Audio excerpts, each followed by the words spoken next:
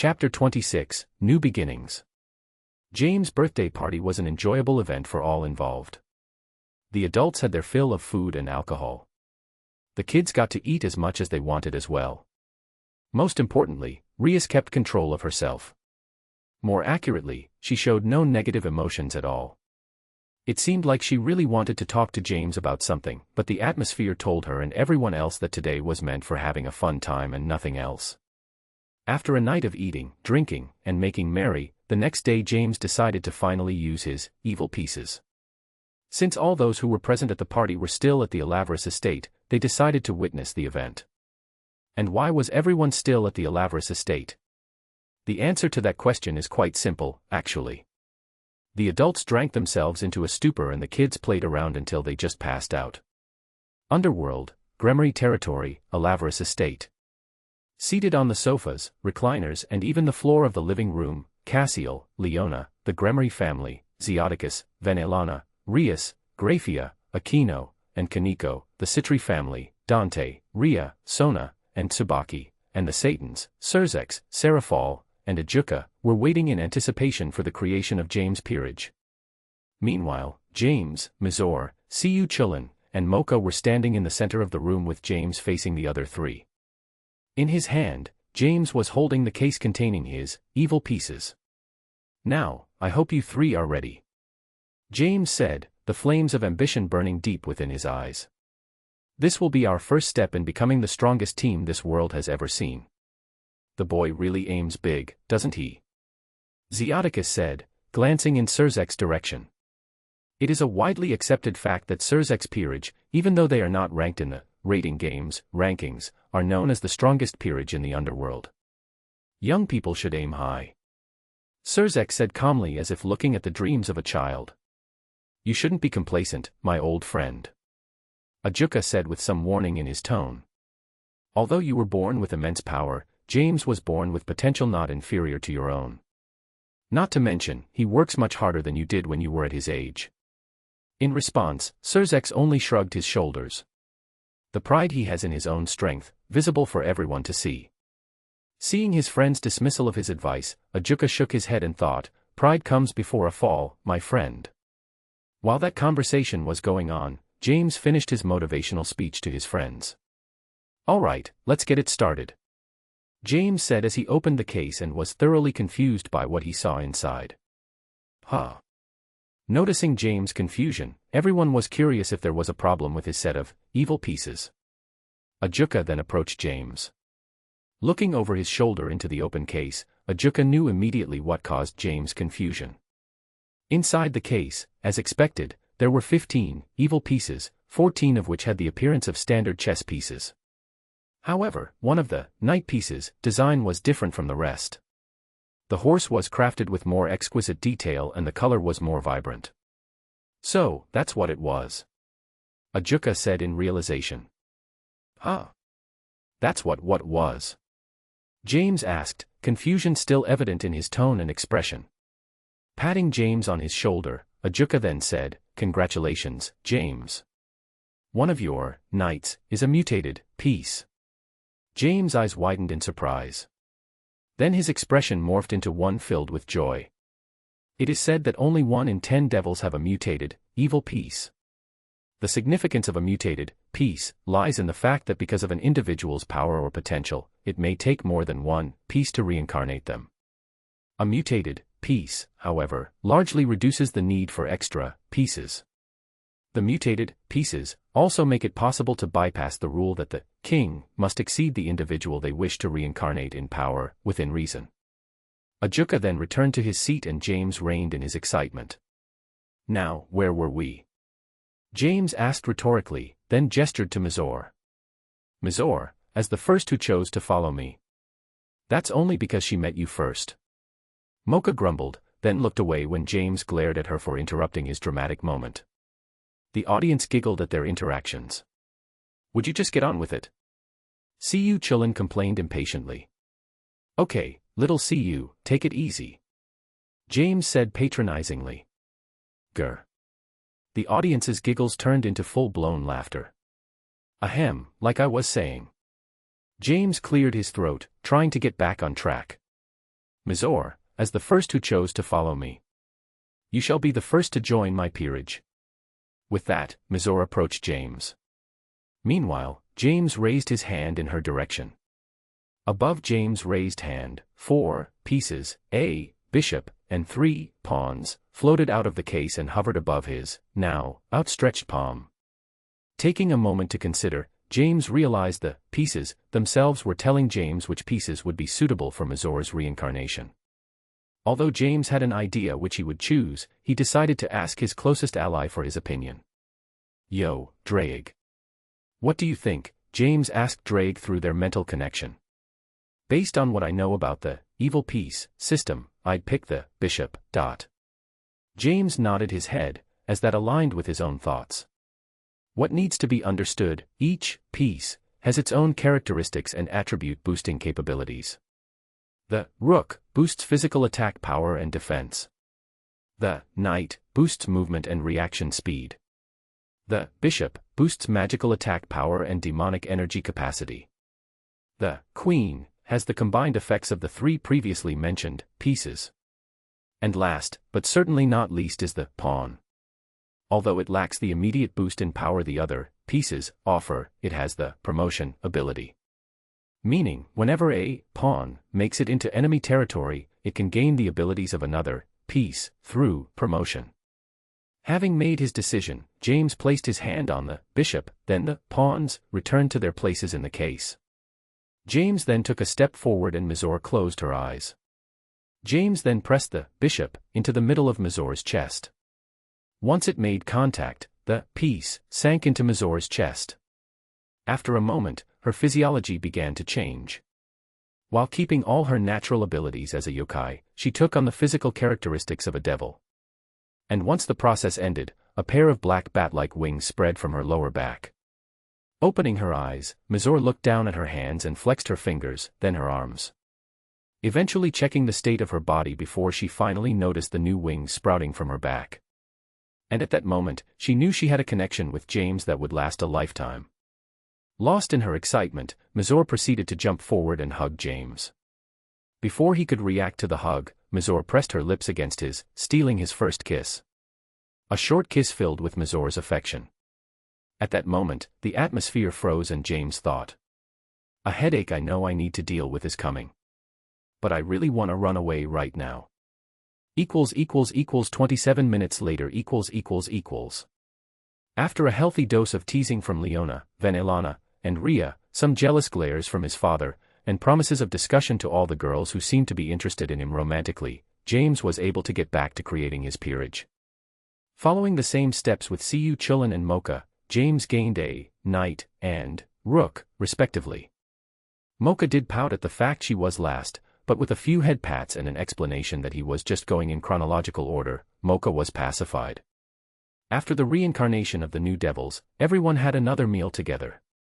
After the meal, James scheduled conversations with Rias, Sona, Aquino, Mizor, and Mocha, set to take place over the next month or so. He planned to finish by Rias' birthday, April 9th.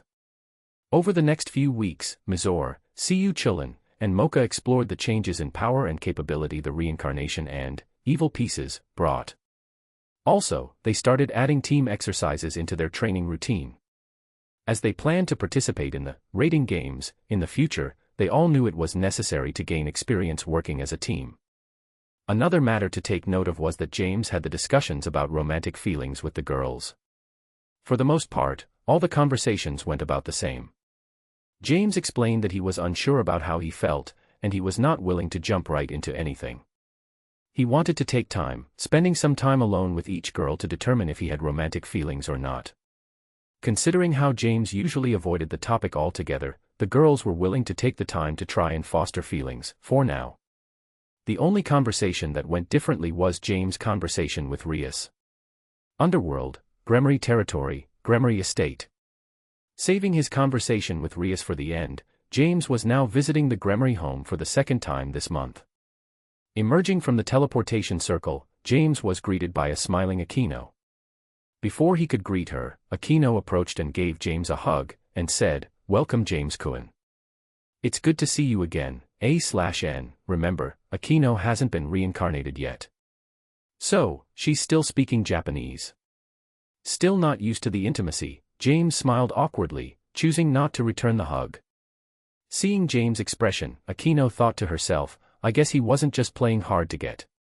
As Aquino stepped away, James asked, is Rias around? Yes, she's been anticipating your visit. Aquino replied. She's in her room right now, I'm sure you don't need me to show you the way. No, I'm good. James replied with a smile. I'll see you later. Waving at Aquino as he walked away, James made his way to Rias' bedroom after 5 or 6 minutes. Knock, knock, knock. Hey Rias, it's James. James called out as he knocked on the door. Are you in there? After a moment, Rias opened the door with a pout on her face. Seeing her expression, James tilted his head in confusion. What's wrong, Rias? James asked curiously. Come in, then we can talk. Rias said as she made space for James to enter. Once James stepped inside her bedroom, Rias closed the door and walked over to her bedside. Sitting down, Rias pointed to the chair at her desk and offered James a seat. Please, take a seat. Nodding his head, James pulled the seat from the desk and positioned it in front of Rias, then sat down. I really missed you over the last year. Rias said bluntly as she began the conversation. I know I was wrong, and I know apologies won't make the way I acted go away, but I really did miss you. After a minute, Rias still had yet to hear James' reply. She then decided to continue. I won't ask for forgiveness. Rias said, tears beginning to form in her eyes. Just, please tell me how I can make it up to you. How can I make things like they used to be? After she finished, she lowered her head, cupping her face in her hands. Rias. James said as he reached out and cupped Rias' chin. He then raised her face so he could make eye contact. Truthfully, I stopped being mad at you a long time ago. James then reached out and wiped her tears with his fingers. But I have to ask. James said in a gentle tone. But the look in his eyes told Rias that this question was serious. Do you even know what you did wrong? When Rias heard that question, her breath hitched. She then thought about all the conversations she had had with her mother about what she had done wrong and what she could do to fix those things about herself. Just thinking about how she acted made tears come to her eyes again. Yes, I do. Rias forced out through sobs. Then she told James about all the conversations she had with her mother. And how she came to realize how terrible she had been. She even asked James to set up a time so she could apologize to Mazor. After Rias, face now a mess from her tears, finished, James pulled her into a hug. I can't say things will go back to how they used to be. James said gently while patting Rias' head and combing his fingers through her hair. But I'm willing to be friends again. As for how things will end up, only time can tell. Hearing that James was willing to try, Rias cried. Tears of joy rolled down her face, wetting James' shirt. Thank you. Thank you so much. Rias said through her tears. I'm sorry. I'm so sorry for everything. James silently continued to pat her head.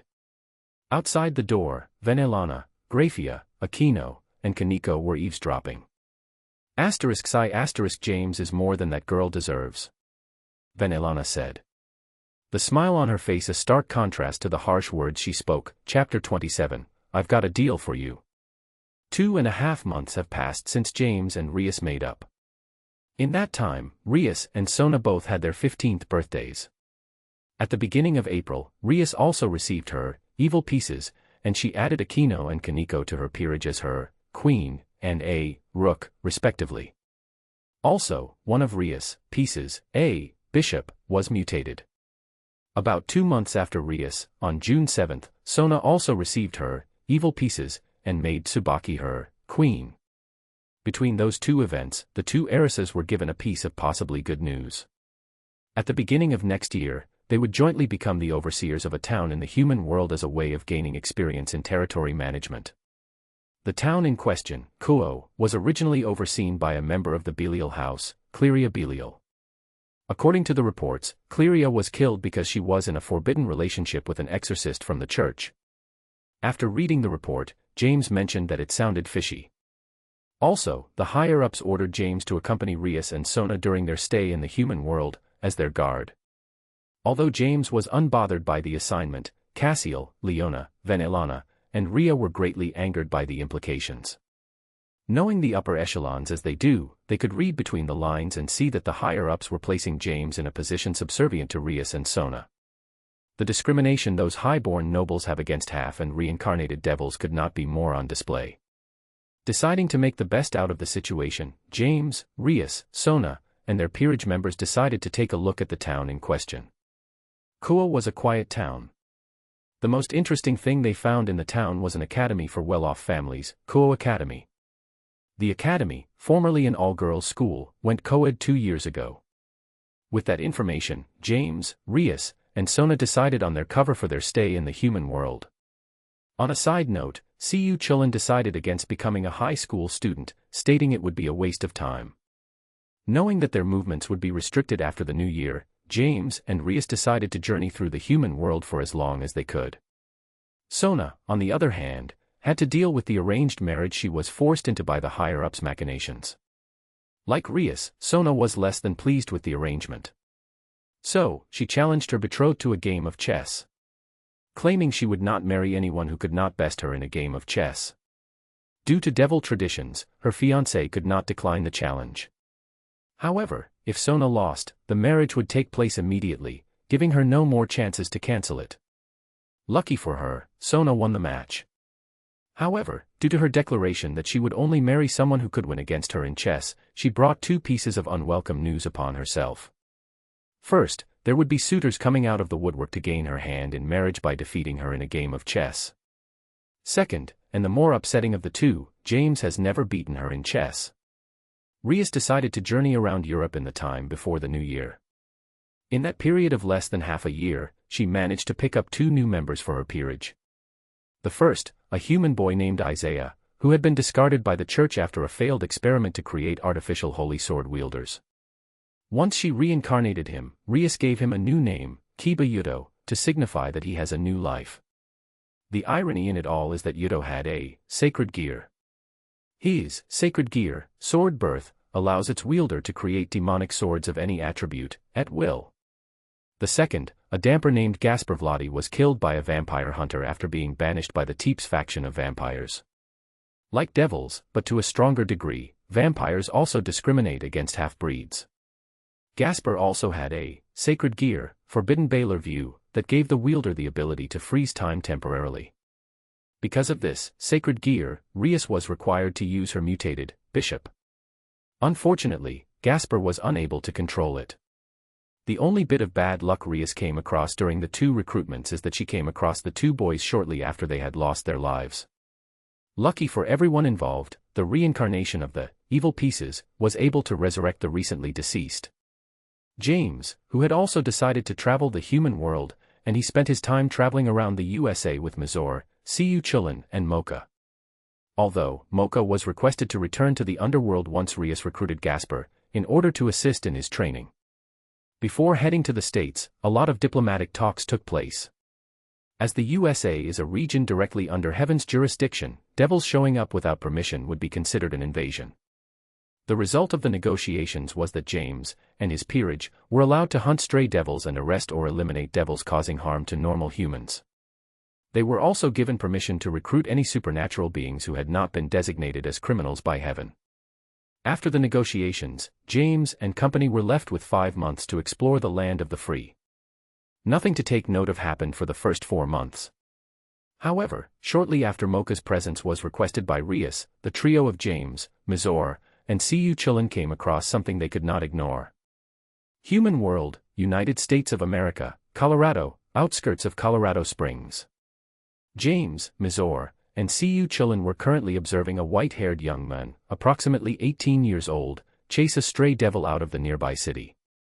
As the 2 ran further from the city, James' group decided to follow. The young man was able to corner the stray about 3.5 miles, approximate 5.6 kilometers, away from the city in a wooded area. And after a short fight, he slew the stray using a pair of pistols and an oversized sword that he carried on his back without a sheath. There's no strap or sheath, right? Mizor asked as she looked at the white-haired young man's sword. How does it not fall? If I knew I'd tell you. See-you chillin' replied. But that guy's pretty strong. Yeah, his power is impressive.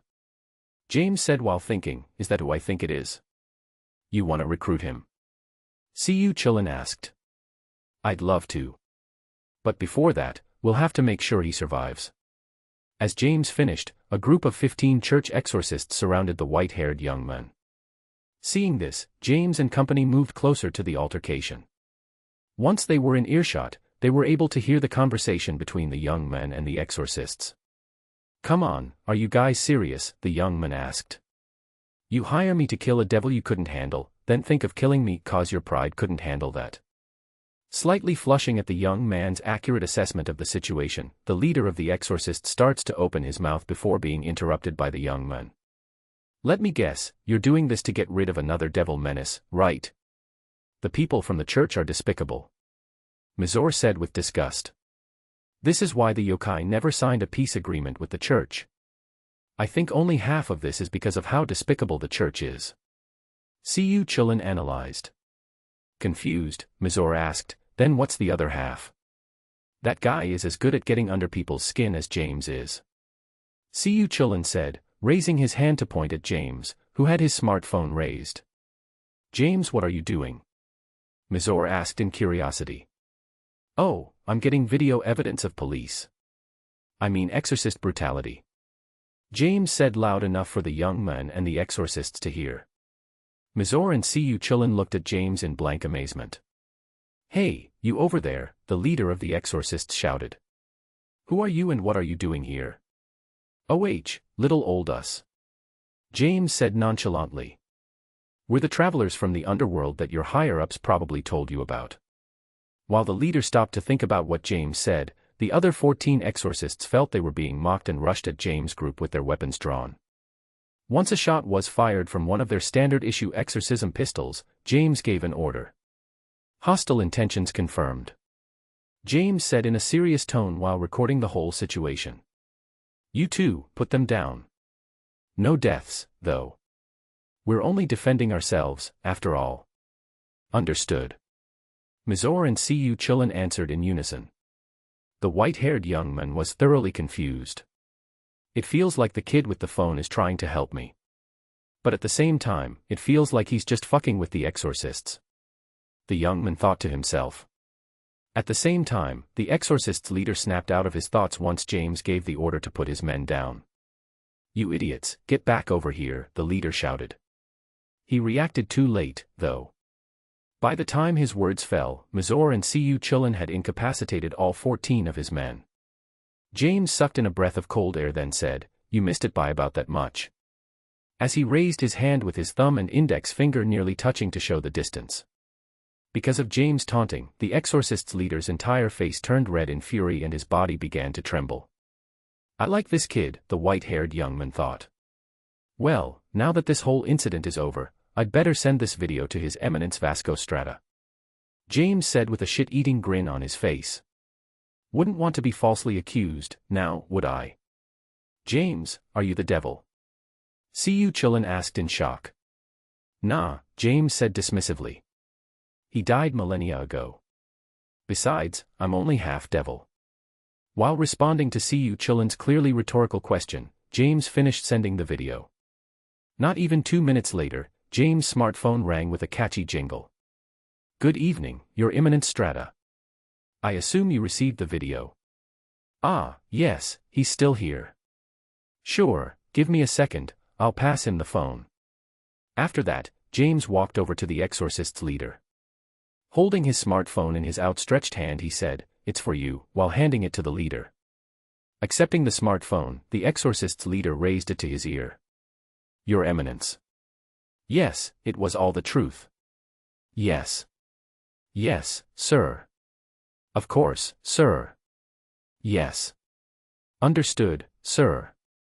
Meanwhile, James made his way over to the young man who had been watching from the side since James and his group showed up.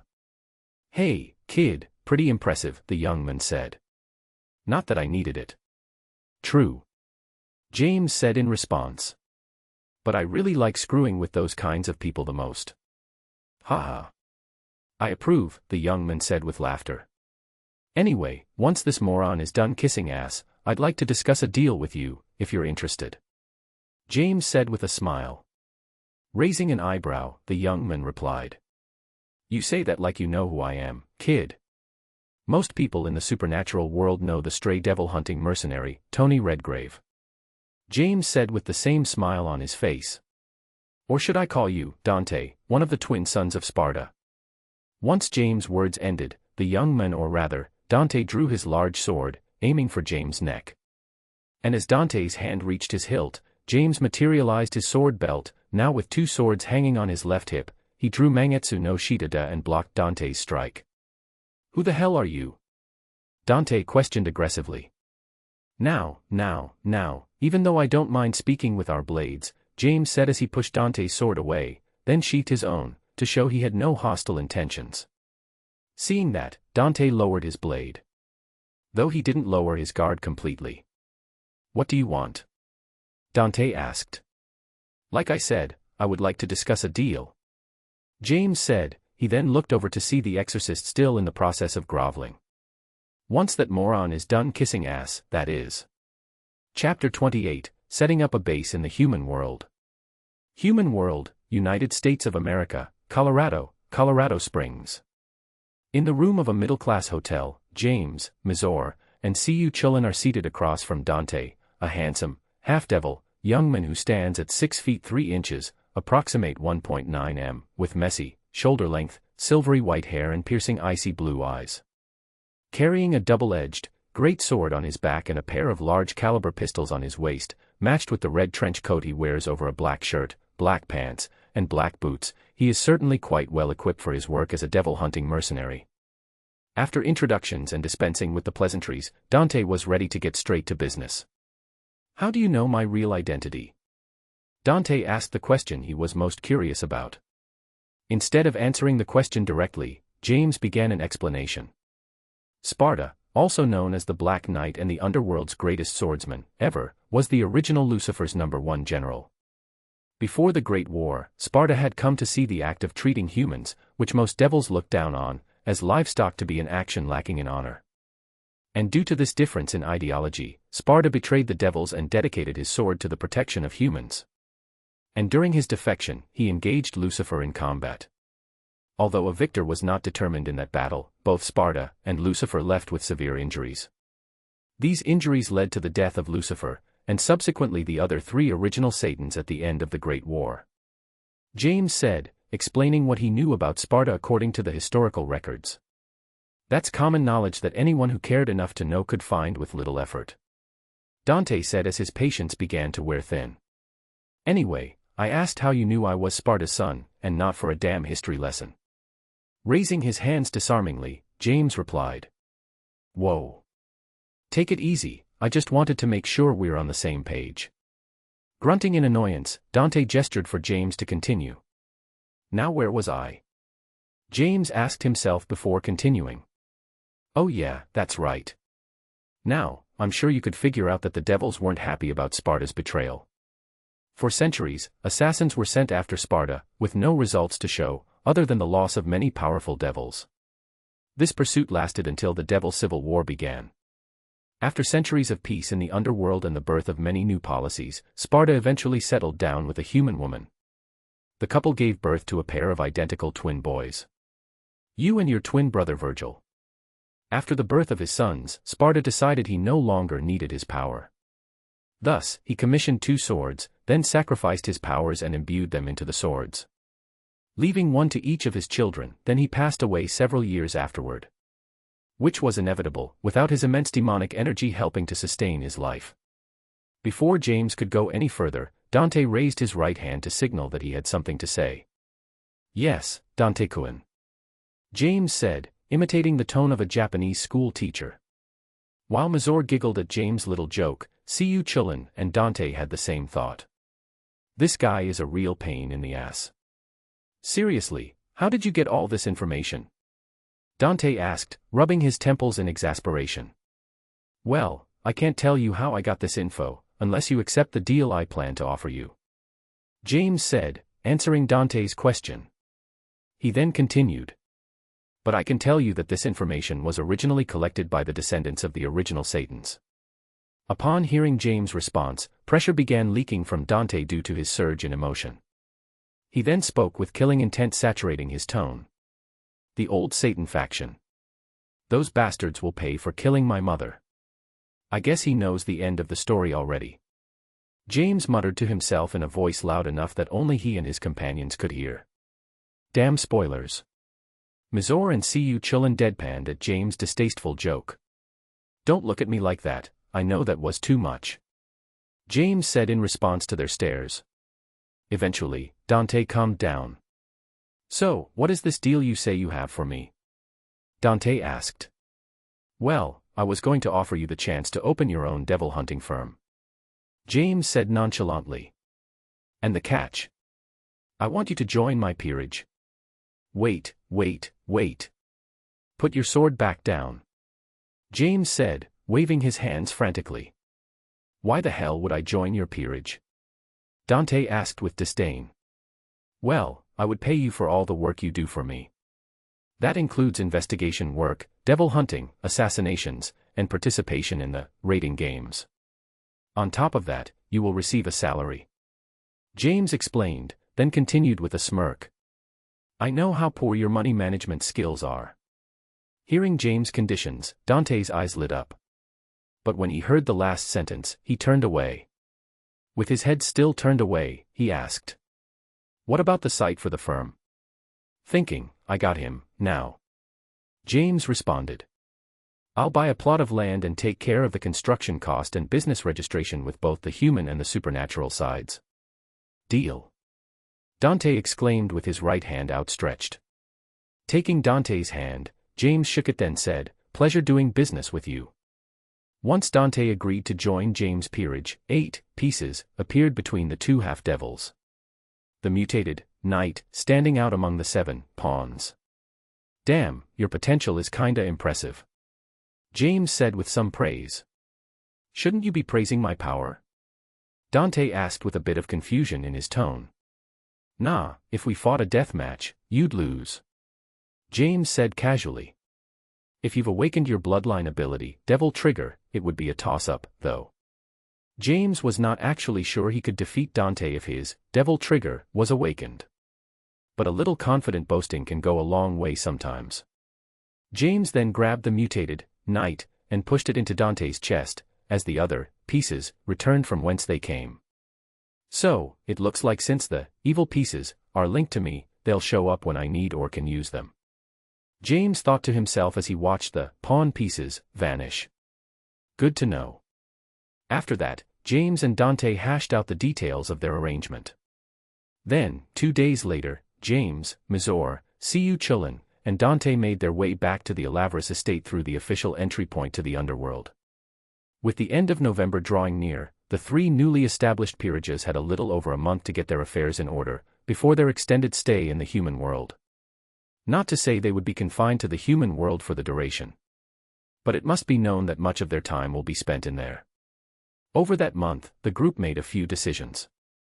First, Rias, the otaku, decided she and her peerage would be living in the Kuou Academy dorms. Having seen dorm life in anime, she simply thought it would be fun. Kiba and Gasper, however, would remain in the underworld for a little longer. Kiba, so he could continue his sword training under Surzek's knight, Okita Tsuji.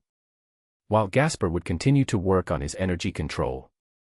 With better control of his energy, the chance of Gasper losing control of Forbidden Baylor View would decrease, or so Ajuka Beelzebub hypothesized. Sona decided to buy an estate for herself. One large enough to house a 16-member peerage.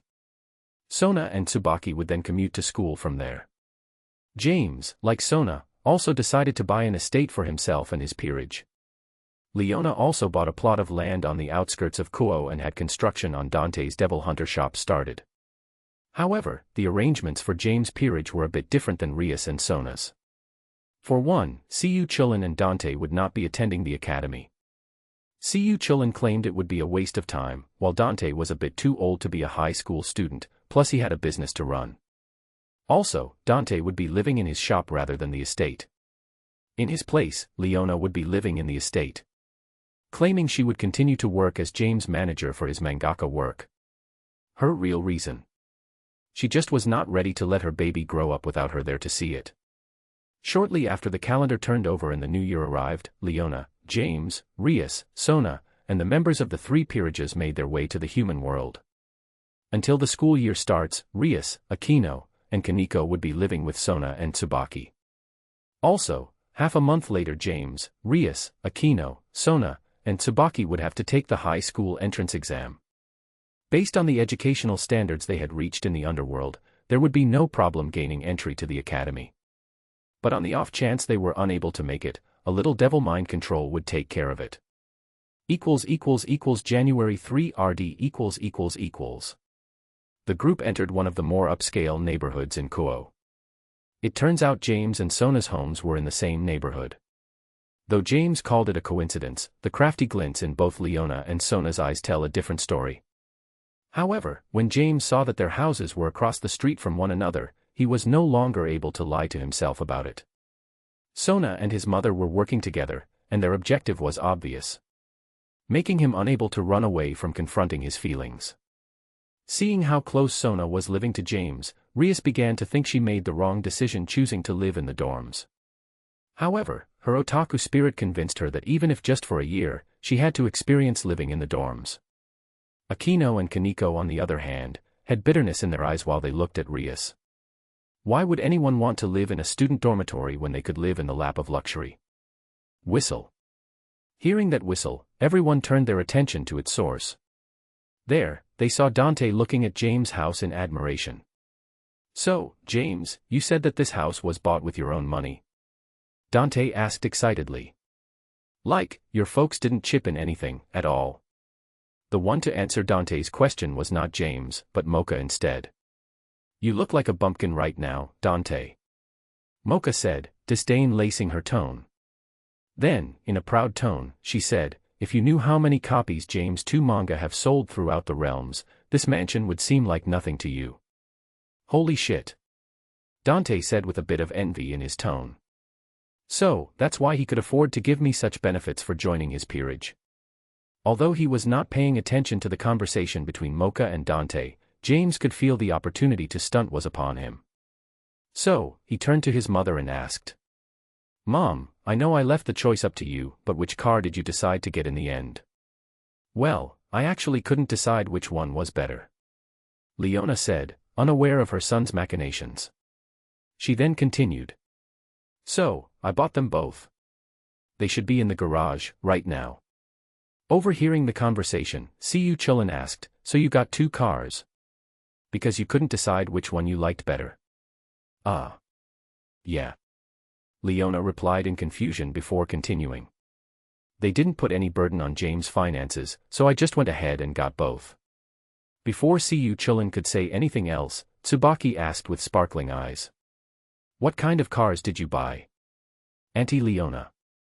Though it was far from the level of an obsession, Tsubaki had developed a casual interest in cars and automotives after learning how engines worked in one of her science classes in the underworld. Leona answered Tsubaki's question casually. "Oh, a Rolls-Royce and a Bentley. I don't remember which models, but they were pretty." Everyone, aside from James and Leona, had their jaws hit the ground. Although none of them were car enthusiasts, they could all recognize the most luxurious car manufacturers in the world. Clap. "Okay, let's go inside and put our luggage down," James said after gathering everyone's attention on himself with a loud clap. He then continued, "Once everyone's stuff is in their room, let's celebrate the move. We can order some sushi and just hang out for the rest of the day." While James was directing everyone out of their stupor, internally he was overjoyed as he thought. And that's how you stunt. Chapter 29, Another Stolen Kiss. A month has passed since the devils of the Alaverus, Gremory, and Citri groups settled down in the human world. The high school entrance exams have passed, and as planned, James, Rias, Sona, Kunou, and Tsubaki have taken them. Based on the expressions they all had when they came out of the exam venue, there should be no problem with any of them gaining entry to Kunou Academy. On a side note, Sona used an alias while living in the human world. Instead of Sona Citri, she will be known as Shitori Sona. With her black hair, dark-colored eyes, delicate facial features, and slim figure, passing as Japanese does not pose much issue. In another half-month, the results from the entrance exams will be made public. So, in the meantime, as the overseers of Kunou, Rias and Sona have made their rounds, meeting all the registered supernatural beings in the town, and as their assigned guard, James went along with them, while his peerage was on surveillance duty. With Dante's shop on the southern outskirts of the city, he oversaw the illegal entry of any supernatural beings from the south. Mizore was tasked with observing the north. With a thin sheet of her ice spread under the ground, she would be alerted to any intruders through her connection with her ice. Siyu Chilin had the hardest time with his assigned area. Although he could extend his sense to cover more area, he could not cover the entirety of the western perimeter of the town. Mocha had a comparatively easier time than Siyu Chilin. As a vampire, she could communicate with and command nearby bats to scout the area, then report back to her about any intruders. Today, like many others since moving to Kunou, James found himself with free time. And today he was out with Mocha. One of the things he made sure to check when the group decided they would be attending Kunou Academy was to see if the school had an MMA club. The fact of the matter is, they do not. Which means James would have to create one himself. Lucky for James, he's filthy rich. He had already donated the money to create an MMA training hall on school grounds. And with a little of that good old devil magic, it would be operational by the beginning of the new school year. Because of that, James and Mocha are out shopping for the necessary furnishings for the training hall. Human World, Japan, Kunou. In the town's largest sports goods store, James and Mocha are browsing the available combat sports training equipment. So, what all do you think we'd need? James asked with his hand on his chin. Mocha mused, then she asked a question in return. What will the construction company be installing as part of the building? The fenced-in octagon, the padded flooring for takedown, ground game, and submission training, all the locker room stuff, I can't remember everything. Well, just based on that. Mocha responded after a moment. We'll need a few heavy bags. A few speed bags. Some spare pairs of gloves, some weight training equipment. I'm not sure about that last one, though. No, that's a great idea. James said, agreeing with Mocha's assessment. Even though we won't need much in terms of weights, it's good to have some on hand. Strengthening the body will make most techniques more effective. After finishing, James smiled and patted Mocha's head. Mocha smiled brightly in return. Seeing Mocha's smile, James reminisced. I remember the first time I patted your head, you smacked my hand away so hard that my whole wrist swelled. Do you have to bring that up? Mocha asked with a blush. I was just saying, a lot has changed in the last year and a half. James said with a chuckle. I've grown. I'm 6 feet 2 inches, approximate 188 m, tall now. I'm even taller than Lancer, now. Yeah, it feels like he stopped growing already. Mocha said with a giggle. You've grown, too. James said, measuring Mocha's height with his hand. You're what? 5 feet 5 inches, 1.65 meters now, right? Aha. Mocha nodded in reply. I'm just glad I'm not a munchkin like Mizore. Haha, well, yeah, she's a bit vertically challenged. While chatting and enjoying each other's company, they had unknowingly made their way from all the goods that would be useful in the training hall. As James was ready to leave, he began making his way to the store's entrance. There was no reason to buy the equipment this early. But before he could take more than a couple steps outside of the section, his hand was grabbed by one much smaller than his own. He then looked at the owner of that hand. What's up, Mocha? James asked with a slight blush from the unexpected hand-holding. Since we're here, you should get some equipment for yourself. Mocha said with a smile. We never used protective gloves and safety gear when we were in the underworld. But it would be weird if we didn't use it here. Stopping to think over Mocha's words, James agreed. You're right, I should get some equipment for myself. James said with a nod, completely unaware of what he had done to himself. Great. Mocha exclaimed excitedly, surprising James with her fervor. I'll help you pick out the perfect set of gear, and a couple of spares. At that moment, James realized what he had done. I revived one of the shopping demons. Damn it. But when James saw the smile on her face, he thought to himself, if she's gonna be smiling like that, shopping with her every once in a while may not be so bad. 2 hours later. With 2 shopping bags in his right hand, James was now questioning that train of thought. The apparel and gear sections weren't even that big. How the hell did we spend an hour and a half picking out stuff for me, alone? Just as he had that thought, James and Mocha arrived at their house. And James just had a realization. I'm carrying 2 bags. Why am I carrying both in my right hand? He then looked down at his left hand. It was wrapped firmly around Mocha's much smaller right hand. How long have I been holding her hand? James thought to himself. Not that I'm complaining, I like the feeling of holding it. As James was thinking to himself, he and Mocha made it just outside the front door. As they arrived, Mocha used her left hand to unlock the door. She then turned to James. I had a lot of fun today. Mocha said with a radiant smile. That's good, I had fun, too. James replied with an equally radiant smile. Then, before he could react, Mocha stood on the tips of her toes and stole James' second kiss. At that moment, James' mind crashed.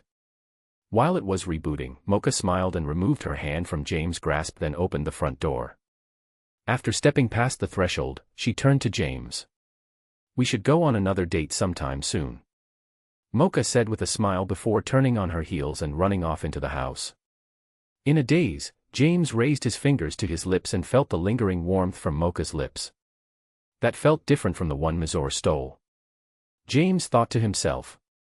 It makes sense that the 2 kisses would feel different. Aside from the fact that they came from 2 different girls, Mazur's kiss was done completely instinctively after her emotions spiked. Mocha was in complete control of her emotions from the start, and she had the intention of sharing her feelings with James through that kiss. James then felt a chill down his spine. When he turned around, from the front windows of the Shatori mansion, he could see 2 pairs of violet eyes and a pair of blue eyes staring at him with jealousy. Turning back to the front as he was about to step through the door, he saw his mother's grinning face. Shit! James exclaimed internally. I can deal with Rias, Sona, and Aquino as long as I give them some alone time, they'll calm down eventually.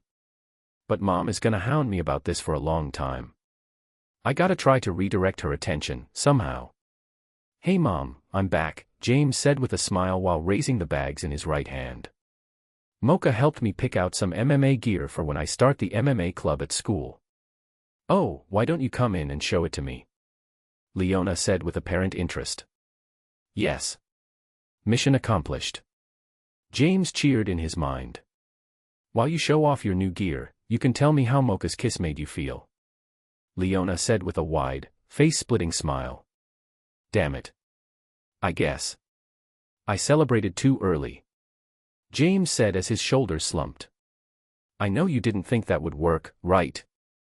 Leona asked as she noticed James' body language. Regaining his vigor, James shrugged his shoulders and replied. Nope. But I had to try. Well, I guess I can't blame you for trying. Leona said with a giggle. Now come in, we have to talk. I need to know what you were thinking at that moment. Meanwhile, a madly blushing Mocha was walking quickly through the house. She just wanted to get to her bedroom and scream into a pillow. I did it. I really did it.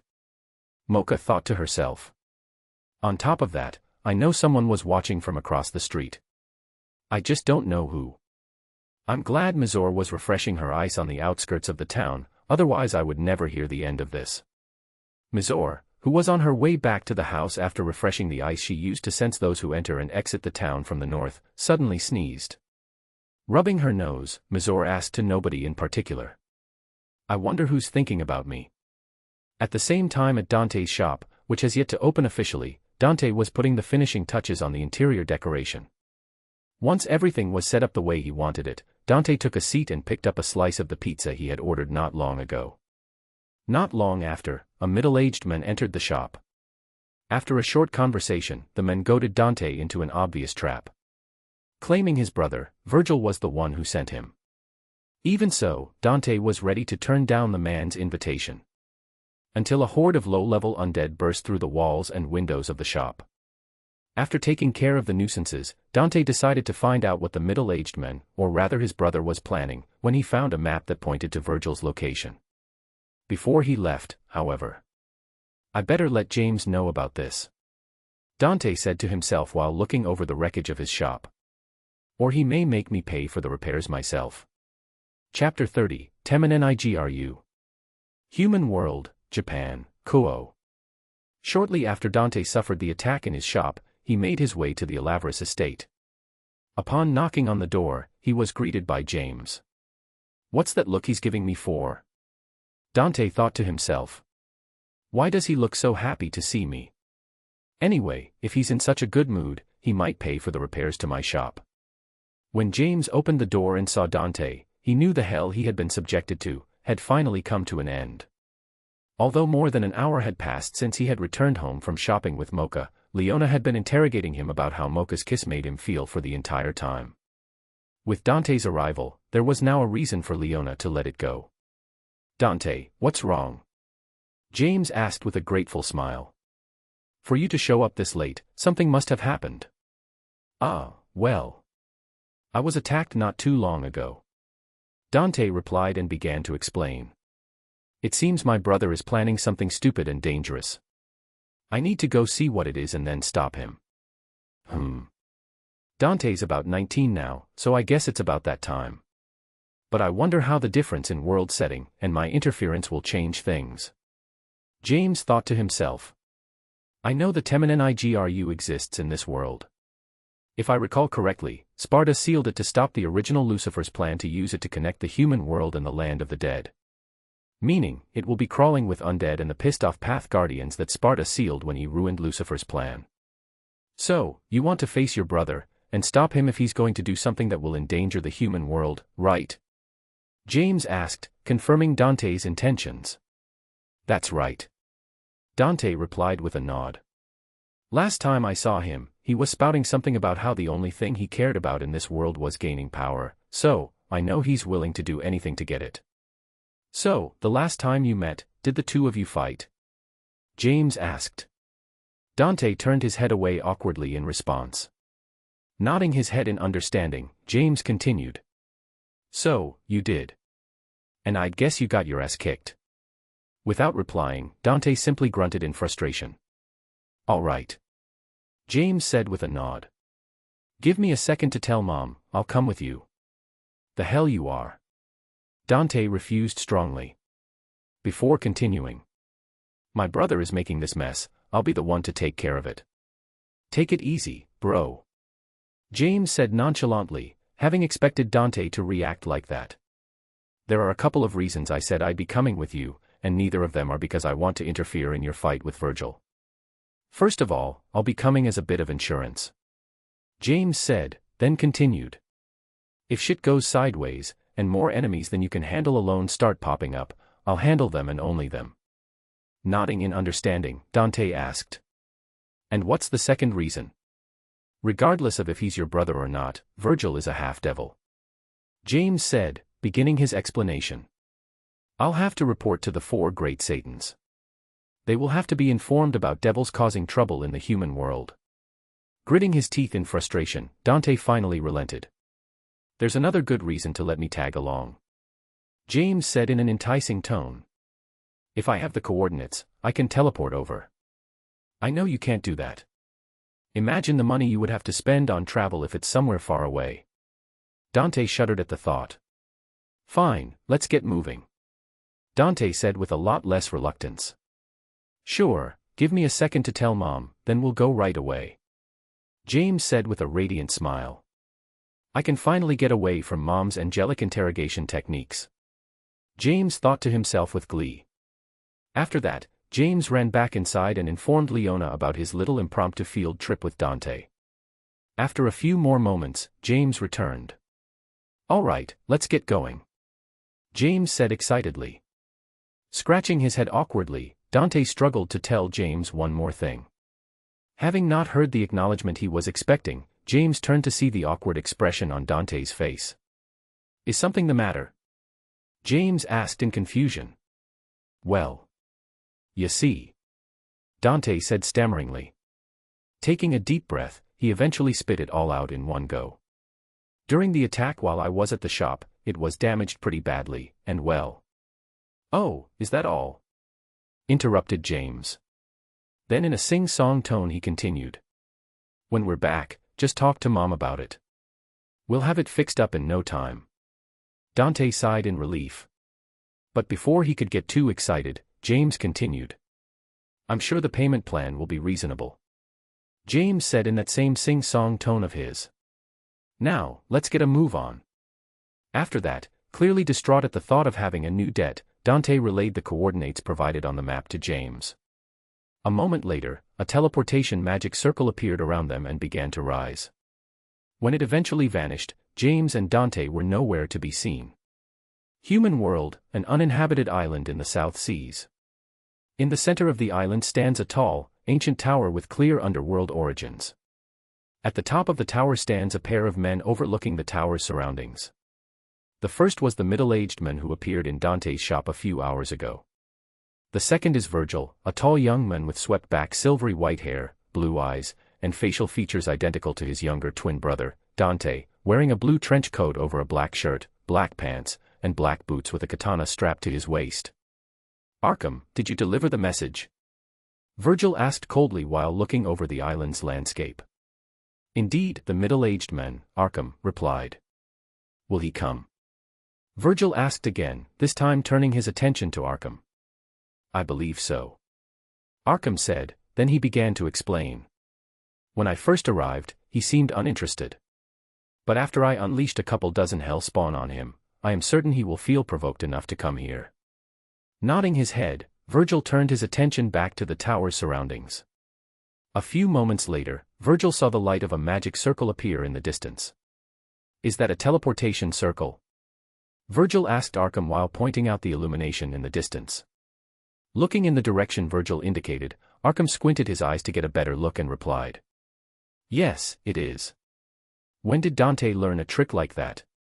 Vergil thought aloud. Once the teleportation magic circle vanished, James and Dante appeared in its place. Taking a look around to survey the surroundings, they both caught sight of the gigantic tower in the distance. "Whistle. That's a big-ass tower," Dante said, accompanied by a whistle. James, on the other hand, was not so flippant, outwardly. Feigning surprise, he narrated everything he knew about the Temen-ni-gru to Dante. "This is bad," James said with severity in his tone. "You have to stop your brother, or the human world will be overrun by those undead whose souls were too tainted for the cycle of reincarnation." Dante nodded his head with the same severe expression. And if you screw this up?" James said with a smirk, replacing his severe expression. "Don't worry. Not only will I save your sorry ass, but I'll clean up the mess for you too. Get lost," Dante replied with a shooing gesture. "All right." James nodded in response. "Just remember, I'll be watching. So, make it stylish." And before Dante could respond, James Flash stepped away. "Damn. He really is fast," Dante said with the same level of amazement he had when he first saw James use the flash step. Once James left, Dante began making his way to the tower. From the top of the tower, his two observers were confused. "Who was the other guy?" Vergil asked, confusion lacing his tone. "And why did he leave?" Taking a few moments to consider, Arkham replied with the most reasonable answer he could come up with. "Perhaps Dante hired him strictly for transportation," Arkham said with a bit of uncertainty. "It would have taken him days to get here otherwise." Considering Arkham's hypothesis for a moment, Vergil agreed. "Are all the preparations complete?" Vergil asked. "Yes, everything is ready," Arkham replied with a nod. "Very well, then let's begin," Vergil said as he turned and began walking away. "I shall take Father's power as my own." At the same time, standing about 325 feet, approximate 100 m, below Vergil and Arkham, James watched Dante make his way to the tower's entrance. But before he could enter, Dante was stopped by a 20-foot, approximate 6 m, tall ice-blue three-headed dog. After a bit of conversation and an angry roar, the three-headed dog released an ice breath at Dante. Since this Cerberus isn't one of the demons representing the 7 deadly sins, I wonder what the story behind it is. James thought aloud to himself. Since it's guarding this path to the land of the dead, maybe it's one of Hades' creations. A failed creation. At that thought, James clenched his fists and started leaking pressure to his surroundings. As it turns out, the Alaverus bloodline is a failed experiment of Hades during the days leading up to the Devil Civil War. As a failed product, Cassiel was slated for disposal. He, however, managed to escape. An extermination squad was sent after him to destroy the evidence of Hades' experiments. Lucky for him, though, Cassiel was saved by Cerzex and Ajuka. Unfortunately, they still are not sure what Hades was hoping to gain through his experiments, nor do they know how he was creating devils, seemingly out of nothing. Partner, calm down. If you keep letting your demonic energy leak like that, someone will notice you. Drake warned James when he noticed his partner's surge in emotion. Taking a deep breath to regain his calm, James thanked Drake, then continued to observe Dante's progress. While James was lost in his thoughts, Dante, after half an hour of swift and heavy sword strikes, gunshots, and icy breaths, finally defeated the Cerberus. After some more conversation, the Cerberus' large body shrunk down into a basketball-sized ball of light. Dante then reached out to it. Once it was in his hands, the light dispersed. In its place was a 3-handled set of nunchucks. After an over-the-top display of skill with the new weapon, Dante put the nunchucks away. Finding the sight of a large 3-headed dog transforming into a set of nunchucks interesting, James flash-stepped next to Dante. What the hell was that? James asked, wanting to know how devil arms worked in this alternate universe. It's a technique passed down in my mother's lineage. Dante explained. When defeating a strong enough supernatural being, I can seal its soul and turn it into a weapon that has the same characteristics from when it was alive. We call the weapons created from it devil arms. Well, that was less interesting than I thought. James thought to himself. Okay, got it. James said, patting Dante on the shoulder. Now, go forth, young man. At that moment, they could hear the sound of an engine approaching from the distance. Once it was close enough, they identified the vehicle as a motorcycle. And its rider? A pretty, young woman with a scar across her nose, chin-length black hair with bangs that reach her eyebrows, and heterochromatic eyes, the left being red and the right a bluish-green, equipped with a large multipurpose weapon slung across her back and a pistol on her hip. With no intention to avoid them, the young woman sped in James and Dante's direction. I'll be leaving the rest to you, James said as he flash-stepped away. Dante, on the other hand, sidestepped the speeding motorcycle, then asked. What's the hurry? Didn't get an invitation to the party. Having stopped the bike before Dante started speaking, the young woman pulled the large weapon off her back, took aim, then fired a missile at Dante, without saying a word. Dante, with his over-the-top style, avoided the missile and somehow boarded it like a surfboard. After riding it around in the sky for a while, he directed it into the side of the tower before jumping off. As he landed safely on the ground, the missile exploded against the tower. Once again without speaking, the young woman rode past Dante and entered the tower ahead of him. Dante then looked in the direction the young woman left with interest. This just keeps getting better and better, said Dante with a smile. Chapter 31, Dante's Awakening. On one of the higher floors of the Temen-ni-gru, Vergil is questioning Arkham about their other new arrival. Who is that woman? Vergil asked, clearly unhappy with the unknown variable. I'm sure she's nothing to worry about. Arkham said while thinking, she's nothing for you to worry about, but she's the last piece of my plan. I want you to get rid of her, Vergil ordered. I think it would be best to let her be, Vergil, Arkham said in an advisory tone. We wouldn't want to expose ourselves to Dante too early, would we? Fine, Vergil said. But if she becomes a nuisance, I'll get rid of her myself. Understood, replied Arkham. Meanwhile, Dante had just entered the tower. Looking around, he concluded that it was a maze-like structure filled with puzzles to open many of the doors. Continuing through the halls of the Temen-ni-gru, Dante had to fight off hordes of the undead from the land of the dead, solving puzzles along the way. Watching from a safe distance was James. One of the many things he learned while training under Scathatch was presence concealment. Although as a warrior, Scathatch did not favor sneak attacks over frontal battle, she did know the importance of remaining unseen in enemy territory. Combined with Scat Hacka's teachings, James' flash step made him difficult to keep track of if he did not wish to be. Dante must be more intelligent than I gave him credit for. James muttered to himself as he shadowed Dante through the Temen-ni-gru. I mean, in the games he always seemed like a cocky meathead. A very cool one, mind you. But a cocky meathead nonetheless. I mean, I thought he only solved those puzzles because the player was controlling his actions. But these puzzles are definitely more difficult than anything in those games from my memories. Continuing to shadow Dante through the halls, Dante's impression continuously grew in James' eyes. Eventually, they came across a massive hall containing a centipede that was at least 1,000 feet, approximate 305 m, long and sparking with electricity. Detecting the intruders, the gigantic centipede attacked the visible one, Dante. At the same time, James quickly made his way to a corner with an unobstructed view of the entire hall. He then jumped up near the ceiling and plunged Okairu Sakura into a wall. Hanging from the sword's hilt, he made himself comfortable, and watched Dante tango with the big centipede. Man, seeing this in real life, Dante can get really acrobatic when he wants to, huh? James said, continuously remarking on Dante's movements. Master Scathatch would beat that fighting style right out of him, though. At that moment, Dante shuddered, causing him to miss a foothold on the centipede's back. As a result, Dante fell to the floor. Damn it! Dante exclaimed in annoyance. What the hell was that cold feeling just now? I spent all that effort getting on that thing's back.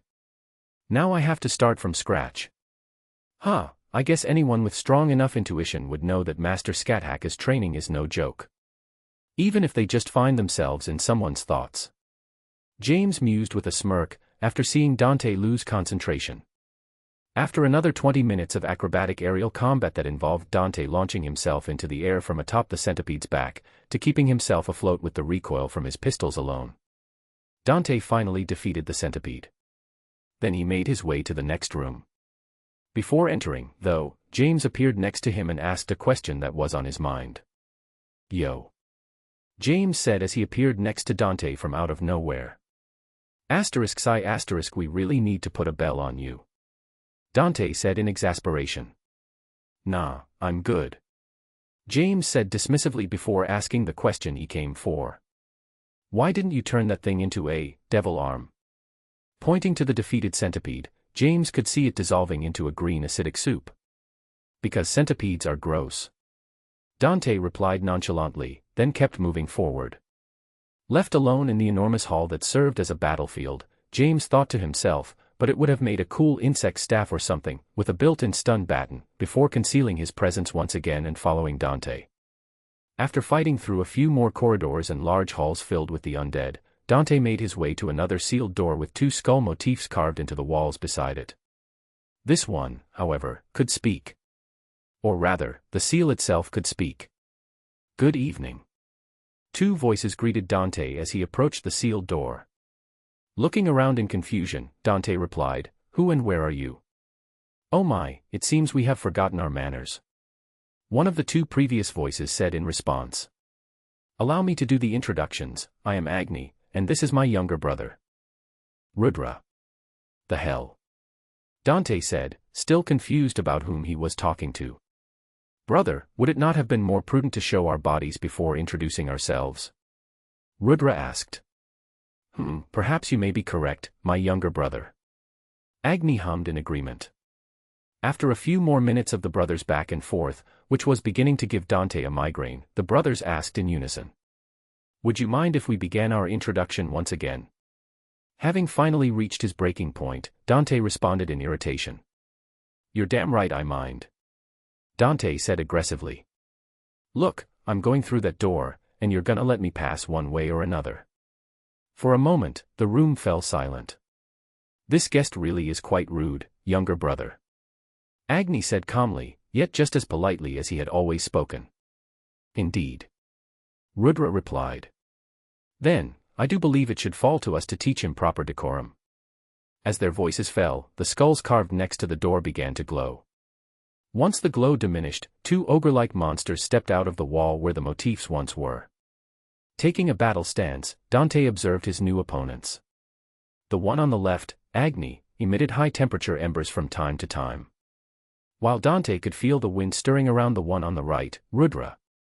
"This is gonna be a pain in the ass," Dante said to no one in particular.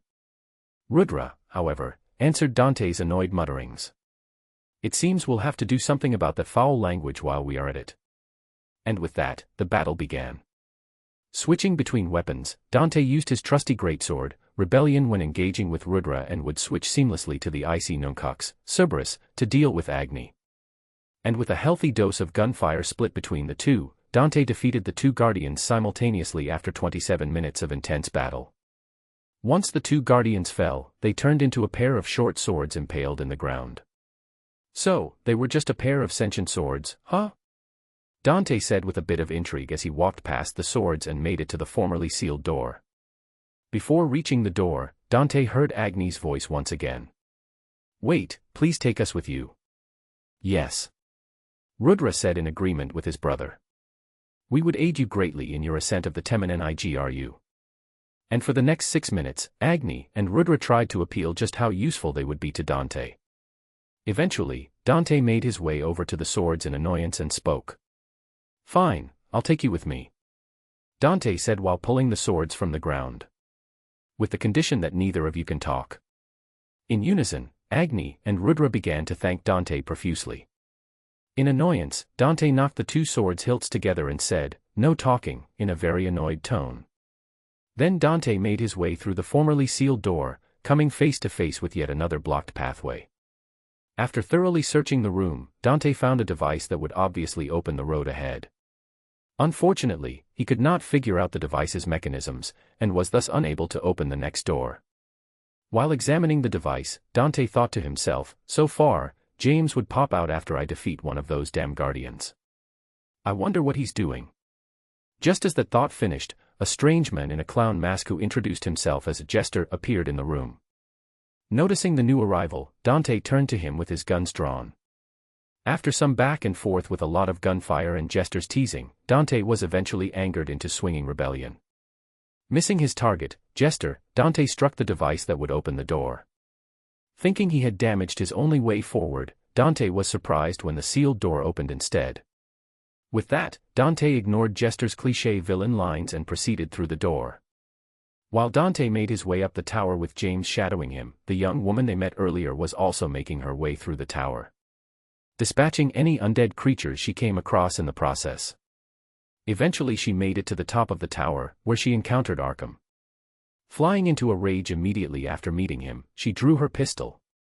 "I finally found you," the young woman said with hatred saturating her tone. "You would aim your weapon at me," Arkham said, mock sadness in his tone. "To see you pointing that thing at me, your only remaining family. Oh, how it hurts me. You bastard," roared the young woman in response. "The only family I had left was my mother. And you killed her." With that, the young woman let loose a barrage of gunfire. Dodging the onslaught effortlessly, Arkham spoke once again. "To think you would speak to me, your dear papa, like that," Arkham said, once again feigning sadness. This only served to anger the young woman even further. However, not losing herself completely to her anger, she decided to retreat for now, seeing that her attacks were ineffective.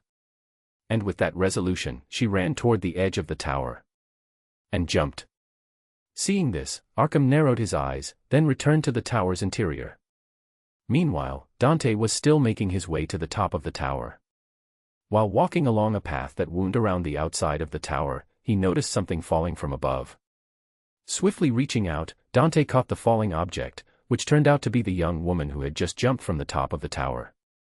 "It's raining hot chicks," Dante said with a smile. "I like this kinda rain. Is that why the sky looks so weird?" Instead of responding to Dante's buffoonery, the young woman drew her pistol and shot him in the forehead, without hesitation. This caused Dante's head to snap back, but his grip did not loosen in the slightest. Using the immense demonic energy he inherited from his father, Dante instinctively used it to protect himself and regenerate the injury caused by the bullet. "A damn devil," the young woman thought to herself, before shouting.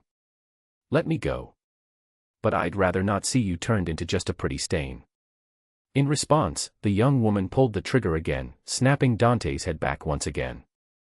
This time, however, Dante released his grip. He was not a fan of being shot in the head, after all. Without Dante holding her in place, the young woman began free-falling once again.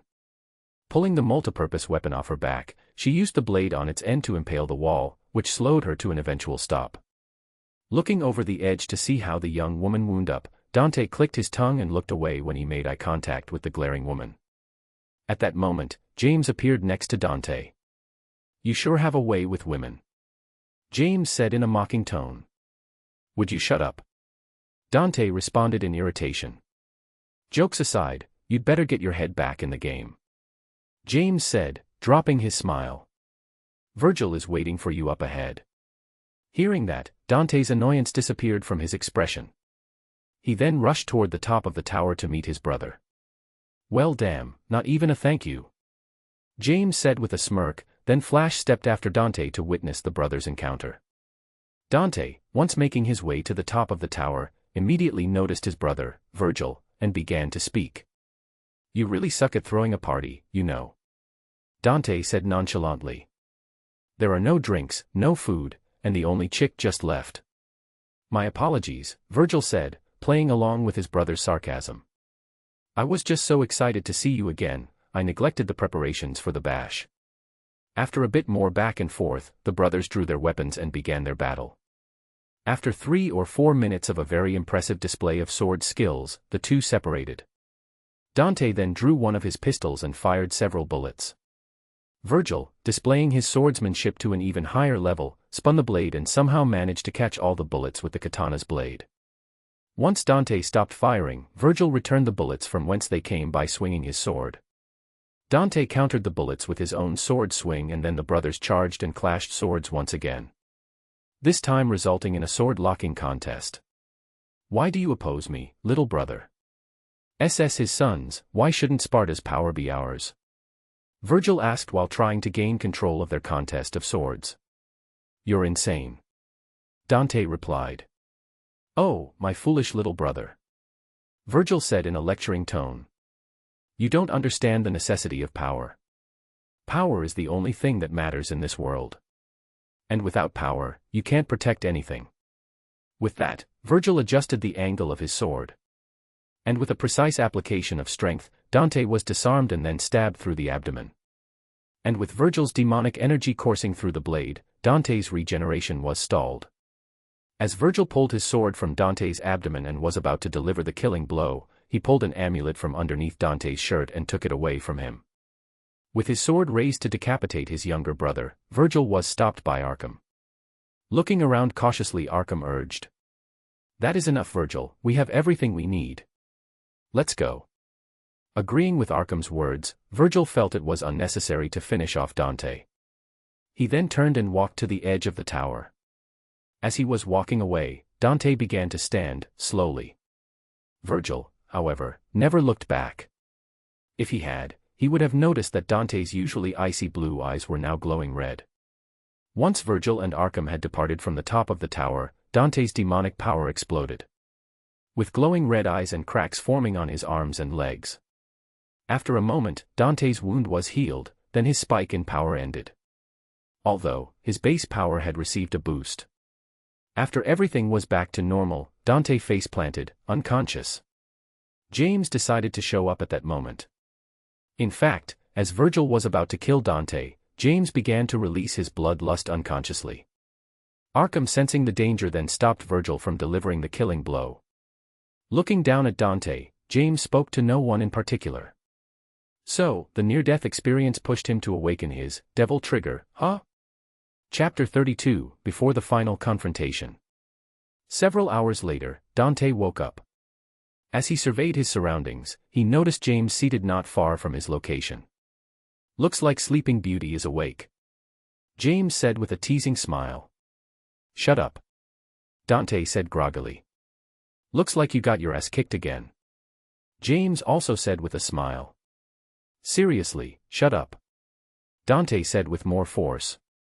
Okay, James said with a shrug of his shoulders. "I guess your attitude means that it's not my turn yet, huh? You're damn right. Dante said with anger. Vergil stole the only thing I had left from my mother, and I'm gonna get it back. As his words fell, Dante punched one of the pillars erected on the top of the tower. After a moment, the spot where Dante's fist impacted the pillar exploded, leaving a large crater in its place. Shrugging his shoulders once again, James informed Dante. I can feel Vergil's presence underneath the tower, so we should. Before James could finish, Dante rushed for the side of the tower and jumped. On his way down, Dante dispatched a multitude of flying undead with his unique aerial combat style. Eventually, his descent was cut short when a large serpentine undead creature swallowed him. From the top of the Temen-ni-gru, James watched Dante's thrilling aerial battle. When Dante was swallowed, James sighed. *sigh*, seriously. If you had only listened. Well, what would I expect from a meathead? With that, James created a teleportation circle, then teleported to the ground. Meanwhile, Dante found himself inside the beast that swallowed him, surrounded by hordes of low-level undead. While fighting his way through the horde, Dante was thinking. James was standing right there. Why the hell did I jump? I could have asked him to teleport me to the ground, then found an entrance and continued chasing Vergil. Understanding that it was too late to cry over spilled milk, Dante made his way through the serpent, destroying the undead along the way. Eventually he entered a chamber with a suspended mass of flesh that resembled a liver. At that moment, Dante concluded that the fastest way out of the serpent was to kill it. And the most efficient way to do that would be to destroy its internal organs. With a new mission, Dante made his way through the serpent's body, destroying undead and internal organs alike. After destroying what he identified as its heart, a feeling of weightlessness took over. Boom. Outside the tower, the sun had risen. And the young woman from before was searching for a new entrance. And just as she found one, a massive creature fell from the sky not too far from her current location. When it contacted the ground, the entire island shook briefly. Inside the tower, Vergil stopped his steps and turned his head in the direction of the impact. At the same time, Arkham twitched an eyebrow, then continued with what he was working on. Once the dust settled from the impact, the young woman was able to identify the fallen creature as a large serpent. Slowly she approached the creature to assess its threat level. When she was close enough, she stopped and observed its state.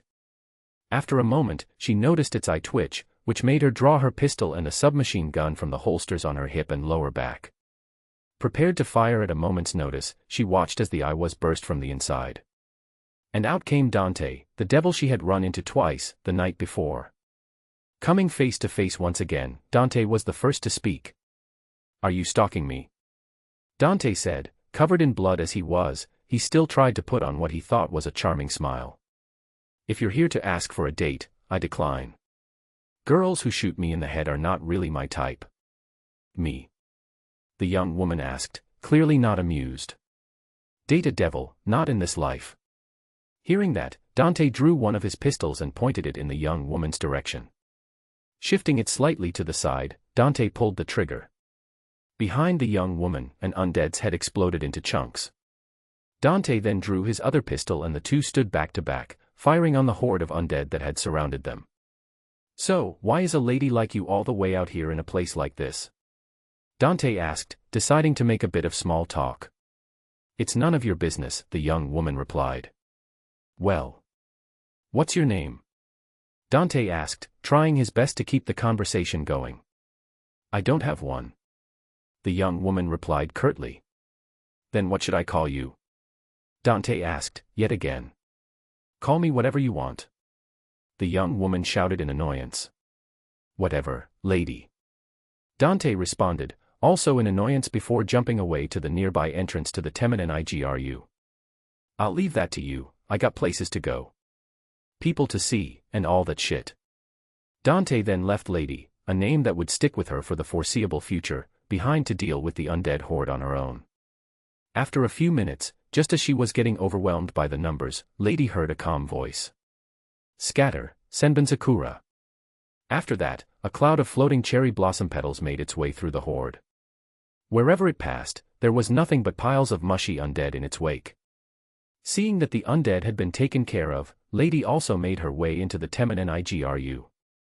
Meanwhile, Dante had made his way into what appears to be an auditorium. As he approached the stage, he was greeted by a beautiful woman who was naked from the waist up. Dante, prepared for another battle, drew rebellion from his back. But instead of taking a battle stance, the half-naked woman strode toward Dante, swaying her hips in a seductive manner. When she drew near, she reached out with her left hand and began stroking Dante's cheek. "My, oh my," the woman said in a seductive tone. "Sparta was quite the handsome devil. But you, his son, are quite the looker yourself." Dante, however, did not respond. At the same time, electricity began dancing on the woman's lowered right hand. Before she could raise it to strike, Dante plunged rebellion through her chest, nailing her to the floor. "How?" the woman asked as blood seeped from her mouth and chest. "It's really quite simple," Dante began to explain. "Everything in this tower wants me dead. I didn't think you'd be any different. And when you mentioned my father, any doubt that might have been there would have vanished completely." "Damn you," the woman shrieked as she mustered the remainder of her strength to strike at Dante. Before she could do so, however, she found one of Dante's pistols pointed at the spot between her eyebrows. "Maybe next time, beautiful." Bang. After that, the half-naked woman lay lifelessly on the floor. Dante then raised a hand in her direction and a glowing sphere exited her body. When Dante took hold of it, it transformed into a literal electric guitar. With the guitar in his hands, Dante felt it necessary to test its quality, which led to an impromptu heavy metal performance. One completely with electric laser light shows and pyrotechnics. Clap, clap, clap. Once the performance was over, the sound of a one-man applause came from the audience seating in the auditorium. Looking in the direction where the sound came from, Dante found James giving a standing ovation. Although heavy metal isn't really my cup of tea, the performance was pretty good. 8 out of 10, at least. James said, giving his evaluation. "The only thing I couldn't figure out is where the fireworks came from. I can understand the laser light show, but the fireworks have me completely stumped." Ignoring James' nonsense, Dante instead asked a question. "So, did you help the girl?" Dante asked nonchalantly. "Oh, you noticed I was there, huh?" James asked in amusement. "You think I would have left while there were so many of them if I didn't?" Dante asked in annoyance. "You're quite the tsundere, aren't you, Dante?" James asked with a chuckle. Dante just left, knowing that nothing good would come from engaging in a war of words with the younger boy. Watching Dante walk away, James muttered to himself, "You're no fun." Then Flash stepped away to continue shadowing Dante. After another short while traversing the Temen-ni-gru, Dante came across another guardian. This one, a large bipedal canine with wings of light, a scorpion-like tail, and a scar over one of its eyes, flew into a rage upon catching sight of Dante. You have that traitor's scent," the guardian howled in fury. "You must be that traitorous Sparta's seed. Wow, with a nose like yours, it's no wonder you look like a dog." Dante said mockingly. "How dare you," the guardian howled in anger once again.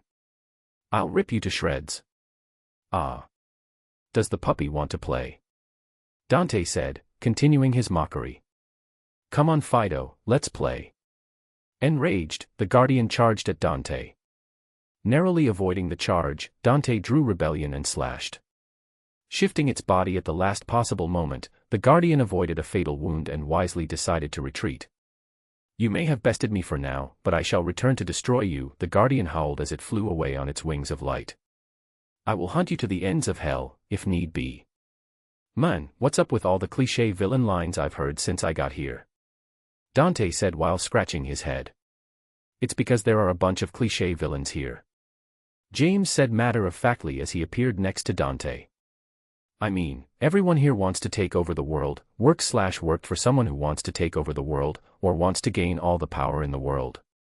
If not cliché villains, then what do you call them?" "I guess you're right," Dante said, nodding in agreement. "Well, I'll get going again." Then Dante started moving again. James, of course, continued to shadow him. Meanwhile, Vergil was confronting Arkham. "Would you care to explain why you didn't kill the girl when you two met on the top of the tower?" Vergil asked with displeasure in his tone. "I left her alive because I did not think it necessary to kill her," Arkham replied calmly. Looking over Arkham skeptically, Vergil approached the middle-aged man. I don't know what you're planning. Vergil said with his hand on his sword's hilt. Shing. But it ends here. He said as he swiftly drew the blade and ran it through Arkham's chest. As Vergil withdrew the blade from Arkham's body, he turned away. Without the support of Vergil and his blade, Arkham collapsed. Vergil on the other hand never looked back and continued to the ritual room where he would have his final confrontation with Dante. A while later, after Dante broke through the corridors and puzzles blocking his way, he came across Arkham. Noticing this was the same man who provoked him into coming here, Dante figured that he and Vergil must have had a falling out. As Dante was checking Arkham's injuries, Lady also found her way into the chamber, only to find Dante standing over a dying man.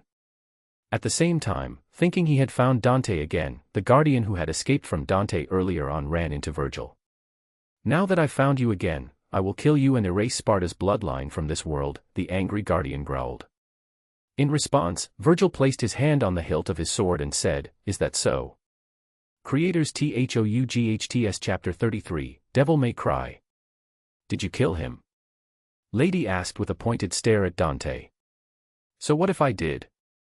Dante asked in return.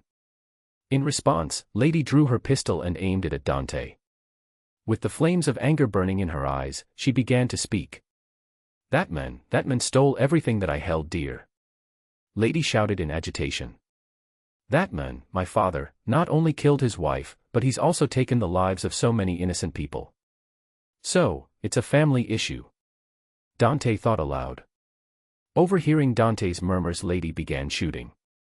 Dante dodged her gunfire effortlessly, increasing her anger with every missed shot. What would a devil like you know about family?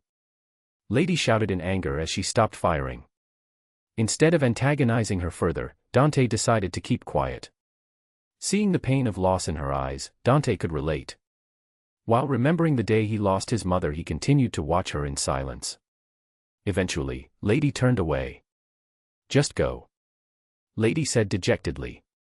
With that, Dante made his way in the same direction as Vergil. At the same time in the ritual room, Vergil was confronting the Guardian with the wings of light. As the Guardian kicked off the ground and charged forward, Vergil drew his sword. With one slash, the Guardian was slashed from head to crotch. That sword. You're not the same one, the Guardian said. Damn it. Sparta has 2 sons. As his words finished, the Guardian began to split in half.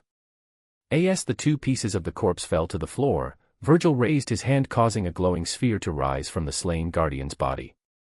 Once Vergil took it in hand, it transformed into a set of gauntlets and greaves emitting light. Testing their power, Vergil struck the wall, causing sizable cracks in the structure. Satisfied with their strength, Vergil released the devil arm and waited for Dante's arrival. To open the seal, the blood of Sparta or his kin is necessary. Vergil said as he gazed at the entrance. Well, using Dante's blood should be enough. Back in the chamber, Arkham, lying on the ground, opened his eyes and scanned his surroundings. Once he caught sight of Lady, he spoke with labored breaths. Mary? Is that you? Arkham asked with uncertainty. Where is your mother? Once again Lady drew her pistol, this time aiming it at Arkham. How dare you? Lady roared in anger. You killed her, and now you ask where she is. I killed her. Arkham said with confusion, then as if remembering his actions in the past he continued. That's right, I killed her with my own hands. I was not strong enough to resist his influence. With her eyes opened wide, Lady responded to her father's murmurs. Influence? Are you saying you were possessed? Yes, I fell under that devil's influence. He wants to release hell upon this world. Arkham said weakly. That devil, Vergil. Shortly after his last words, Arkham fell unconscious again, breathing shallowly. Holstering her pistol, Lady clenched her fists in rage. Vergil, I'll kill you for destroying my family. Meanwhile, Dante was passing through the final corridor leading to the ritual room. Once he entered, he spotted Vergil immediately and began to speak. Brother, I believe you have something that belongs to me. Dante said calmly. I think it's time you gave it back. Oh, you mean this? Vergil said as he pulled Dante's amulet from the inside pocket of his trench coat. You know Mother gave each of us 1/2 of the whole amulet, right? Do you even know the true use for this amulet? That doesn't matter. Dante said with a bit of irritation after seeing his half of the amulet. That's all I have left of Mother, and I won't allow anyone to take it from me, especially not you. My foolish little brother. Vergil said as he placed the amulet back in the inner pocket of his trench coat. Come and take it back. If you can, that is. As Vergil's words ended, he manifested his new, devil arm. With the gauntlets and greaves covering his arms and legs, Vergil took a fighting stance. We'll see about that. Dante said in response as he drew Agni and Rudra in a reverse grip. Taking his own fighting stance, Dante eventually rushed towards Vergil. As Dante kicked off, Vergil followed shortly after. Closing the distance quickly, Vergil launched a right straight, which Dante deflected with Rudra in his left hand. He then returned an upward slash with Agni, which Vergil parried with his left arm, then launched a kick to Dante's jaw. With the kick landing, Dante was staggered, and a bit of blood trickled out of his mouth. With Dante staggered, Vergil took advantage and threw several punches into Dante's torso, causing him to cough up a mouthful of blood. Following the punches, Vergil landed a kick to Dante's abdomen, which sent him flying. When Dante landed on the floor after taking that kick, he stood up quickly. Rushing back into close quarters with Vergil, he thrust Agni at Vergil's chest. Sidestepping the thrust, Vergil threw a right hook, which Dante avoided by ducking under it. Crossing Agni and Rudra, Dante left a cross-shaped slash on Vergil's chest. Following up with a kick, Vergil, like Dante before, was sent flying. Standing slowly after slamming into the ground as a result of Dante's kick, Vergil released his devil arm, then drew his katana. Seeing this, Dante also swapped weapons from Agni and Rudra to Rebellion. Once the two were holding their weapons of choice, they dashed at each other again. Dante began his offensive with a downward slash, which Vergil parried with the side of his blade. Once Dante's blade was cleared, Vergil slid his own down Rebellion's blade, attempting to cut one of Dante's wrists. Dante reacted by releasing the hilt and drawing one of his pistols with the hand Vergil was targeting. He then fired several shots, causing Vergil to give up on his attack and deflect the bullets with his blade. It would seem you've improved since the last time we fought. Vergil said, once there was some distance between them. Does that mean you've finally awakened it? With that, Vergil began emitting stronger pressure as his eyes began glowing red and cracks appeared on his arms and legs. Dante, seeing Vergil's state, activated his own devil trigger. Then in a blur, the two dashed at each other and began to exchange sword strikes at a much higher speed than before. Each taking damage and spilling blood. As they both reached the limits their body could handle due to the high-intensity combat and damage taken, their devil trigger states began to fade. As they both returned to normal, Lady entered the room. Seeing the unfamiliar men with the familiar face, she pointed her guns, a pistol and a submachine gun in Vergil's direction. For manipulating my father and destroying my family, I'll kill you. Lady shouted as she opened fire. What do you think you're doing? Dante shouted as Lady opened fire on Vergil. Dodging the incoming hail of bullets, Vergil closed in on Lady and swung his blade. With Vergil so close, Lady halted her gunfire and crossed the two guns in her hands in front of her to block Vergil's slash. Your father? Arkham. Vergil asked in amusement. Did he tell you I manipulated him? Without waiting for a response, Vergil kicked Lady away. Once she regained her footing, the battle quickly devolved into a three-way free-for-all. With sword slashes and flying bullets, small cuts and trickles of blood began to appear on the bodies of the three combatants. Eventually they all took their distance to regain some of their stamina. At that moment, a man in a clown mask, Jester, entered the ritual site. Mockingly applauding the three, Jester made his way to the center of the confrontation. That was spectacular. Jester said, still clapping his hands. So very impressive. It's you again. Dante said in annoyance. Who the hell are you? Lady asked in confusion. So, you're still alive. Vergil said with disdain. I'll have to fix that. Vergil then dashed at Jester while slashing his sword. Jester, however, had his attention on Lady and without looking in Vergil's direction, he clapped the blade between his palms, stopping it in place. Oh, Mary, you have forgotten your dear papa so soon. That truly pains me. Jester said in mock sadness. He then turned his attention to Vergil and said, "That battle must have taken a lot out of you. You should be able to split me in half with no problem." Jester's mask then began to fade. In its place, Arkham's face could be seen. "I do need to thank you, though," Arkham said with a smile. "Thank you for gathering everything I need to complete my plan." "Your plan?" Lady asked harshly. "So, you were lying to me about being possessed."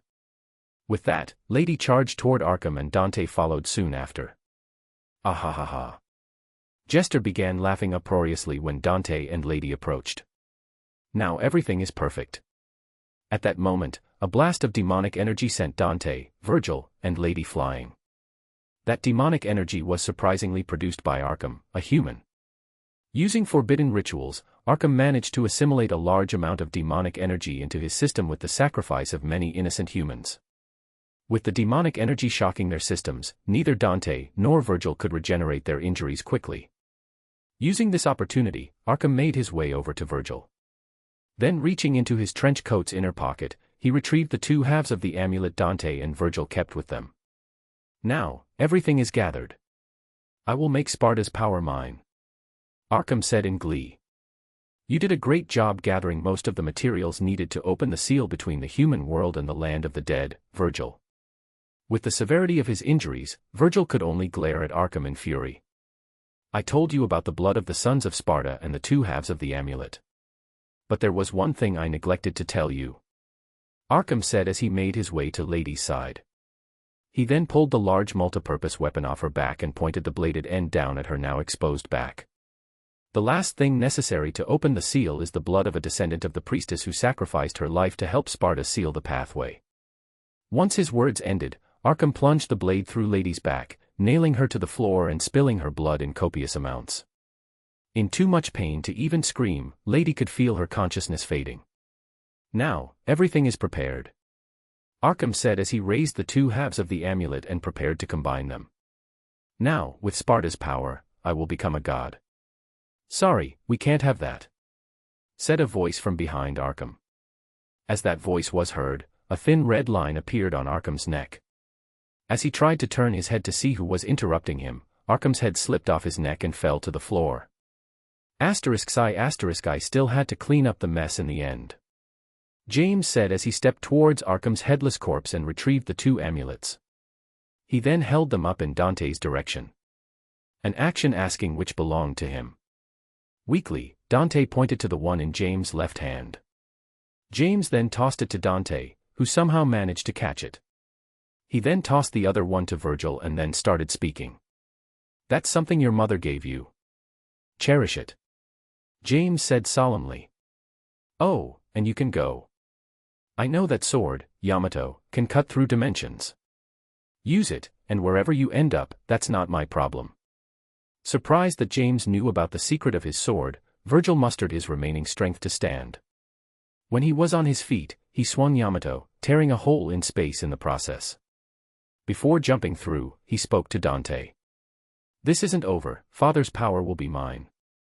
Instead of Dante, James was the one who answered. "Well, you'd better think of another way," James said nonchalantly.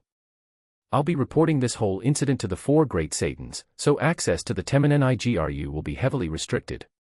Grunting in annoyance, Vergil jumped into the tear in space. Once he was gone, the tear slowly closed on its own. "Now, I need to do something about her, I guess," James said as he turned his attention to Lady, who was dangerously close to bleeding out. Walking to her side, James removed the blade from Lady's body, then tossed the multipurpose weapon aside. Crouching down next to her, James began to speak. "If you don't want to die, I can keep you alive," James said, beginning an explanation.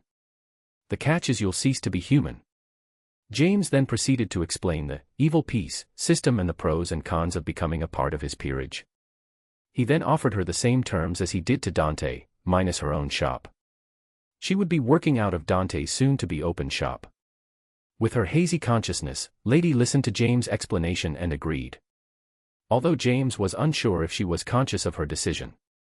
Either way, as she agreed, James extended his right hand toward her, and two pawn pieces appeared floating above it.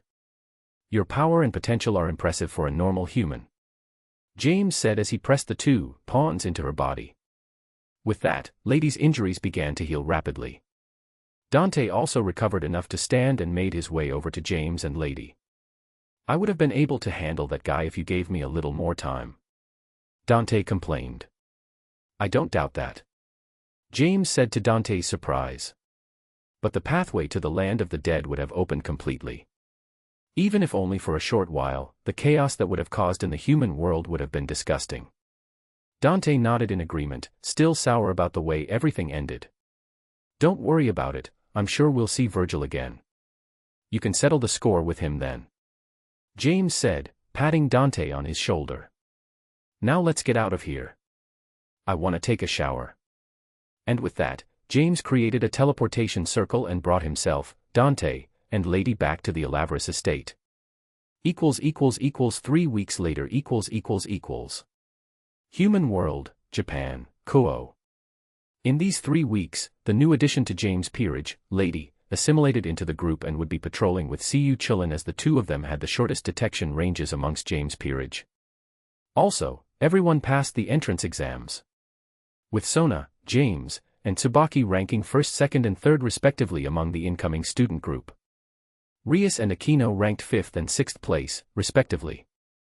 Overall, the group made a very good showing. Today is the grand opening for Dante's Devil Hunter/Private Investigator shop. Over the 3 weeks since it was damaged, the shop has been repaired as good as new. At that moment, James, Dante, and Lady were seated in the shop. So, have you guys come up with a name for this place? James asked. Well, he did, Lady replied, clearly unhappy with Dante's naming sense. Oh, so what is it? James asked. Devil May Cry, Dante answered with pride. The neon sign should be installed later today. Yup, I saw that coming, James thought to himself. Chapter 34, The First Day of School. First day of school. Human world, Japan, Kunou.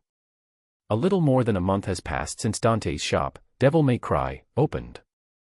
In that time, not much has happened.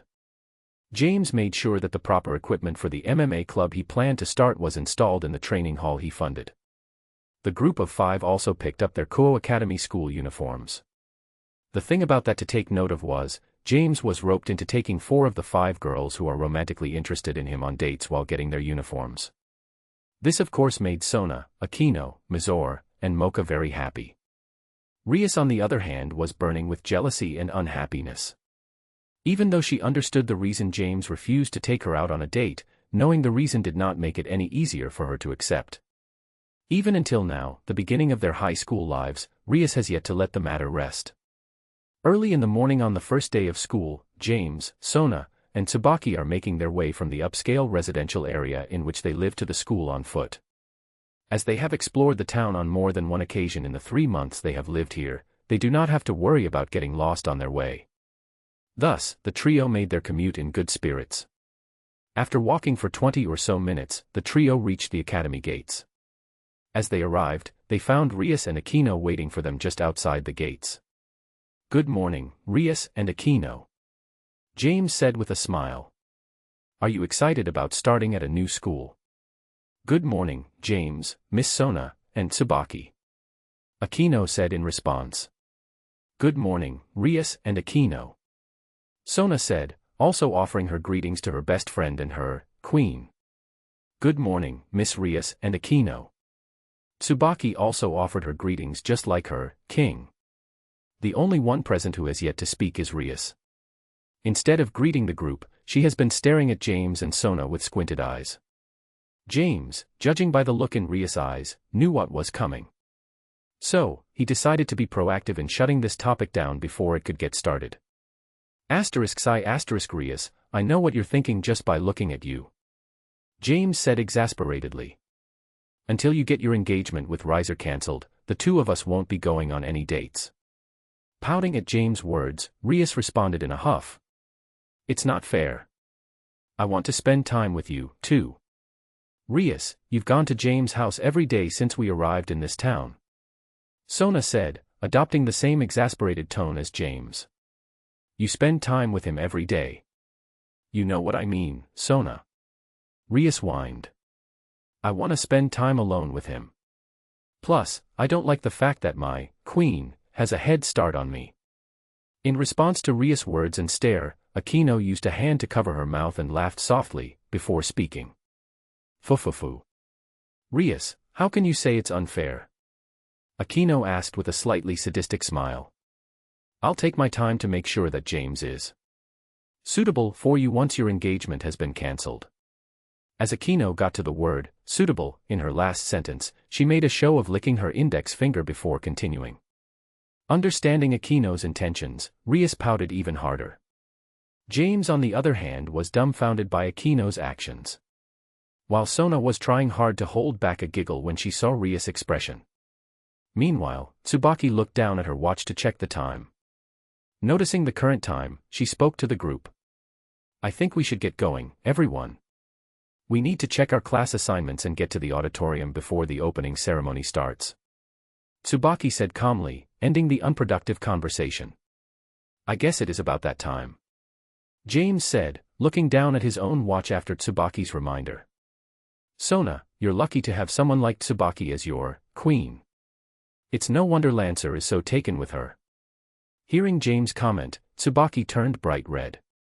Although their relationship has yet to progress beyond a certain point, it is obvious to anyone with eyes that see Chulin and Tsubaki are interested in each other. Adjusting her glasses, Sona also remarked. Another reason for us to move on would be that we seem to be drawing a lot of attention.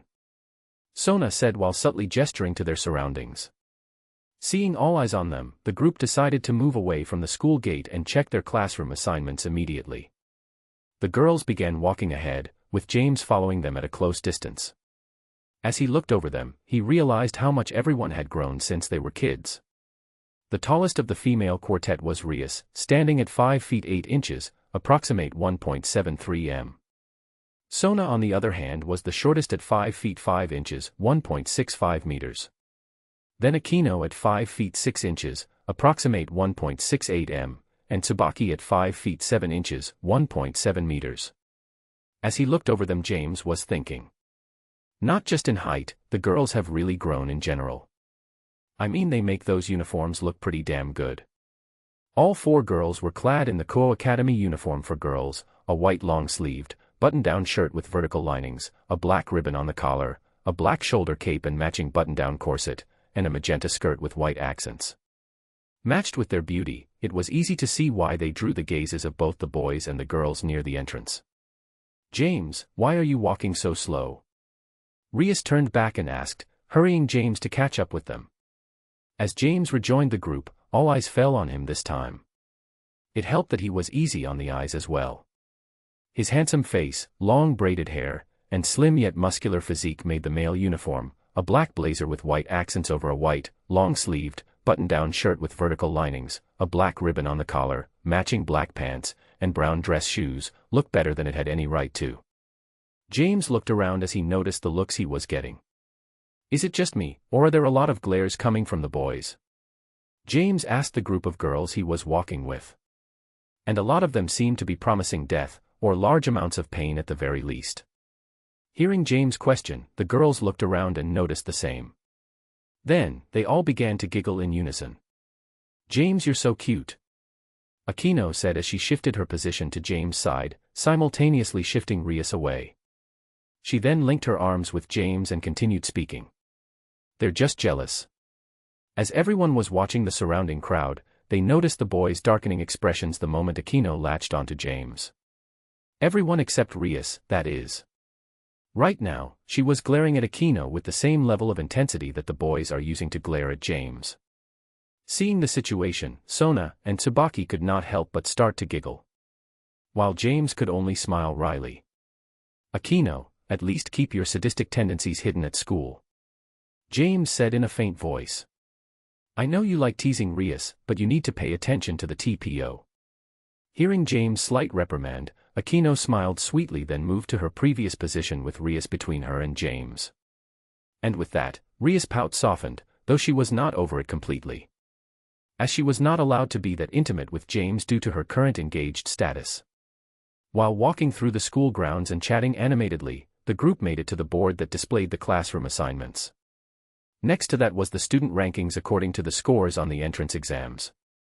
Deciding to look at that later and to save time, they each looked at a different class roster. Eventually, they found that they were all in the same class. "I found it," Tsubaki said calmly. "We're all in class 1A. Hearing Tsubaki's report, Rias, Sona, and Akino smiled happily. James, on the other hand, stared at Rias and Sona skeptically. With James' blatant stare, the girls reacted in opposite ways. Sona, knowing why James was staring like that, blushed and lowered her head. Rias, however, puffed her impressive chest with pride and responded as shamelessly as James would. "I know I'm hot, but if you stare like that I'll blush," Rias said with a big smile on her face. Akino responded to Rias' shameless reply by covering her mouth with a hand and laughing. "Fufufu. That brings back memories," Akino said with a nostalgic smile. Noticing that Sona and Tsubaki seemed out of the loop, she explained. "When James saved me from the pursuit of the Haimjima clan, he used Senbon Sakura to stop a bunch of spells aimed at me. When I stared at him in disbelief, he said what Rias just said to me." After hearing the explanation, Sona and Tsubaki giggled. James, having stopped paying attention to the girls, noticed that the one who placed fourth on the entrance exams was in their class. "If it wasn't for us, the one who placed fourth, Kusaka Rhea, would have been the top scorer on the entrance exams," James said while stroking his chin. "She must be pretty impressive." Sona's eyes lit up after hearing James' statement. She then grabbed James' sleeve, and in a quiet voice she implored. "You and Rias already have so many members in your peerage. If she's suitable, don't fight over her with me, okay?" Sona asked with upturned eyes. Smiling in response, James patted Sona on the head and answered her request. "Don't worry, Sona, I'll keep my hands off her. You'll have to convince Rias yourself, though." Sona thanked James, then the group made their way to the auditorium. Along the way, the boys' jealous glares continuously stabbed into James. This being the first time he had attracted this many negative emotions, he started to get uncomfortable. Outwardly though, his bright smile never left his face, which drew the gazes of many of the surrounding girls. As the boys noticed this, their glares intensified. After making it to the auditorium, it did not take long for the seats to be filled. Meanwhile, Sona made her way onto the stage, as she would be giving a speech as the representative of the incoming class of students. James, Rias, Akino, and Tsubaki took seats near the center of the stage in the center rows. A good place to make funny faces when Sona was giving her speech. At least that's why James said he chose those particular seats.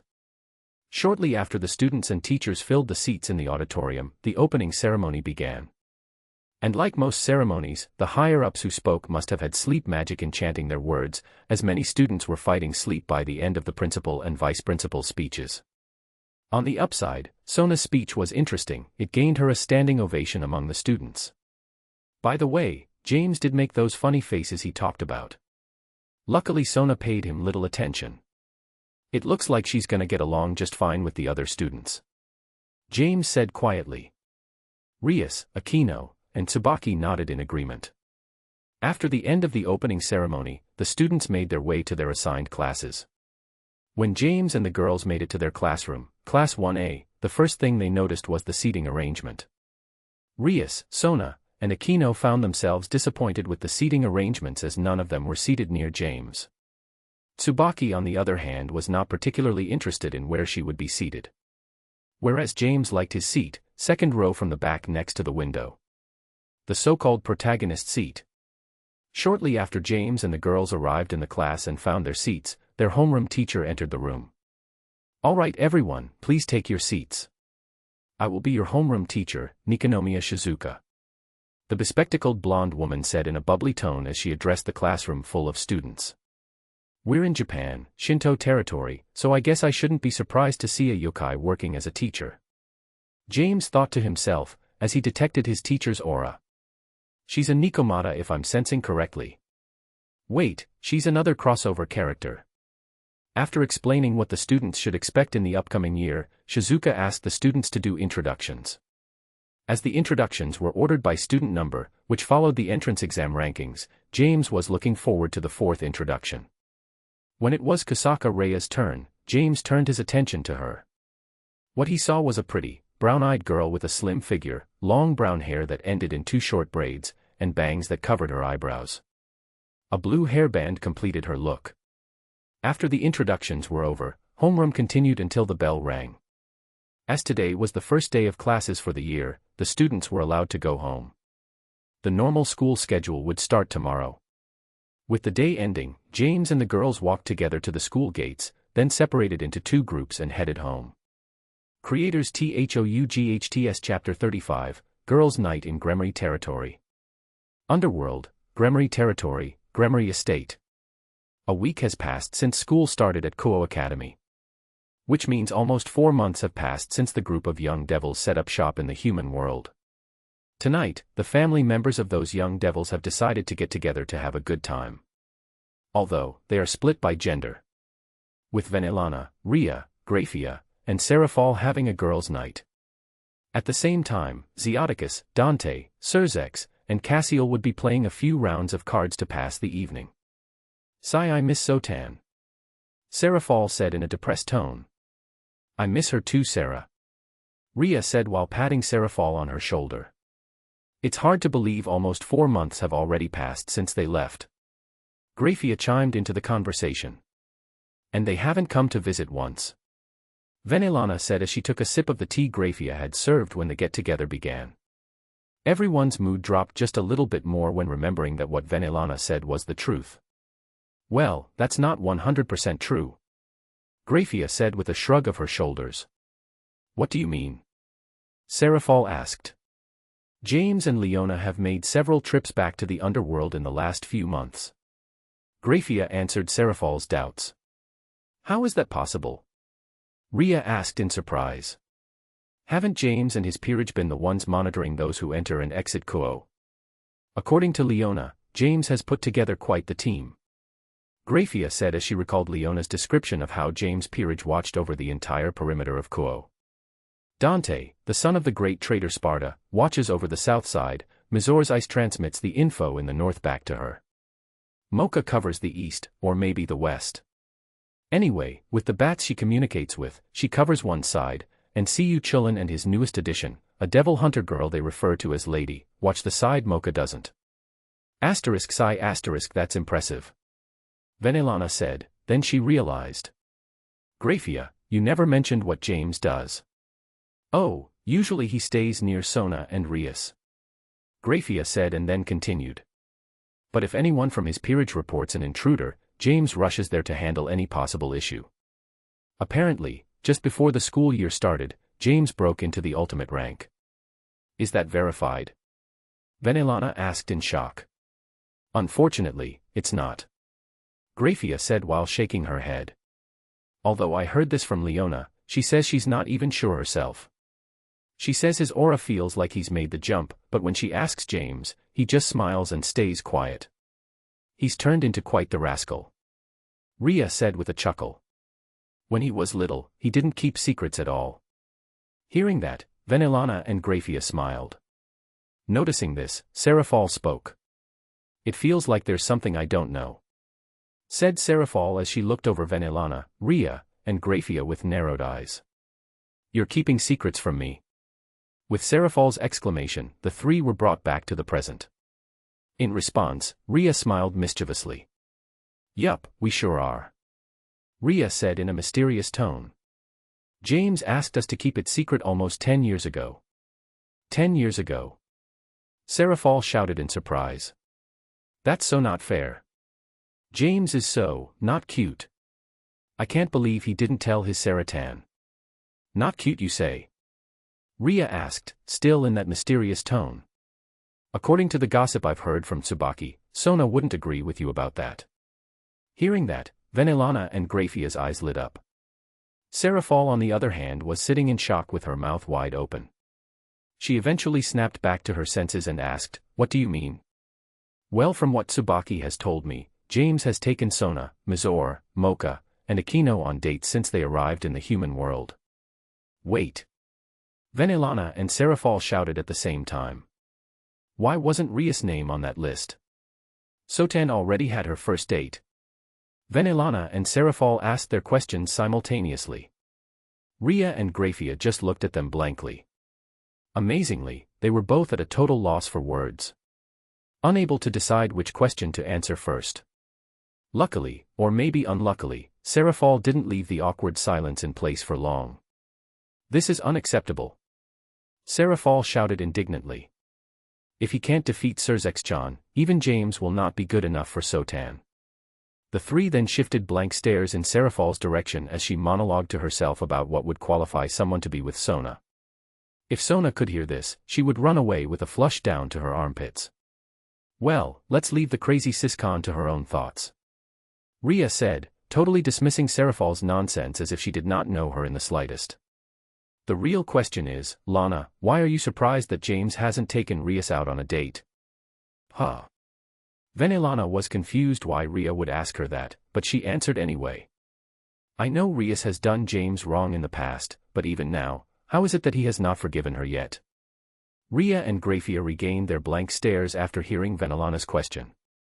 Eventually Grafia broke the silence. Mother-in-law, you do remember that Rias is currently engaged, right? Grafia asked with a somewhat lost expression. Hearing Grafia's question, Venelana froze. Seeing this reaction, Ria narrowed her eyes. You really did forget, didn't you? Ria asked sternly. Tee-hee. Venelana giggled in the cutest manner she could with the most innocent smile she could produce. That, of course, left Ria and Grafia dumbfounded. It even stopped Serafal from monologuing. The confused expression on her face made it clear that she did not even recognize who her Auntie Venelana was anymore. When Ria finally came back to her senses, she used the energy control exercise to grab a hold of the lukewarm tea in her cup, then threw it at Venelana, splattering it all over her face and clothes. With that, Venelana's smile faded. Looking at Ria, she opened her mouth with an ominous tone. You've done it now. Venelana said, then pulled the tea from both Serafal and Grafia's cups, then threw it all at Ria. Expecting Venelana's retaliation, Ria dodged swiftly. Unfortunately, during Serafal's rampage and monologue, she had moved around the room and ended up directly behind Ria. Not ready to become part of the conflict, Serafal was late to react, resulting in her being splattered with the 2 balls of tea Venelana had just thrown. The room froze. No one could see Serafal's expression. With the combination of her short stature, lowered head, and her bangs falling in front of her face, it was anyone's guess if she was angry or having fun. Suddenly, Serafal's voice was heard from the silence. So, you want to play, huh? Serafal said in a low tone. Suddenly, a large amount of water was produced in the air above the tea table. Then, a basin appeared in each corner of the room and on top of the tea table, for a total of 5.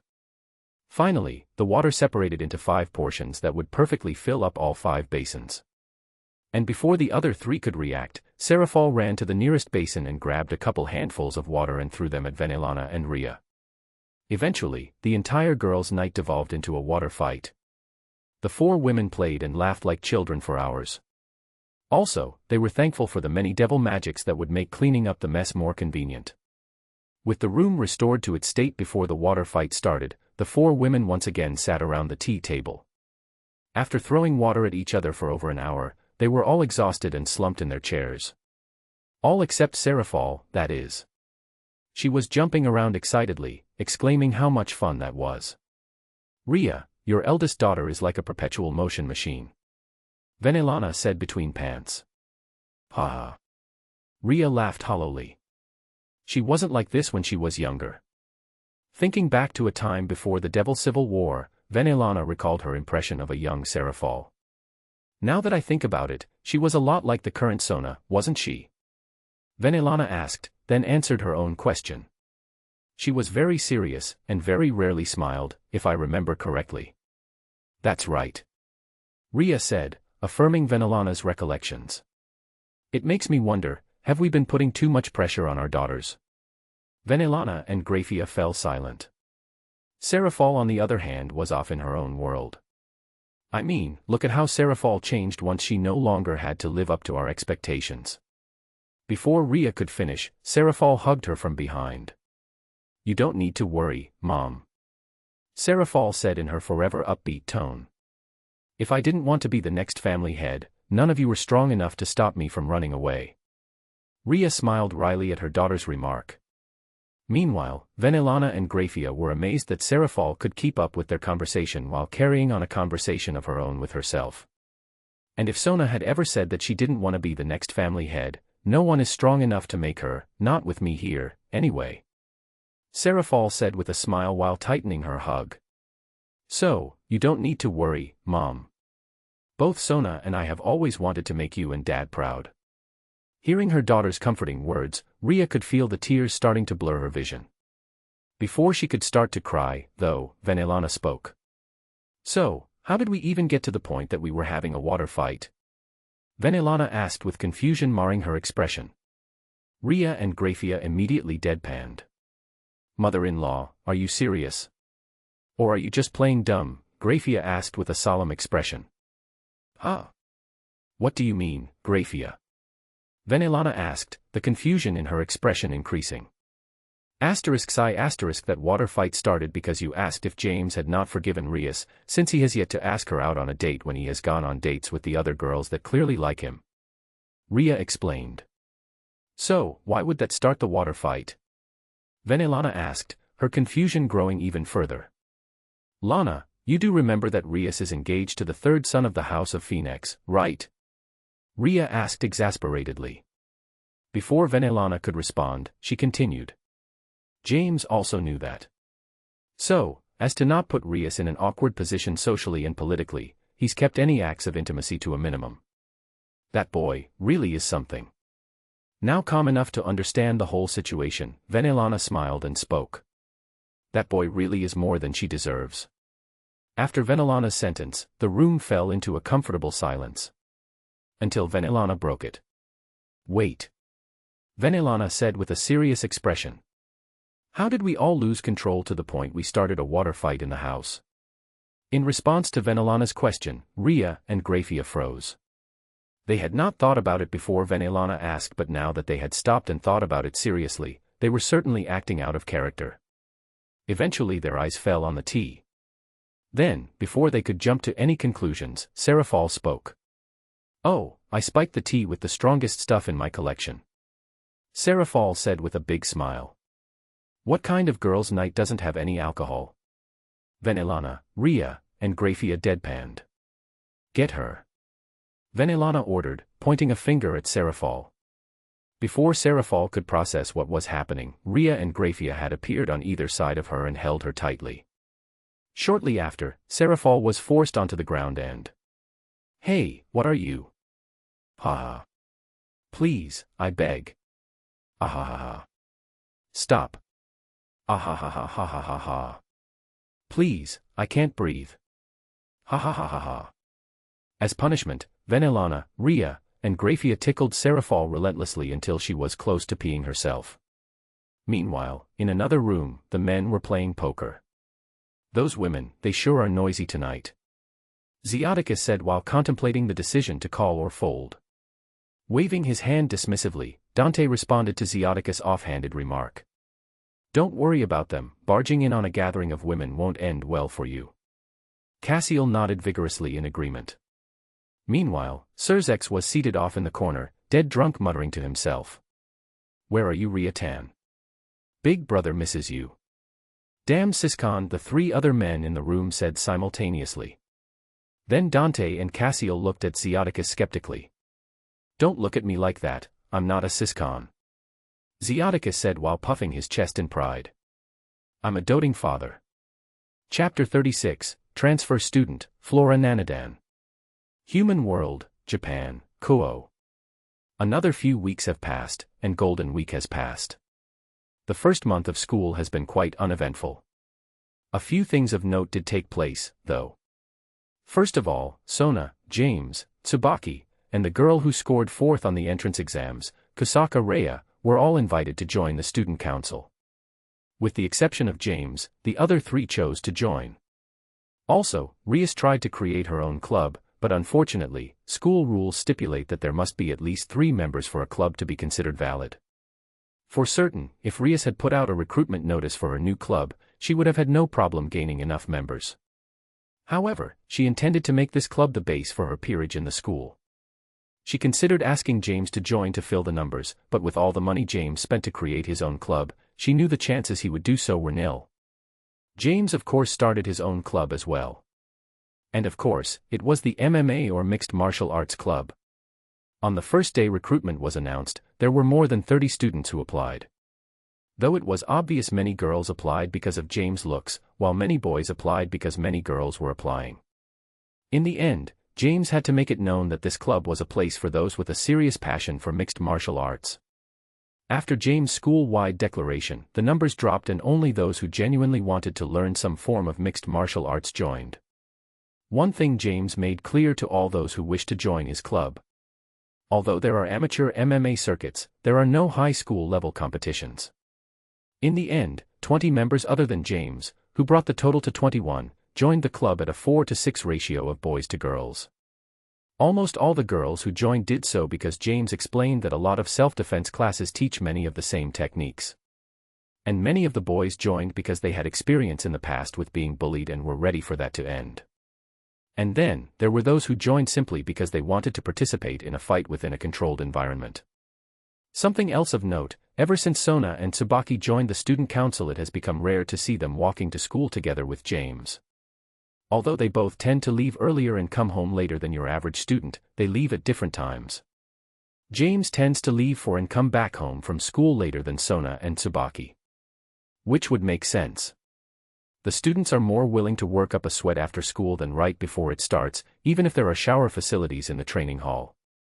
Today, after giving some instruction to the students who like to train in the morning, James entered his classroom and he noticed a restless atmosphere. Although he was unsure of what was happening, he knew the right people to ask. Yo, Rias, Sona, Tsubaki, and Kunou. Good morning. James said as he made his way over to the group of girls, then he realized Kusaka Rhea was seated among them. Oh, sorry Kusaka, I didn't notice you there, good morning. The 5 girls greeted James in return, then James asked what was on his mind. Everyone seems kind of restless, what's going on? James asked while looking around the room at all the restless students. As perceptive as always, James. Sona said with a small smile. Nodding in agreement, Tsubaki answered James' question. Somehow it got out that our class would have a transfer student coming in today. Ah, I get it now. James said with a look of understanding. It's just like when a transfer student shows up in manga, right?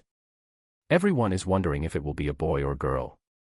Everyone, except Kusaka, who was relatively unfamiliar with James, nodded at his analogy.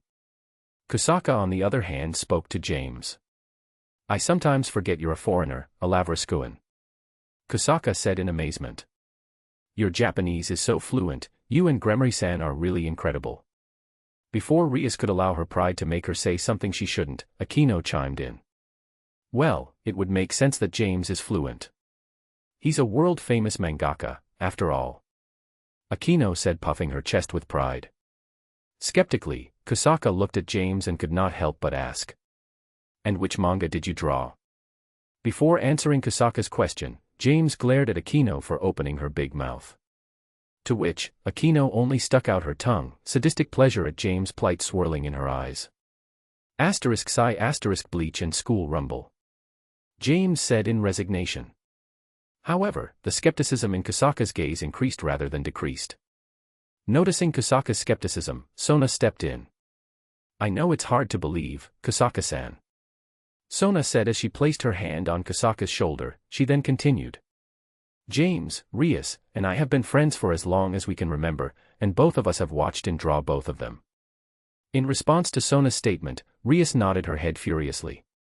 With Rias and Sona's confirmation, Kusaka's mind shut down for a few moments. When it rebooted, she drew in a deep breath. James could guess what was coming next. As a precaution, he spoke before Kusaka could shout or scream. Kusaka-san, please, I beg you. James implored with his hands clasped together. If you shout what you are about to, I'll never have another peaceful day at school. Seeing the fear in James' eyes, Kusaka slowly released the breath she had been gathering. She could understand what James meant. Instead of shouting, she leaned forward and asked James a favor. If you're really the author of those 2 manga, could you sign my copies? I'm a huge fan. Kusaka said with excitement. Scratching his head, James agreed. At that moment, Nikonomiya Shizuka opened the door and entered the classroom. Okay, everyone please be seated. It's time for class. Nikonomiya said cheerfully. Before we get started, though, I'll be introducing a transfer student. Nanadan-san, you can come in. Hearing that, the tension in the classroom rose. All the students were wondering if the new student would be a boy or a girl. And they did not have to wait long to find out. When the door opened again, a beautiful, curvaceous, blue-eyed girl with long flaxen hair pulled back and pinned to keep her hair out of her face with side bangs styled into drills entered the room, and stood next to the teacher's lectern. Seeing the beautiful new addition to the class, the boys lost their minds. And although the girls were a bit disappointed that the new student was a girl, even they were a little captivated by her beauty. Seeing all the students' reactions, the new girl smiled cheerfully. But before the class could get out of hand, Nikonomiya spoke to restrain the students. Please hold any questions you may have until the break. Now, Nanadan-san, please introduce yourself. Nodding her head in understanding, the girl took a deep breath and then she began her introduction. Hello, everyone. My name is Flora Nanadan, and I transferred here because my parents were relocated due to their jobs. Flora said with a radiant smile, as if changing schools did not affect her at all. I hope we're all able to get along. At the end of the introduction, the class applauded. Okay, that's good Nanadan-san. Nikonomiya said, also joining in the applause.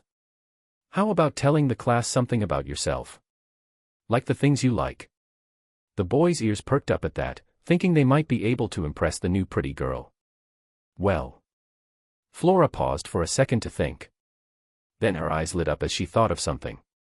My 2 favorite things in the world are boys and martial arts. Hearing Flora's self-proclaimed favorite things in the world, the boys deflated immediately. Damn it.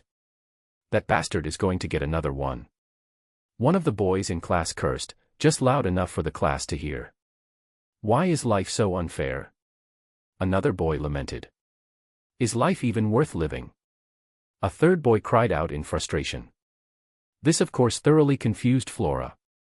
At the same time, James hid his face in his palms because he knew the boys were talking about him.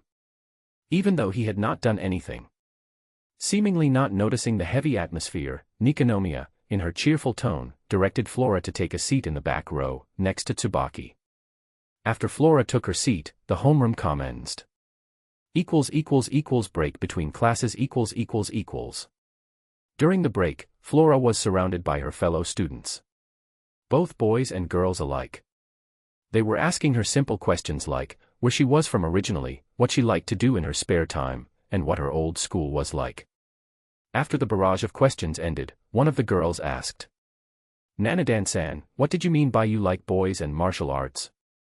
Well, I meant what I said. Flora answered straightforwardly. I really like spending time with boys. After saying her piece, she looked around with a predatory gaze. At the same time, the girls around James, mainly Rias, Sona, and Akino had a bad feeling all of a sudden. That girl is going to be trouble. Sona said as she adjusted her glasses. There's gonna be another one that will fight over James' affection in the near future. Rias said with a huff. Fufufu. Akino giggled with a hand covering her mouth. This might be fun. Back at Flora's desk, the same girl from before asked her other question. And what about martial arts? I've been trained in kickboxing and Brazilian jiu-jitsu since I was 5 years old. Flora responded casually. She really will end up with him. One of the boys lamented again. I heard everyone saying some stuff like that when I was giving my introduction. Flora said with confusion while cutely tilting her head. What does everyone mean? The same girl from before took it upon herself to answer Flora's question. You see that boy over there, the handsome one with the caramel skin, the girl said as she pointed a finger at James. Yeah, what about him?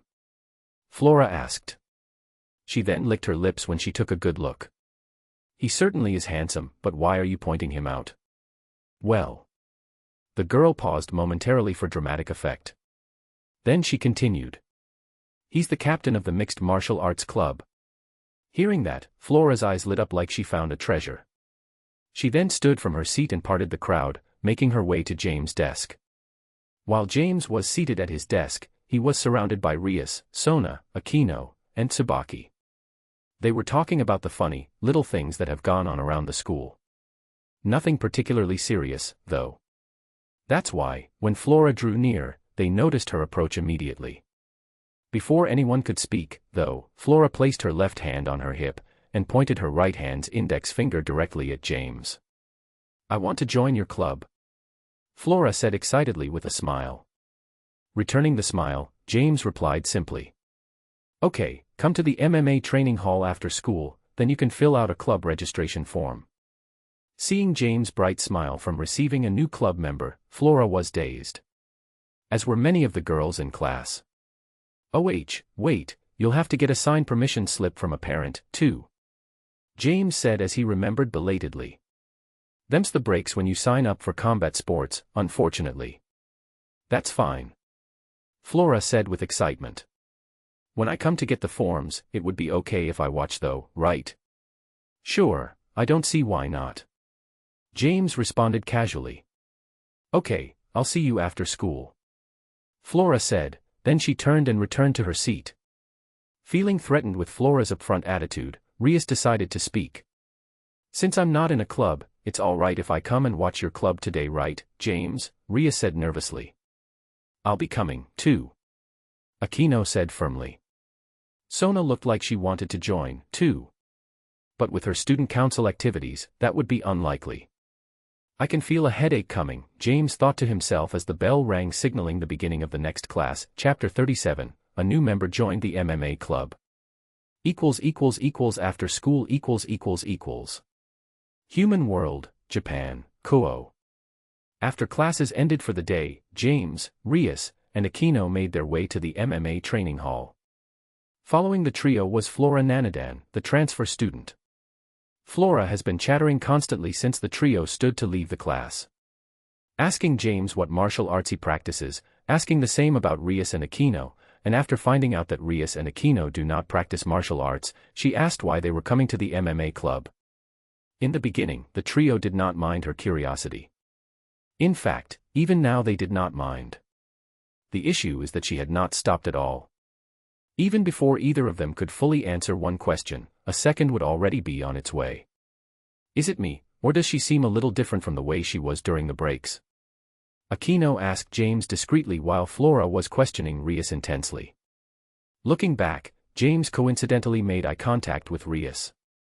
The pleading in her eyes, asking to be saved made him turn his eyes away. James had no clue what to do.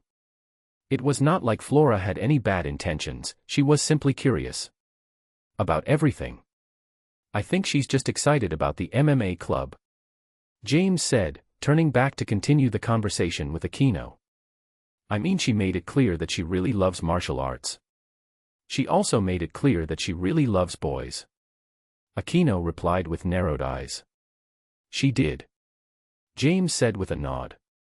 Expecting James to have more to say or to get flustered, Kunou was a bit disappointed with his calm reply.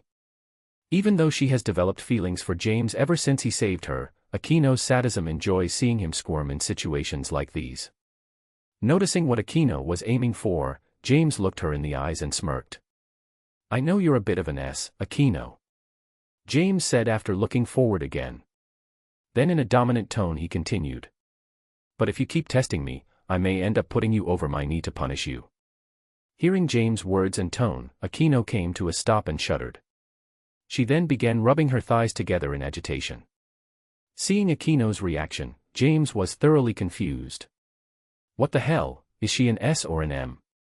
Also noticing her, Queen's state, Rias interrupted Flora's questions and walked over to Kunou's side. Kunou, are you okay? Rias asked with concern. Should we go back to the dorm instead? No, I'll be fine, Rias. Kunou said as she regained her composure.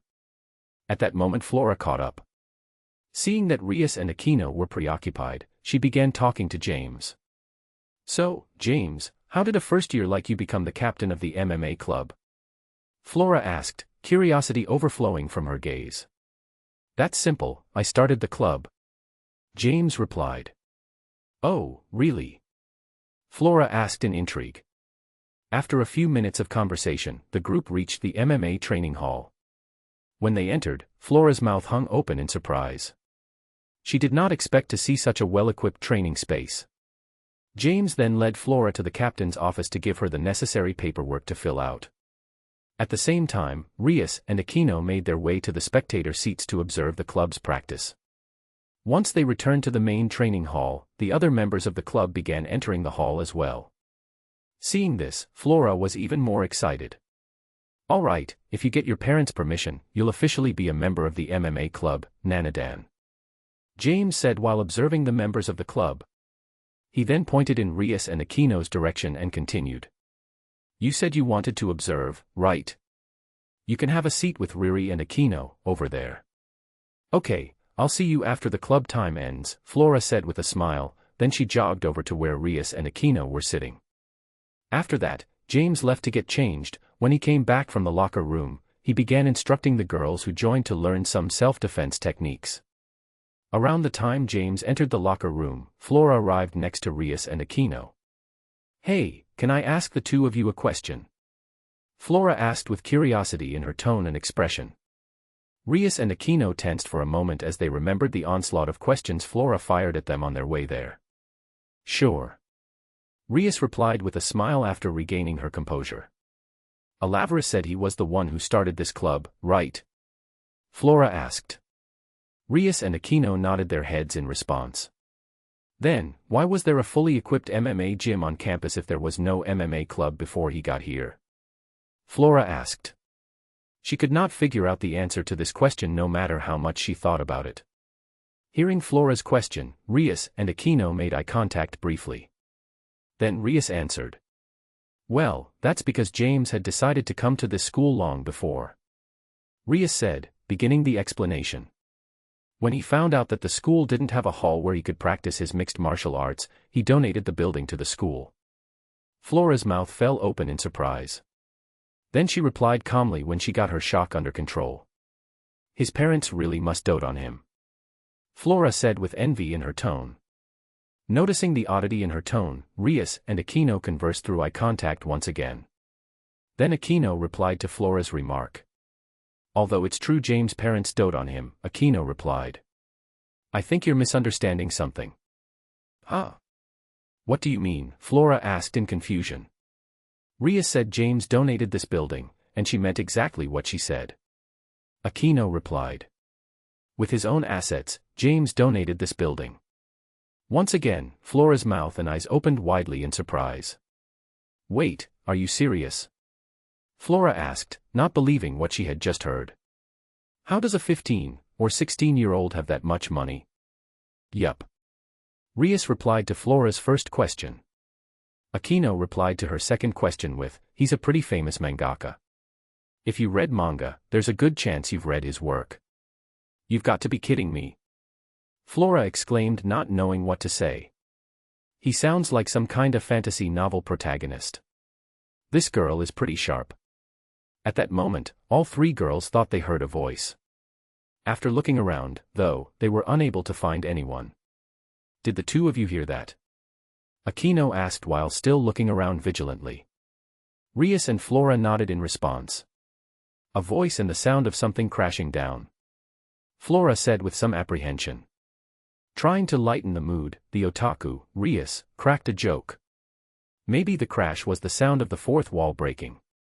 This one is even sharper." With that, the girls each decided to pretend like this never happened. Even if they told someone about it, no one would believe them. After that little episode, the girls observed the club activities. The way James instructed the self-defense drills, those doing weight training or hitting the heavy bags and speed bags, the spar between two of the club members that James refereed, and the match James had with a member who thought he was better suited as the club's captain. A match that James dominated. At the end of the club activities, James and the members returned to the locker rooms to shower and get dressed before going home. After everyone had finished showering, one by one they left the training hall. James was the last to leave. He locked the doors, and then accompanied Rias, Kunou, and Flora to the school gate. "So, you allow the members to challenge for the position of captain?" Flora asked as they exited the school grounds. "Yup." James replied simply. "Why?" Flora asked once again. "It pushes the members who want to be fighters to improve." James explained. "But what if you lose?" Flora asked. "It would ruin your reputation, wouldn't it?" Before answering, James said goodbye to Rias and Kunou as they separated to return to the dorms. After seeing them off, James turned back to Flora. "I don't mind walking you home since today is your first day at the school." James offered. "I think I'll take you up on that offer." Flora responded with a smile. She then proceeded to tell James where her house was located. James smiled awkwardly when he heard where her house was. "What's wrong?" Flora asked after seeing James' expression. "Well, my house is in that same neighborhood." James replied. "So, you must have been with the family I saw moving in the other day." "If I remember right, my mom went over to say hi a couple of days ago." "Your mom?" Flora asked in bewilderment. "Her name is Leona Alaverus," James said while walking in the direction of his neighborhood. "So, Miss Leona is your mother?" Flora said in realization. "That's why when she found out how much I like mixed martial arts, she said I'd probably end up in the same club as her son." "I'm actually surprised she didn't pull out a picture and show it off when she said that," James said with a hollow laugh. Flora avoided making eye contact with James after hearing what he just said. James deadpanned and asked. "She couldn't find one, huh? How did you know?" Flora asked with her eyes wide open. "She has a thing for embarrassing me," James said with a wry smile. After another 15 minutes, James and Flora arrived outside of Flora's home. "Well, this is me," Flora said with a smile while pointing at her house. "All right, have a good night," James said with a wave, then turned back in the direction they came from. "I'll see you at school tomorrow." Before James walked too far away, Flora remembered there were two questions James never answered. "Hey!" Flora shouted to get James' attention. "You never told me what you would do if you lost a match for the captain's position in the club and your reputation was ruined." Without turning back, James replied confidently. "I'll answer your second question first," James said without a hint of doubt in his tone. "I'm honestly not worried about my reputation. As long as I can be proud of my actions, I don't care what others think about me. And as for your first question..." James paused. A few moments later, he raised his right fist in the air and spoke once more. "I can guarantee I will be the captain for the whole 3 years I'm attending Kunou Academy," James said, once again overflowing with confidence. As James walked away, in the direction of his own home, Flora stood outside her front door and watched until he was no longer visible. As she turned around to open the door to her house, she spoke to herself. "James Alaverus, he's so much more interesting than all the other boys," Flora said as she licked her lips. "But it looks like I'll have a bit of competition." As she said that, the images of 4 girls in her class crossed her mind. "Well, we'll see how things go," Flora said, as she opened the door to the house. Then in a cheerful tone, she shouted. "Mama, Daddy, I'm home. I met Miss Leona's son, James, today, too." Chapter 38, Unexpected Visitors. Human World, Japan, Kunou, Alaverus Estate. After dropping Flora off in front of her house, James returned home. Once he entered the house, he announced his presence. "I'm home," he shouted as he walked into the house after removing his shoes at the door.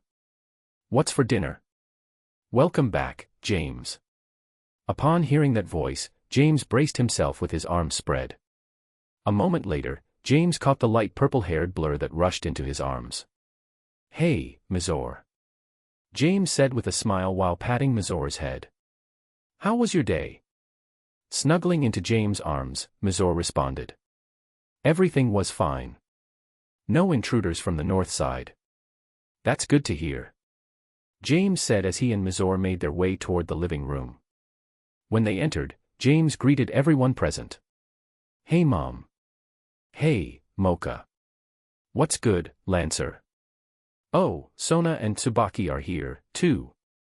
As he greeted everyone, James hugged, patted, and fist-bumped Leona, Mocha, and Siyu Chulin, respectively. As he finished the rounds, James flopped down on the couch between Mocha and Sona. It would seem that was the spot Mizore occupied before she rushed off to greet James. Seeing as she had lost her seat, Mizore was at a loss for a moment. Then her eyes lit up. Shortly afterward, she flopped down on James' lap, with a satisfied smile on her face. Seeing Mizore's actions and her satisfied smile, Sona and Mocha were staring at her with jealousy in their gazes.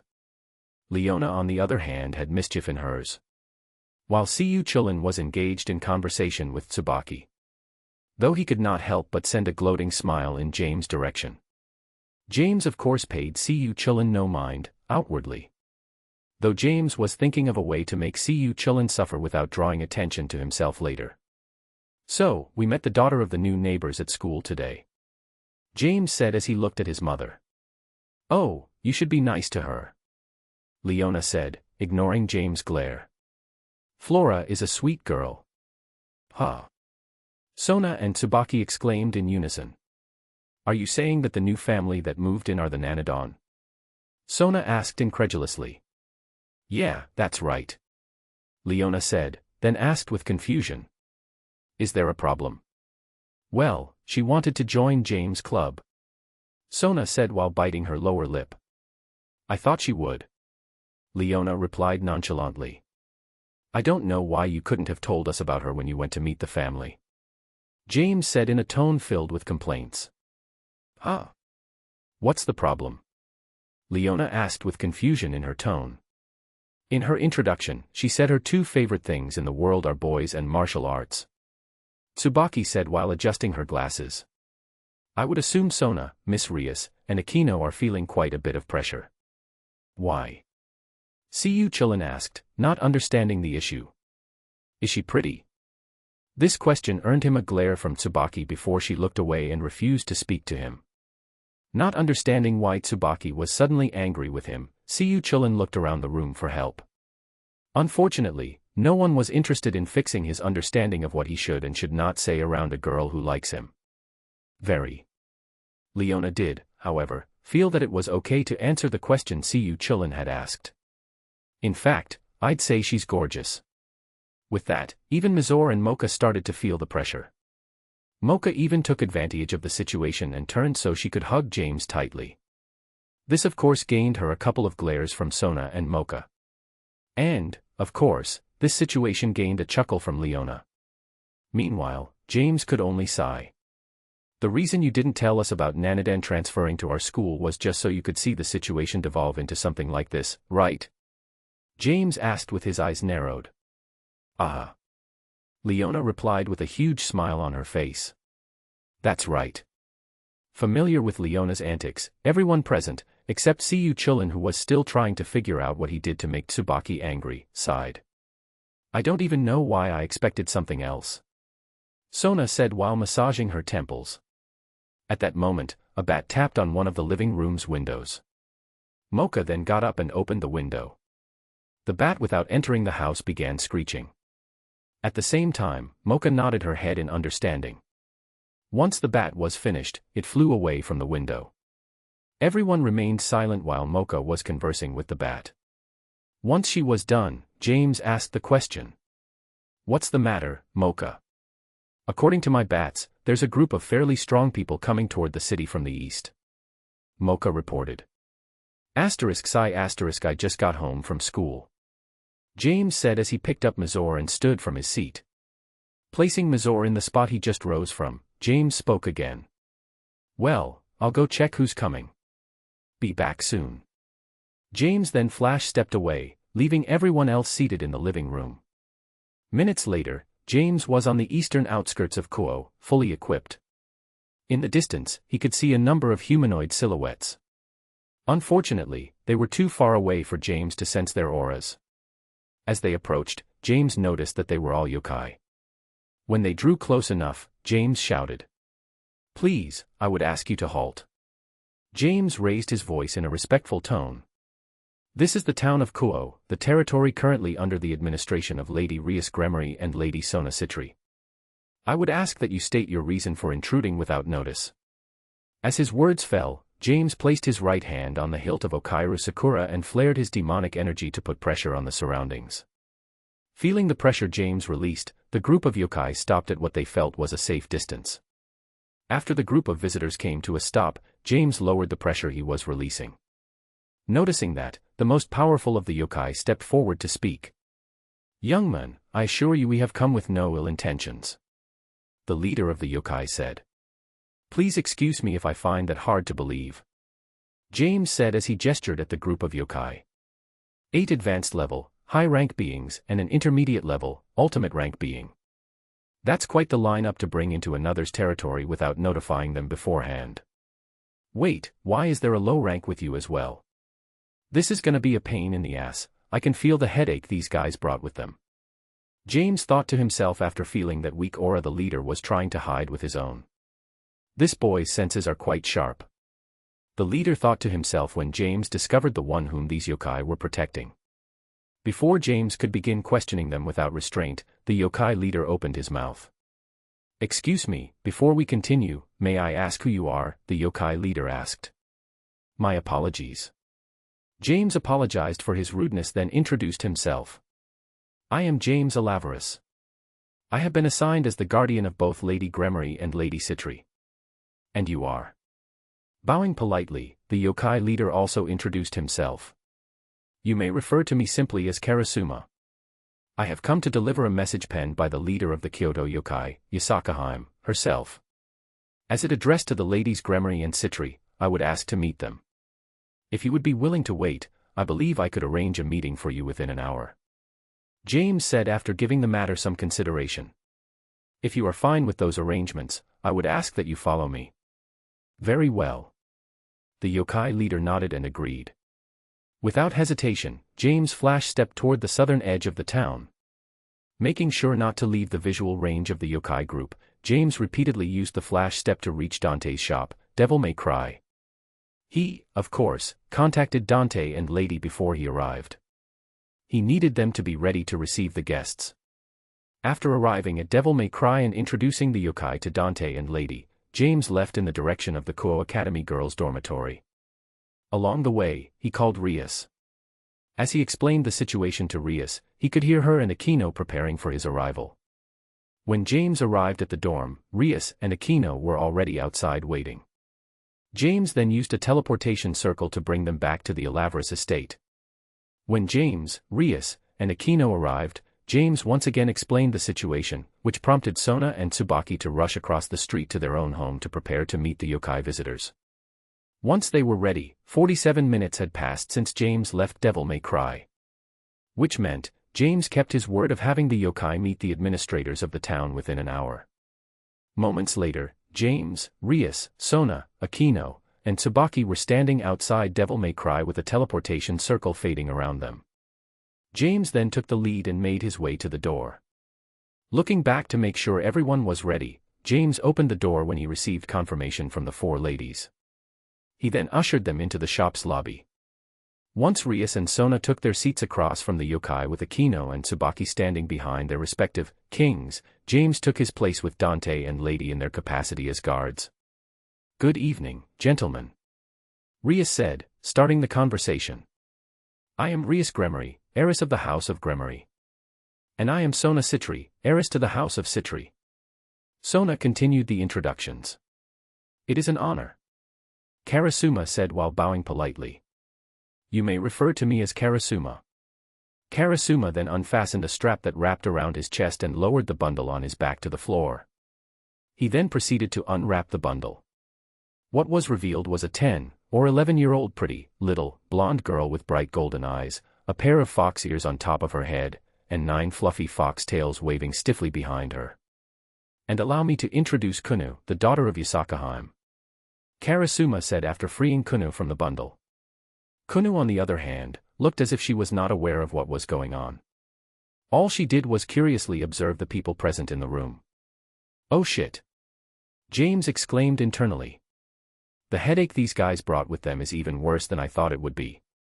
I can only imagine the trouble that will follow them here. Sigh, but we can't let anything happen to the little girl, either." After introducing Kunou, Karasuma produced an envelope from his chest. He then lowered himself and held it out respectfully. James then stepped forward and accepted the envelope. After inspecting it for anything dangerous, he handed it to Sona. Sona then opened the envelope and removed its contents, which was a handwritten letter. She then unfolded the letter and read it. After reading the entire letter, she sighed deeply, then handed the letter to Rias. Receiving the letter, Rias also read it and sighed afterward. After a moment of tense silence, Rias and Sona spoke simultaneously. "Before we agree to anything, we'll have to report the situation to our superiors." Chapter 39, A New Resident at the Alaverus Estate. Human World, Japan, Kunou, Devil May Cry. An hour after receiving the letter from Karasuma, Rias and Sona returned from their discussion with the upper echelon of Devil Society. If judging their expressions, it would be clear that they are not happy with the higher-ups' decision. After taking their seats in front of Karasuma, the sleeping Kunou, and the other 8 yokai, Rias and Sona decided to not keep everyone waiting. "We, the devils of the Citri and Gremory houses, shall accept Lady Yasaka's request to protect Miss Kunou for the foreseeable future," Sona said solemnly. Hearing that, Karasuma exhaled a sigh of relief, then replied, "We, the yokai of Kyoto, would like to extend our deepest gratitude." James, on the other hand, felt there was trouble in store for him. Especially after seeing the look in Ria's eyes when she looked at him as she and Sona entered the room. "Damn it. This is going to be more work for me, isn't it?" James could not help thinking to himself. Unlike James, who was lamenting what was to come, Karasuma and his accompanying yokai were overjoyed. "Lady Rias, Lady Sona, with our negotiations concluded, I am afraid we must take our leave," Karasuma said with a bow. "We must prepare for the incoming threat. We shall leave young Miss Kunou in your capable hands." "We understand, please be safe on your way back," Sona said politely. Rias only nodded in acknowledgement. Karasuma then woke Kunou from her slumber and tried to explain the situation to her. However, that was not going as well as he had hoped. Seeing the old yokai struggling, James sighed, then stepped forward and gently patted Kunou on her head. With a smile, he spoke with her in a gentle tone.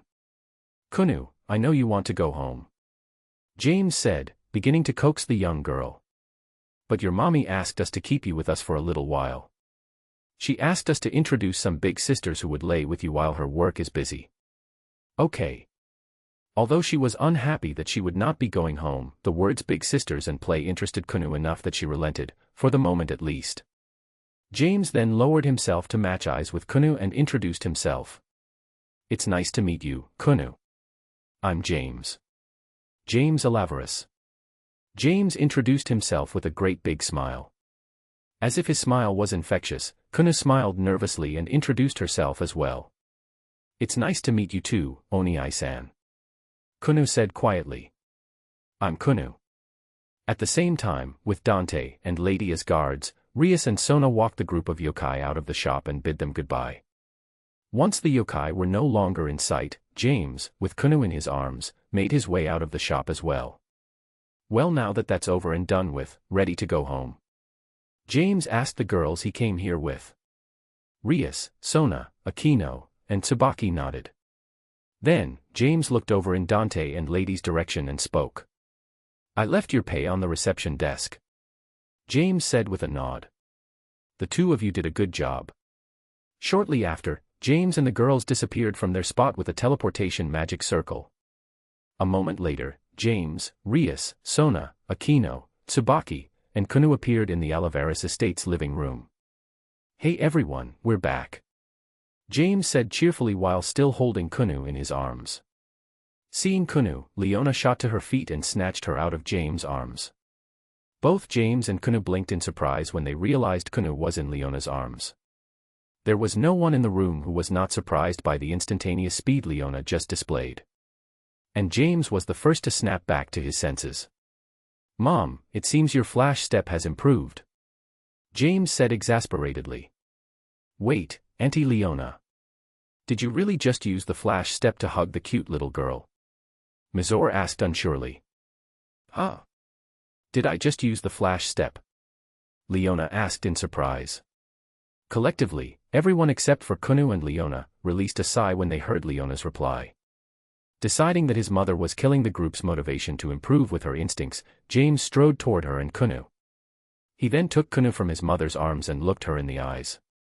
Kunou, let me introduce you to the big sisters like I promised, okay? James asked in a gentle tone. He then looked over in Siyu Chulin's direction and said in a much stricter tone. You should stay away from that big brother though. He's really unlucky and it might rub off on you if you get too close. Hearing what James said, Kunou, who was also looking at Siyu Chulin after James shifted his attention over to him, immediately turned away and grabbed onto James' shirt tightly. This caused Leona and the girls, especially Tsubaki, to giggle. At the same time, Siyu Chulin's jaw practically hit the floor in disbelief. James then introduced everyone. Kunou seemed happy to have so many new big sisters to play with. Before her excitement could get out of hand, James had to excuse himself with Rias and Sona. Kunou, me, big sister Rias, and big sister Sona have to finish a project for school. James said in a gentle tone. You don't mind playing with Auntie Leona and the other big sisters for a little while, do you? I promise I'll be back soon. Okay. James Onizen. Kunou said with a smile. Come back soon. With that, James left Kunou with the other girls and his mother. While he, Rias and Sona made their way upstairs to James' art studio. As they reached the top of the stairs, James could hear Mizor asking Kunou if she liked manga.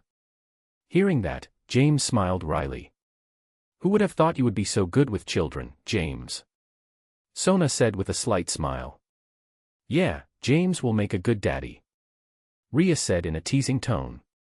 However, as the words settled in, both Rias and Sona began to blush. Lucky for them, James chose not to respond. He has always liked children. That is the reason he chose shounen manga to reproduce in this life. Once the trio were all seated in James' studio, James brought up the main topic. I really didn't like the way you two were looking at me after you talked with the high-born fossils. James said in a helpless tone. So, what did they force on me this time? Well. Sona wanted to answer, but she had no idea where to start. In her place, Rias answered James' question bluntly. They made protecting Kunou your responsibility. Rias said while gritting her teeth. Meaning if anything were to happen to Kunou, all the responsibility would fall onto you and your peerage. You're kidding, right? James asked in total shock. But I probably was not even mentioned in the request from Lady Yasaka, right? That's not the end, though. Sona said somberly. What do you mean? James asked exasperatedly. Those old men from the Great King faction made it clear that in the event that you successfully protect Kunou. Sona began to answer but could not bring herself to finish. All the credit will go to you. James said in a cold and desolate tone. Hearing James' tone, Rias and Sona shivered involuntarily. So, even after getting promoted to high class, they still intend to treat me like a so-called worthless half-breed. James clenched his fists in frustration. Seeing James like that, neither Rias nor Sona knew what to do. Luckily, James took a deep breath and then reverted to normal after a few moments. James, are you okay? Sona asked softly. Don't worry Sona, I'll be fine. James replied with a slightly forced smile. So, will letting Kunou live here be a problem? Rias asked, still feeling a little guilty about how things ended up. Judging by the way Mom acted when we first showed up with Kunou, I don't think it will be a problem. James said with a smile. I'll just have to explain the situation to Mom later. After discussing the details of the assignment for a little longer, James asked a question he felt was especially important. Will there be a safe way for Kunou to contact Lady Yasaka when she's feeling homesick? Rias and Sona fell silent when they heard James' question. There should be. Sona said unsurely. But none of the higher-ups said anything. What about Surzex and Saratan? James asked incredulously. Their opinions were basically crowded out by the Great King faction. Rias said with frustration. Sai, I don't mean to talk down on your siblings, but when they act like this, they don't deserve the titles of Great Satan. James said disappointedly. Because of what James said, Rias and Sona lowered their heads. Realizing what he just let slip, James tried to fix his slip of the tongue. I'm sorry, I should have not said that. James said while scratching his head. I know Sirs Nisama and Saratan have a lot on their plates. Usually, Rias and Sona would not tolerate anyone speaking ill of their elder siblings. However, with what James is being put through in this matter with the yokai, they can understand his frustrations. Thinking it best to end the conversation here, James decided to go back down to everyone else and check on Kunou. Anyway, let's see how everyone is doing downstairs. After saying that, James grabbed both Rias and Sona by the hand and led them back down to the living room. With James' proactive approach, Rias and Sona temporarily forgot the topic from before and happily followed James downstairs. Once the trio arrived in the living room, Kunou was the first to notice them. Without hesitation, she dashed at James and jumped into his arms with a smile. James Onizen, is it true you drew School Rumble? Kunou asked excitedly. Yes, it's true, Kunou. James replied with a smile. Hearing that, Kunou clapped her hands excitedly and began telling James everything she likes about it. For 10 minutes, Kunou remained in James' arms and happily talked about the manga she likes the most. It looks like James is going to be a good father later down the road. Leona said with a grin. Aren't you girls lucky? Rias, Sona, Mizor, Mocha, and Aquino all blushed at Leona's teasing. But they could not help stealing glances at James' interactions with Kunou. None of them able to escape having fantasies about the future. After Kunou calmed down and finished talking about the manga, James finally had the chance to ask a question. So, Kunou, are you having fun here? James asked with a gentle smile. In response, Kunou nodded her head furiously. That's good, I'm glad to hear it. James said, then patted Kunou on the head before he continued. Well, since I already told you that your mommy is going to be very busy for a while, would you like to stay here, at my house? Remembering that it would be a while before she was able to see her mother, Kunou's eyes began to water. However, she was able to hold back her tears thanks to the hand patting her head and the kind smile on James' face. Eventually she nodded and hugged James. I want to stay here, so that mommy can do her work. Kunou said with a forced smile. Thank you Oniai-san for letting me stay. Still smiling gently, James said. Although there will be times I have to go to school, Mizor, Mocha, and my mom will be here to play with you. And on the weekends, I'll teach you how to draw manga too, okay? Hearing that James would teach her how to make a manga, Kunou's eyes lit up and her sadness was blown away. Promise? Kunou asked while holding out her hand and extending her pinky finger. Smiling at the adorable little fox girl in his arms, James also extended his pinky and wrapped it together with Kunou's and replied. I promise. Chapter 40, Let's Celebrate. 2.5 months have passed since Kunou came to live with James and his family. In that time, unfortunately, there have been no communications between the yokai in Kyoto and the Alaverus estate. This has, of course, left Kunou uneasy. However, Kunou is not the only one who has found herself uneasy about the situation. James, Rias, and Sona believe there is more going on than they are being told. Because of that, James was making plans to put into motion once summer break starts at school. That of course leads to perhaps the most anticipated time of year for students around the world. Summer vacation will begin at Kuou Academy at the end of the day after tomorrow. As for today, final exam scores will be posted. That morning, James, Rias, Sona, Aquino, Tsubaki, Kusaka Rhea, and Flora Nanadan have gathered around Rhea's desk, as they often do, discussing the scores that will be posted later on today. Human World, Japan, Kuou Academy. So, which of you three will take first place this time? Flora asked with a bit of dejection in her tone. It was Sona at midterms, right? Over the 2.5 months since transferring, Flora had fully integrated into the group of the smartest students in the class and probably the entire year.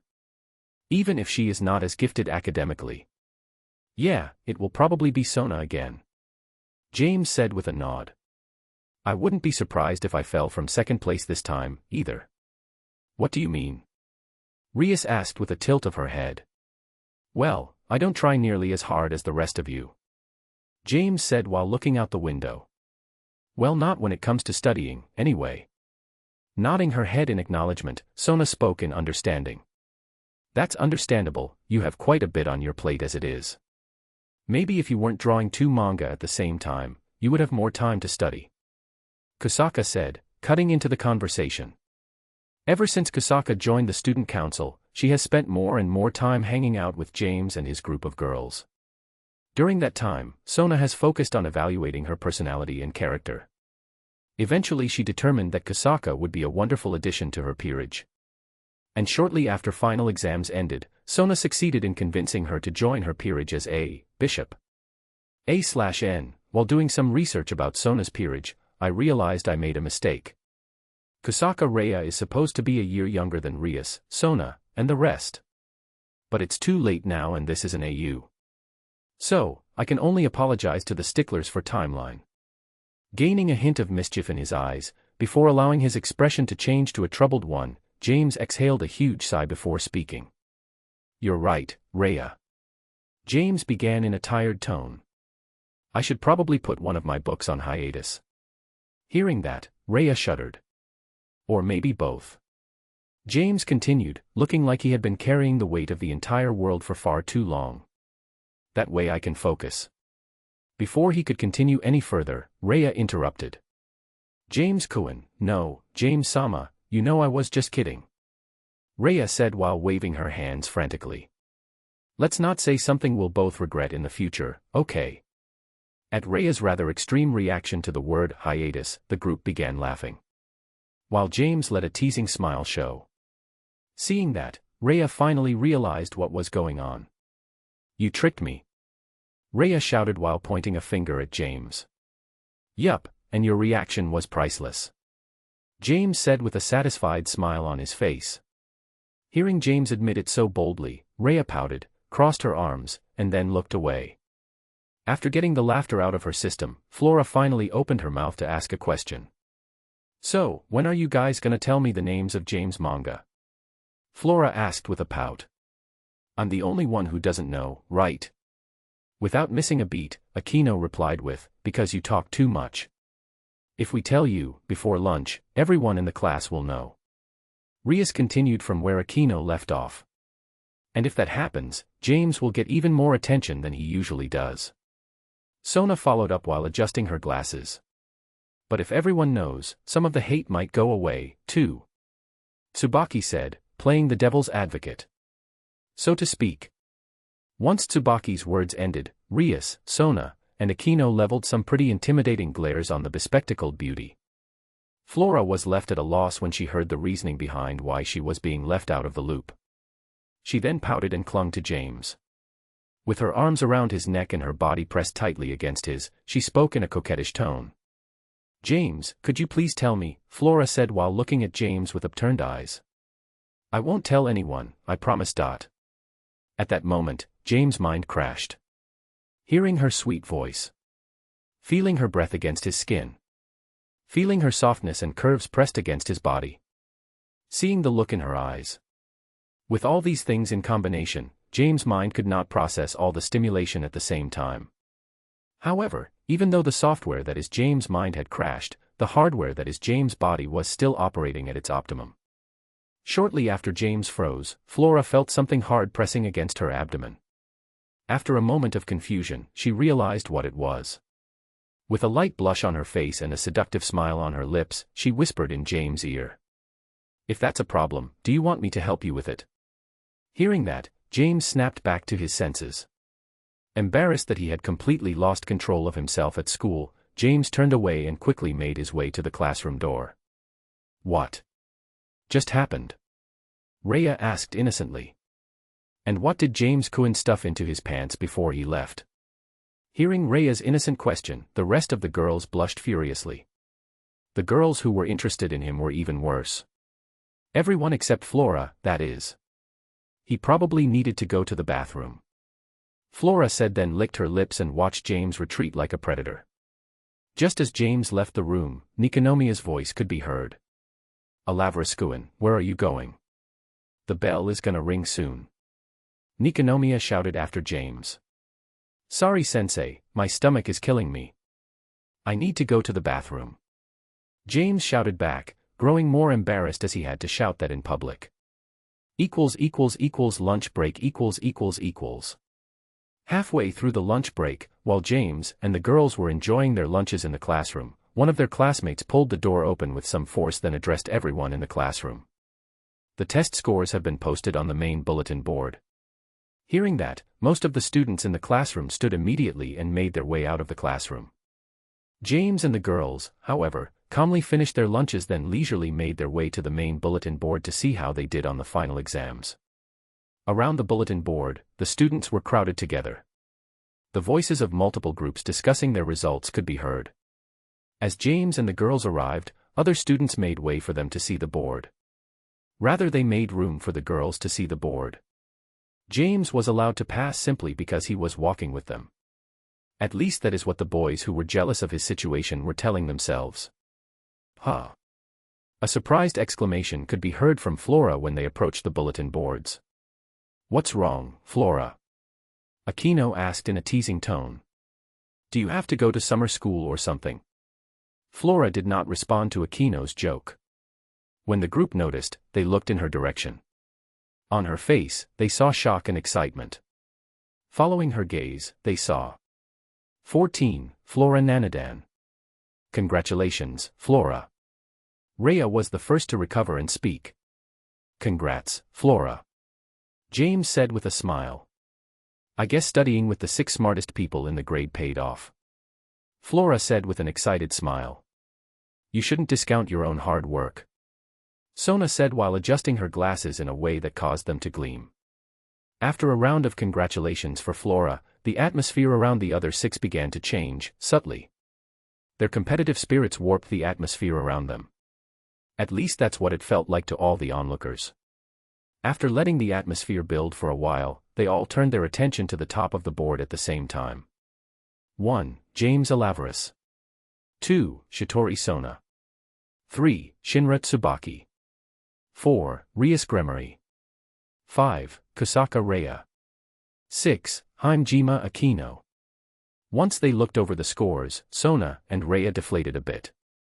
That was to be expected, their ranks had dropped, after all. James and Rias, on the other hand, were full of smiles. With their ranks going up, they had achieved something. Lastly, Tsubaki and Kunou showed neither joy nor sorrow. As they had maintained the same ranking since the entrance exam, things were as they expected. Haha.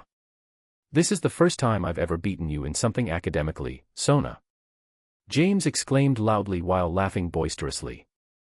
I feel like I can do anything now. Even beat you in chess. At that moment, both James and Sona froze. Then, they both blushed. Damn, I forgot what beating her would mean. I do want to beat her though, for more than just that reason, though. James thought to himself as he calmed himself. Well, if that's the case, I look forward to your challenge. Sona said quietly with a soft smile while the blush remained on her face. Once again, Flora was confused.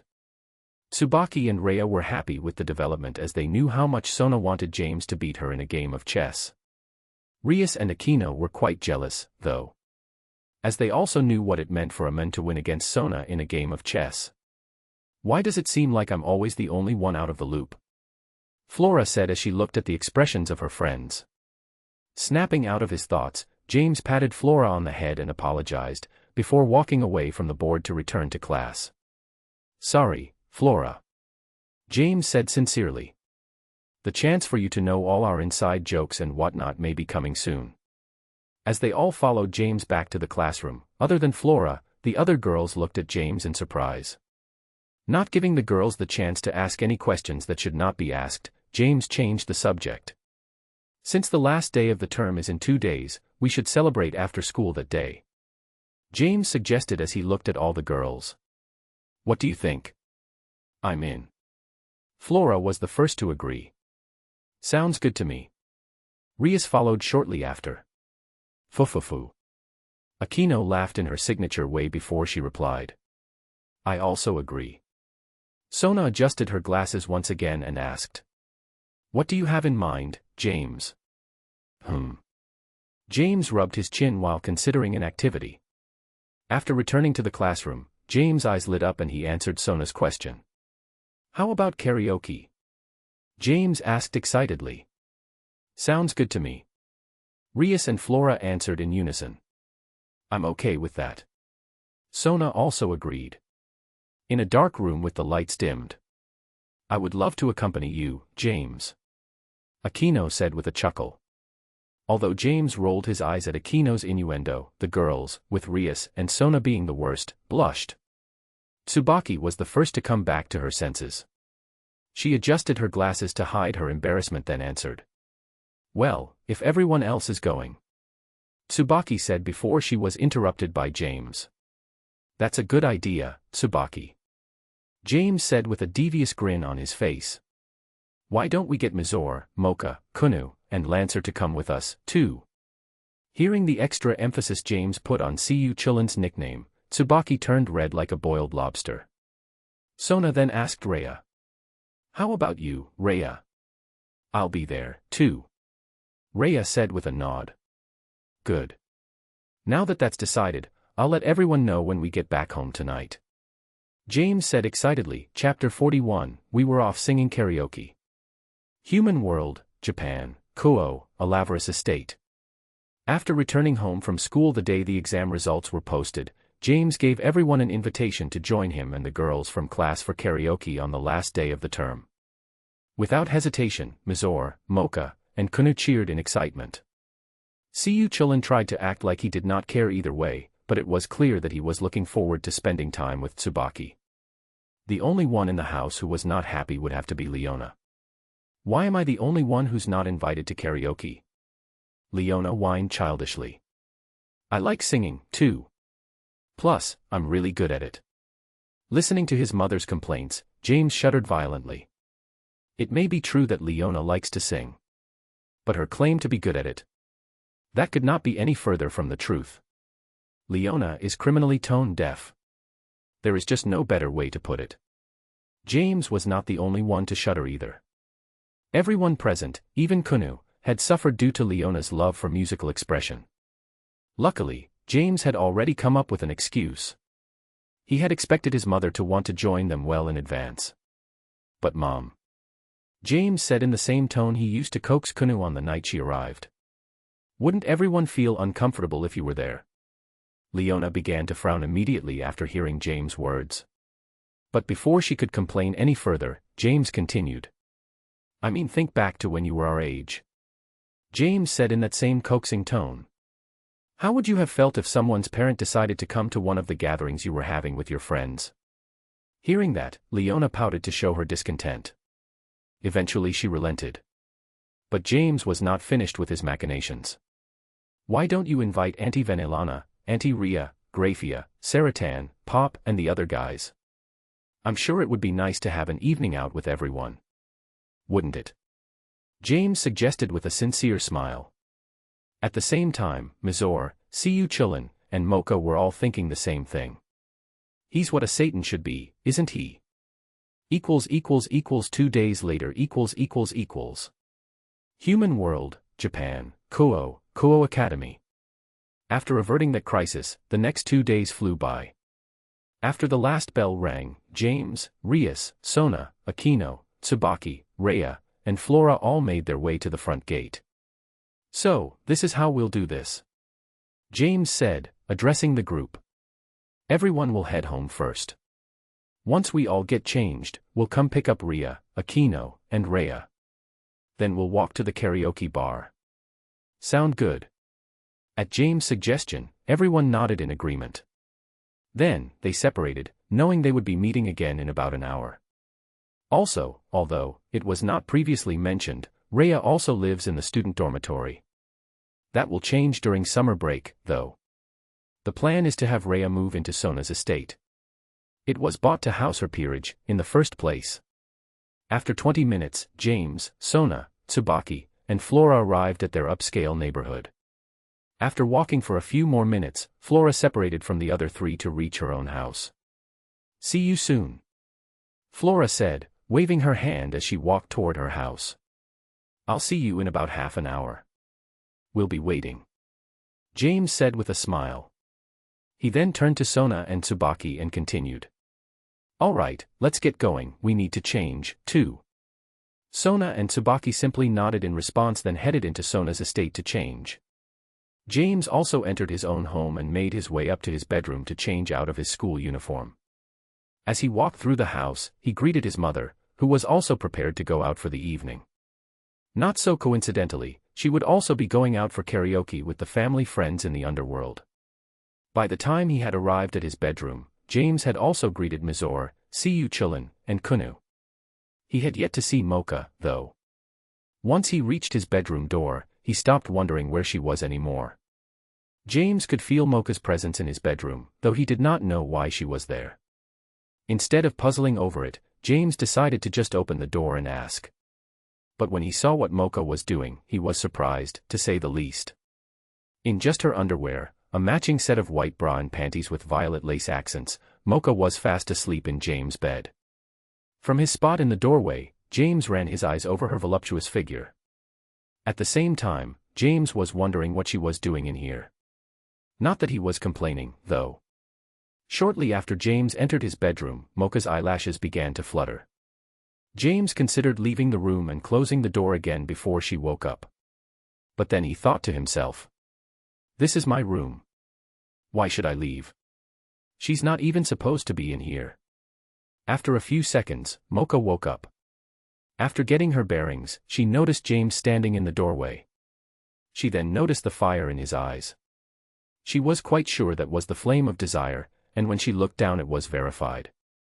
At the moment, James was pitching quite the tent in his uniform pants. However, once he realized she was awake, he spoke.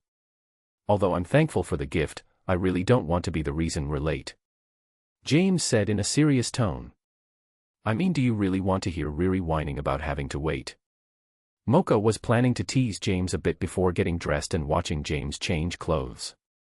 Even she thought the plan was a bit bold. But once she heard James mention Rias whining, she shot up and put her clothes on.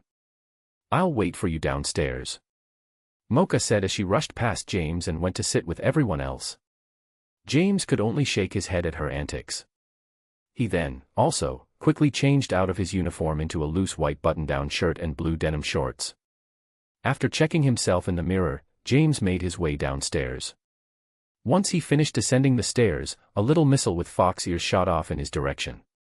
James effortlessly caught the adorable projectile and asked, "Kunou, are you excited about going to karaoke?" With a big smile on her face and her tails waving, Kunou nodded her head excitedly.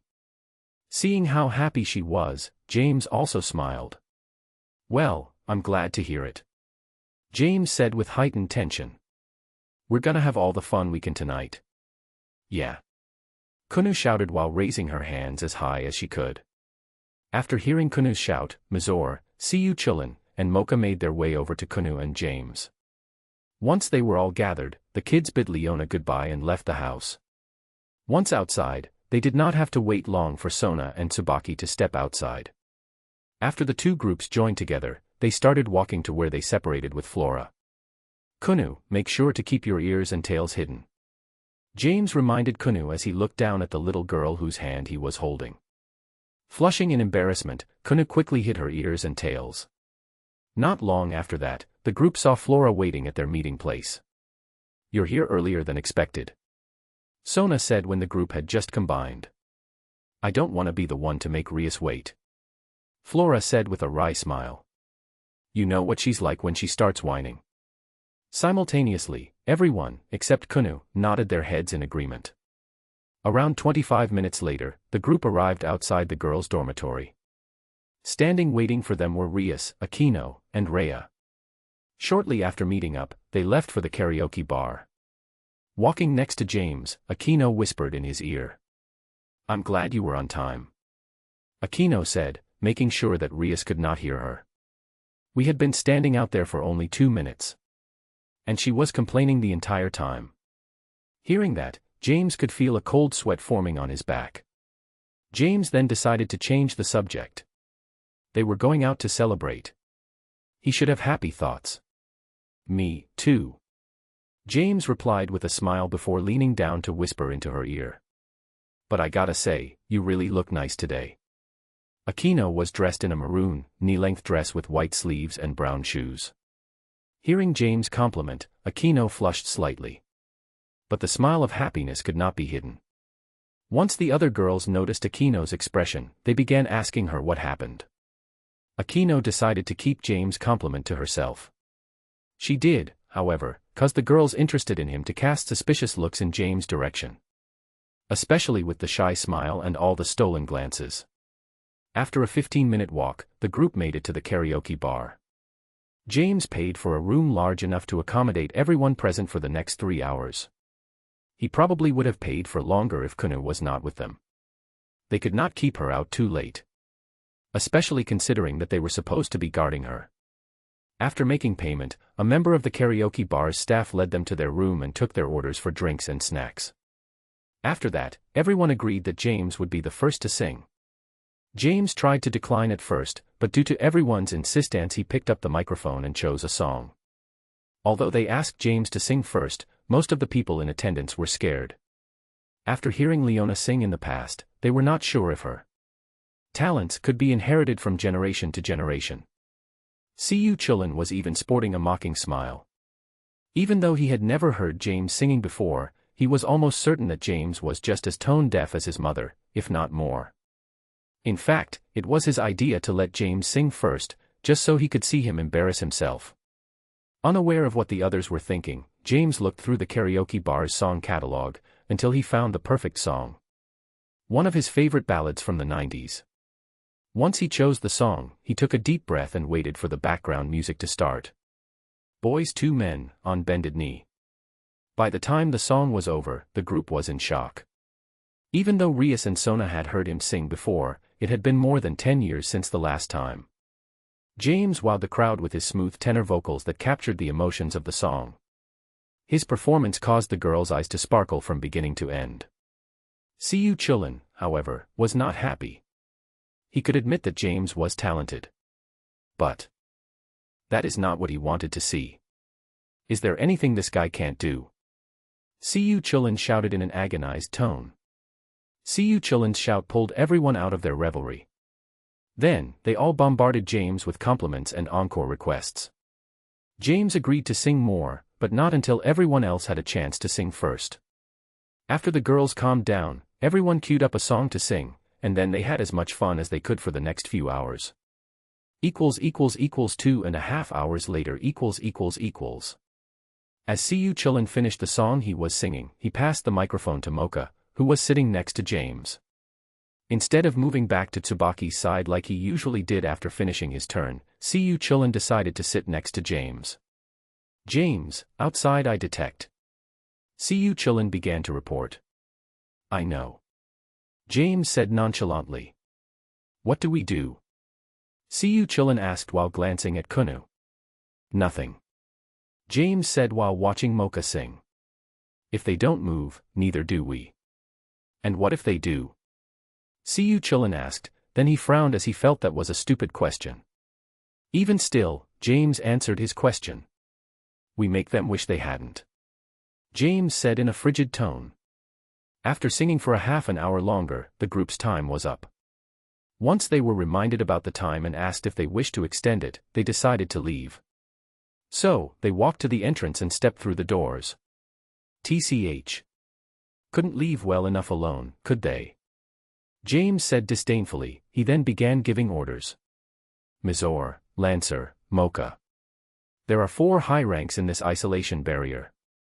Put them down. Leave the ultimate rank to me. If he's dumb enough to move, that is. Rias, Sona, Kunou, and Tsubaki. Let us handle this. It's what we're here for in the first place. After giving those orders, James' tone softened as his attention turned to Kunou. Kunou, I need you to hold hands with Big Sister Rias and Big Sister Sona until we finish with these troublemakers, okay? James asked with a gentle smile. Kunou nodded her head in acknowledgement. She knew things were serious right now. She then walked over to Rias and Sona and grabbed their hands tightly. Before James took charge of the situation, everyone felt something was wrong. Even though they were in the town's downtown area, there were Northwest people on the street. Also, Everything had an eerie purple tint to it. Although everyone was shocked, the only one who was scared was Flora. As the only one in the group unaware of the supernatural world, she did not know what to think or what was going on. Seeing Flora's confusion and fear, James thought to himself, "I guess we'll be having that conversation sooner than I was expecting." "Flora."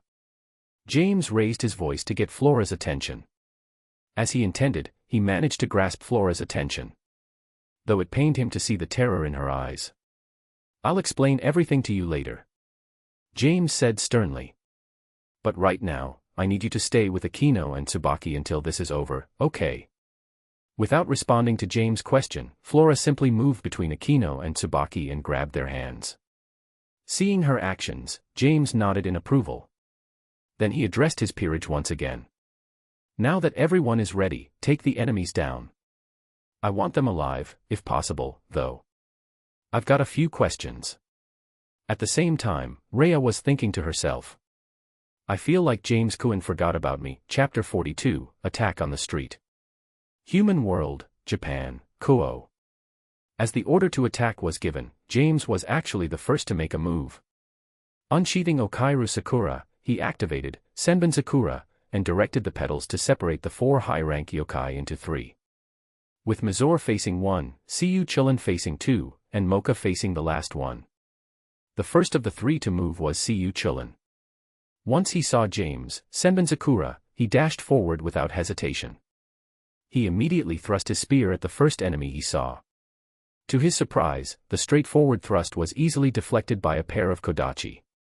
Taking a step back, Siyu Chilin's expression changed to something much more savage. "You're better than I thought you'd be," Siyu Chilin said with a battle-hungry smile. He then licked his lips and asked, "Is the other one as good as you?" "He's not quite as good as I am," the assassin with dog ears and a bushy tail replied. "But you shouldn't underestimate him." "You don't need to worry about that," Siyu Chilin said as he rested his spear over his shoulder. "Just give me a second." Siyu Chilin then disappeared in a burst of speed. Shortly after, the sounds of weapons clashing could be heard behind a building close to the dog-eared assassin's location. After about 15 seconds, the sounds of weapons could no longer be heard. A few seconds later, he could see one of his comrades being thrown in front of their protection target and her guardians. "Well, he was pretty good like you said," Siyu Chilin said as he rounded a corner to arrive where he had been standing less than a minute ago. "He fell a bit short compared to you, though." The dog-eared assassin gritted his teeth at the sight of his comrade's fate. "I'll avenge you," the assassin said faintly. "Take it easy, dude," Siyu Chilin said nonchalantly. "Your buddy is still alive. We're gonna need answers, after all." The assassin decided there was no point in any further dialogue. So, he charged forward with the kodachi in his hands. Before he could enter his range, Siyu Chilin unleashed a barrage of thrusts at different locations from different angles. The assassin, using his pair of kodachi, skillfully deflected the majority of Siyu Chilin's thrusts. However, to his horror, he found that with time, the speed and frequency of the thrusts were increasing. Understanding that this could not go on, he caught the next thrust with his kodachi crossed and forced it to the ground before Siyu Chilin could withdraw the spear. Once the spear had been lowered, the assassin stepped on its shaft and began to run toward its wielder. Much like he had done in his very first spar with James, Siyu Chilin released his grip and kicked the butt end of the spear to make it stand straight up. However, the assassin was expecting him to release the spear in some capacity to get him off of it. As soon as the spear left Siyu Chilin's hands and while his foot was about to contact the spear shaft, the assassin jumped laterally and performed his most deadly technique. At the same time, Siyu Chilin's spear stood straight up thanks to the kick. Yet, because the assassin was no longer providing resistance, the spear tipped over away from Siyu Chilin. Oni Waban style, double kodachi, Kaiten Kenburokurin. At that moment, the assassin closed the distance with Siyu Chilin and performed what seemed like 6 simultaneous slashes with his 2 kodachi. At the same time as the assassin started to move, Siyu Chilin dove forward to retrieve his spear. Siyu Chilin's quick movements most likely saved his life, as he managed to avoid the 2 strikes that were in the most vital areas. This, of course, left the assassin baffled. Using his opponent's lapse in concentration, Siyu Chilin picked up his weapon and thrust it forward. Gibalg. As he thrust the spear, Siyu Chulin infused his demonic energy to activate the curse on the weapon. As the assassin attempted to guard against the seemingly straightforward spear strike, the spearhead began to avoid his weapons as though it had a mind of its own. As it was impossible to avoid, the dog-eared assassin's life came to an end at that moment. Pant, damn it. Siyu Chulin cursed, exhaustion beginning to set in. I forgot how draining the curse of Gibalg was. I haven't had to use it since I tested it when Master gave me the spear. At that moment, Siyu Chulin froze. If Master found out about my performance. As Siyu Chulin thought about it, he began to shudder. There's no way she would find out about this fight. She's back in the land of shadows, and there are only two people who can. When his thoughts reached this point, Siyu Chulin made eye contact with James. And he broke into a cold sweat when he saw the grin on James' face. A grin that grew wider when James saw the realization in his eyes. Damn. I'm fucked.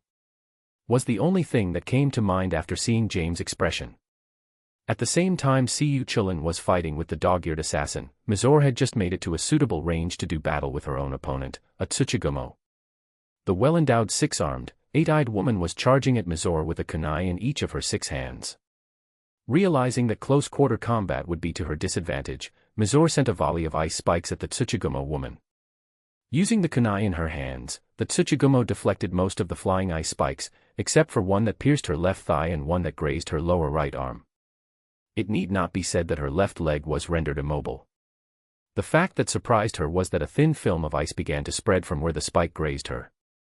Usually, a wound like that would be ignored as it did not affect her combat ability. However, as the ice film spread, her arm began to grow sluggish. Not giving the Tsuchigumo woman the time to think over her situation, Mizore, using her ice to propel her forward, passed by her opponent's right leg and turned to strike it with a palm thrust covered in freezing energy. After immobilizing the Tsuchigumo woman's other leg, Mizore systematically attacked each joint in the 5 remaining mobile arms. And just for good measure, she froze the Tsuchigumo woman's lower jaw so she would be unable to bite off her tongue. Mizore's integration of tiger-style kenpo and her ice ability has improved greatly. James thought aloud as he watched Mizore's fight. I would have let her fight the first one Lancer took down if I knew she had improved so much. You spar with her almost every night, right? Rias asked confusedly. How are you unaware of how much she has improved? It's because she has trouble maintaining focus in a spar. James explained as his attention shifted to Mocha's fight. She exceeds my expectation by too much whenever she fights in a serious fight. Mocha's fight is not what James would call a fight. Her opponent, an Oni, seems to have no martial arts training at all. Using simple brute force with no techniques, Mocha picked him apart with ease. At this point, it looked like Mocha was just practicing her Muay Thai and wrestling takedowns on the poor guy. Mocha. Just end it already. James said with a chuckle. There's no need to torture the poor guy. If you say so. Mocha said, disappointed that her training dummy would be taken away. I had to put a stop to it, or that ultimate rank guy would have made a move against Mocha. James thought to himself. I can feel the anger radiating off him in waves. A few moments later, Mizore, Siyu Chulin and Mocha returned with their dead or immobilized opponents. The only one who sustained any injuries was Siyu Chulin, which was due to his carelessness. As soon as he returned, Tsubaki began checking his injuries with great concern. Once it was confirmed that his injuries were not life-threatening, James turned his sight to a cloaked figure that had appeared in front of the group.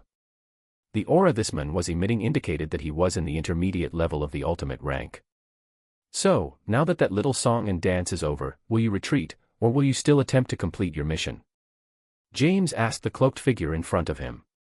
If I didn't need the money, I wouldn't have even taken this job, said the cloaked figure. At the cloaked figure's reply, James raised an eyebrow.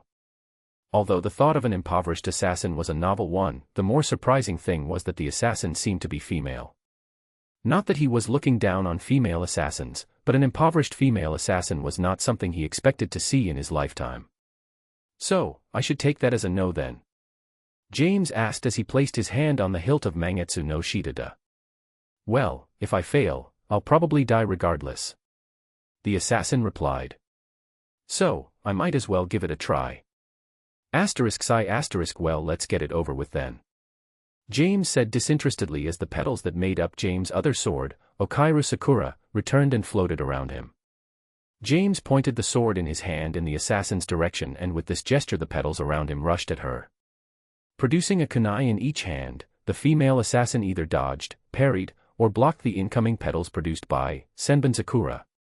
With acrobatic movements and superb bodily control, the assassin was slowly closing the distance with James' group. Whistle she's pretty good. James praised sincerely. Is now the time to be praising her? Rias asked incredulously. Well, I like to give credit where credit is due. James replied nonchalantly. Besides, I think it's about time to end this. Just as James' words fell, the assassin dropped several pellet-shaped objects. A moment later, all the objects released a large amount of smoke that engulfed the entire group. Shortly after, several clanging sounds were heard.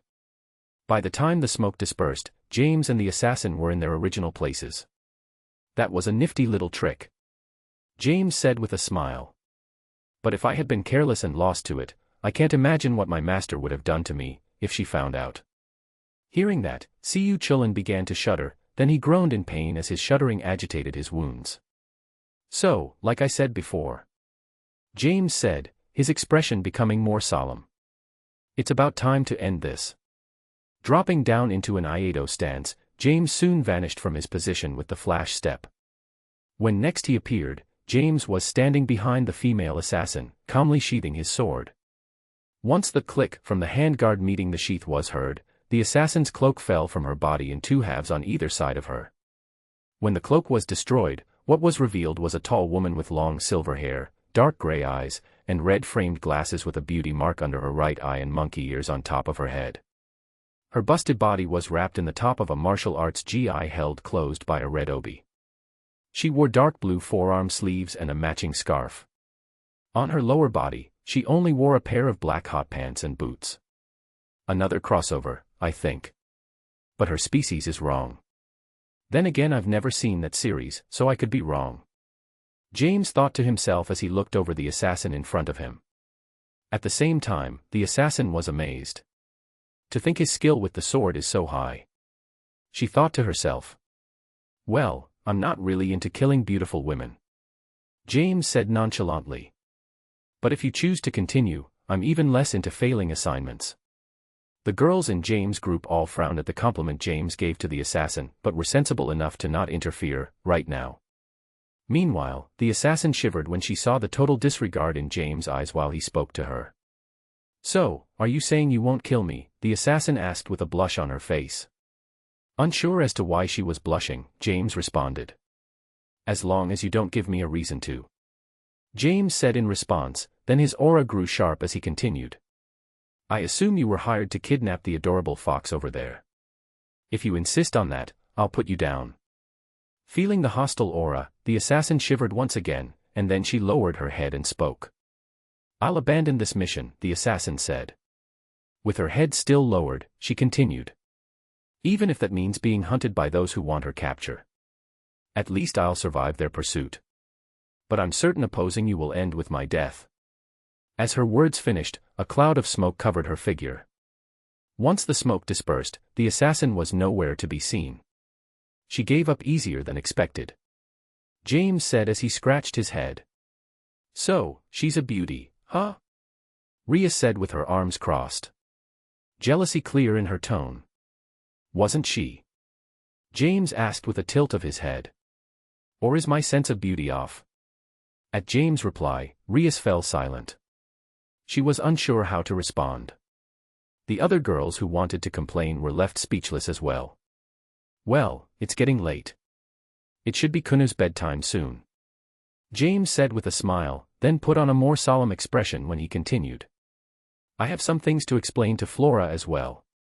Chapter 43, a lot to think about.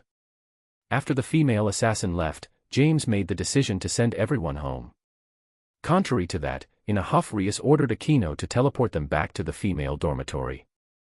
As Rhea was still currently living there as well, she was also teleported with them.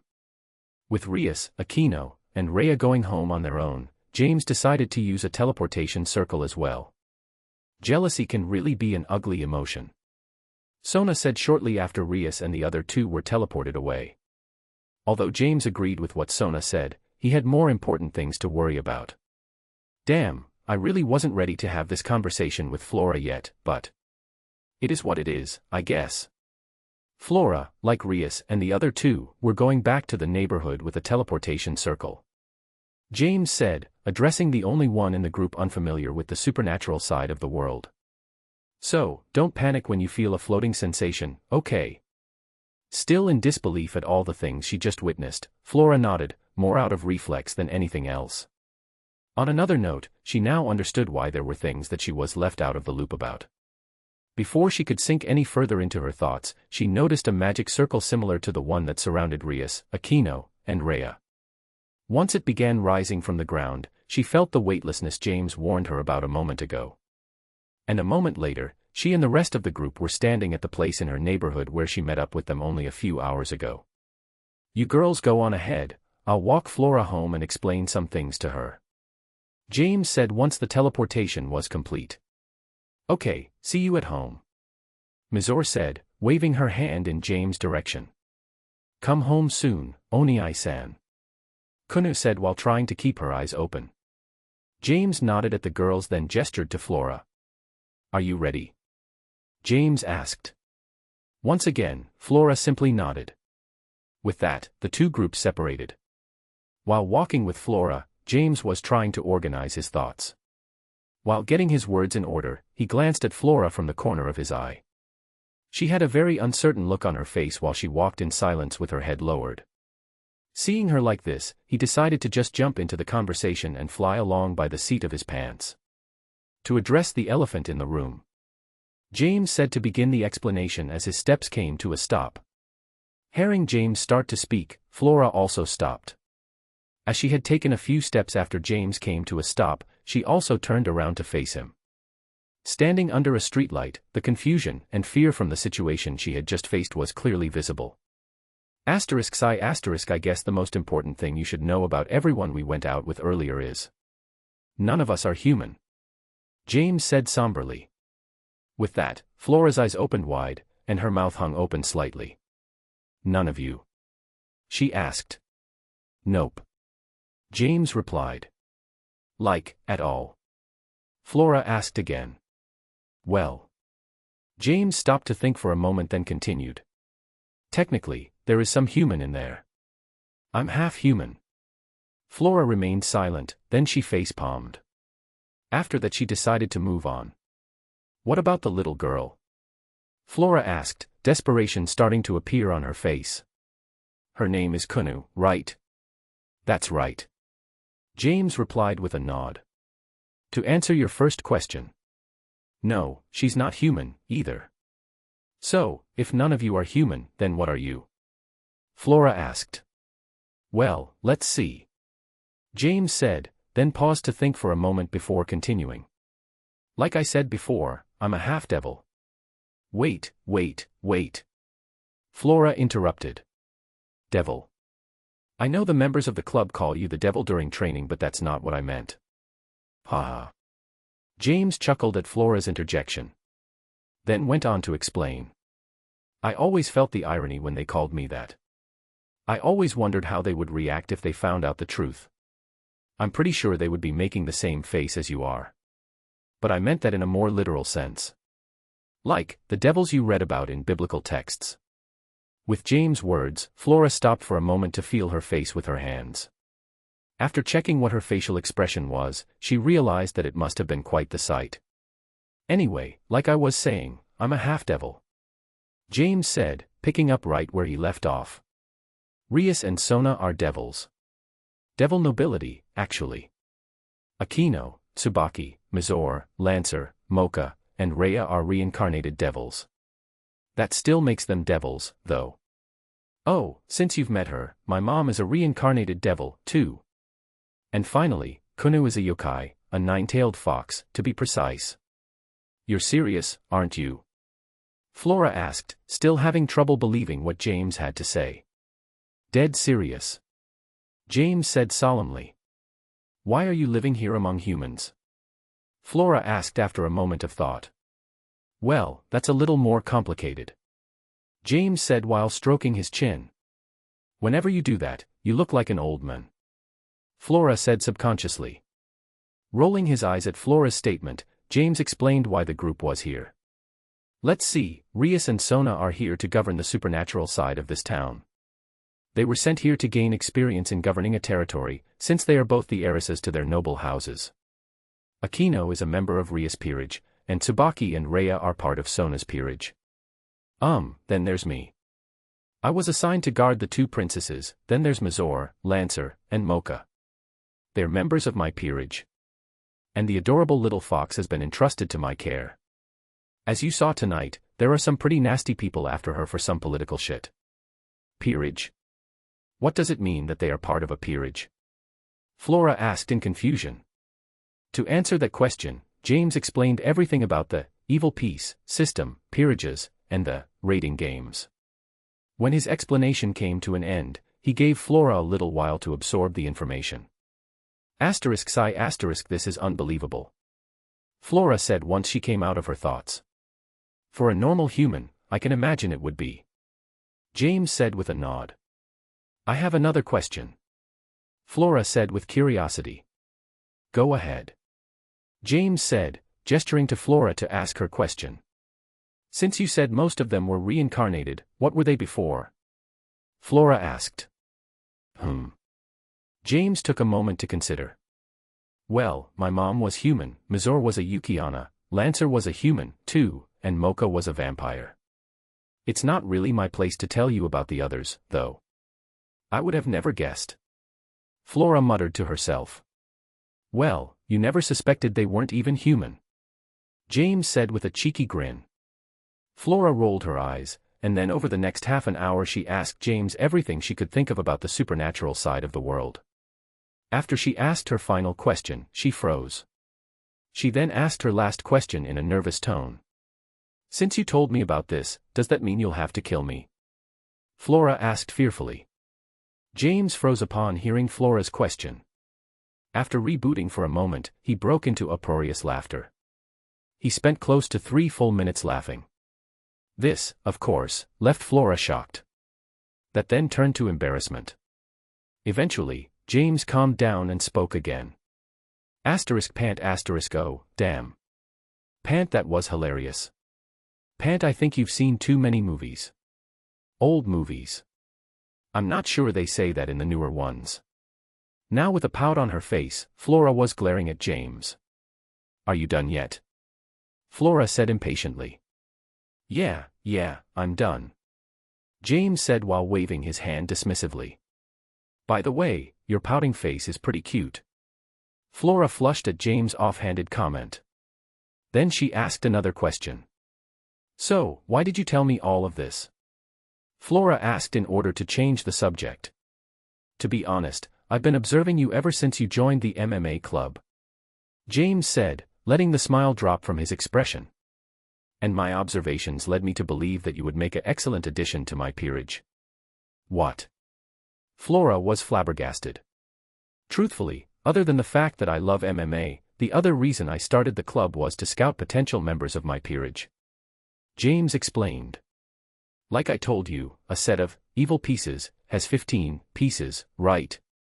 I've only recruited enough members to use 6 pieces.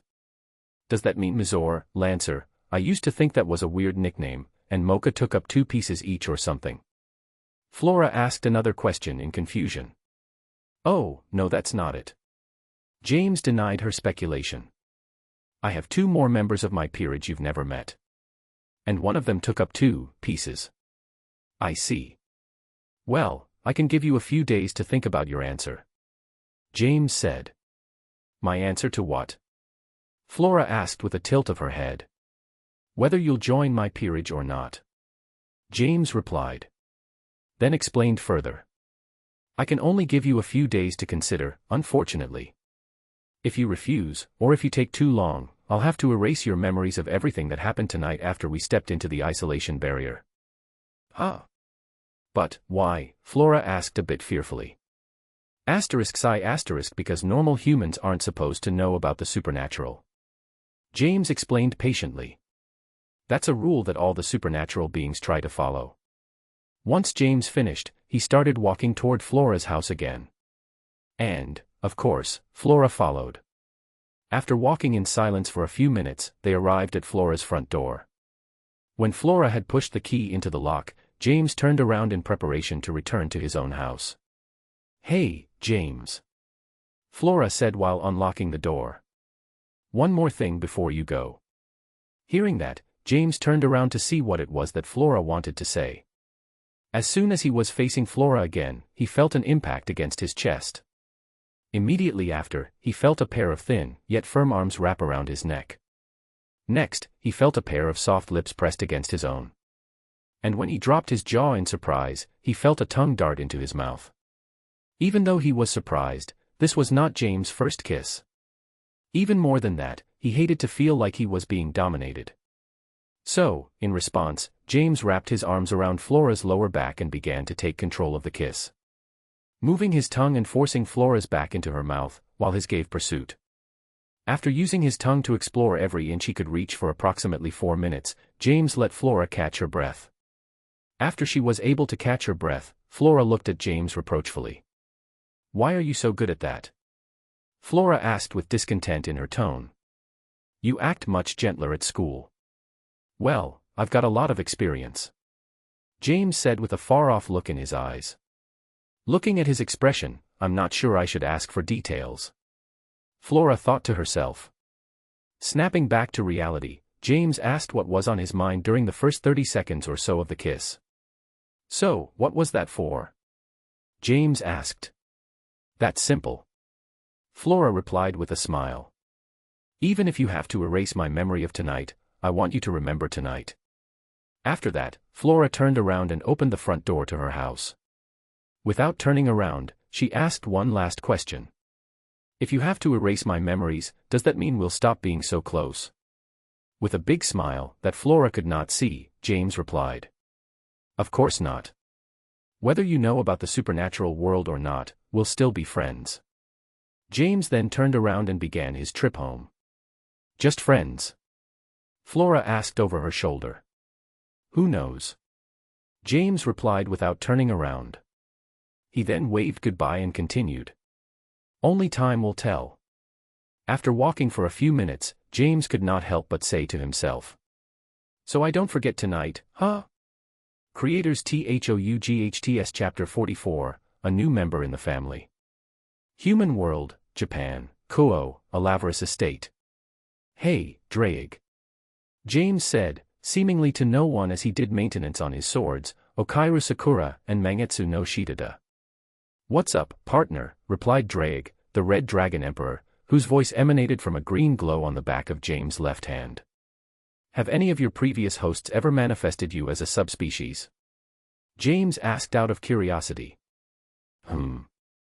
No," Drake replied with certainty. "Why, what's up?" "I'm just thinking that, maybe I have," James replied, raising Mangetsu no Shitada after wiping it down with an oiled cloth.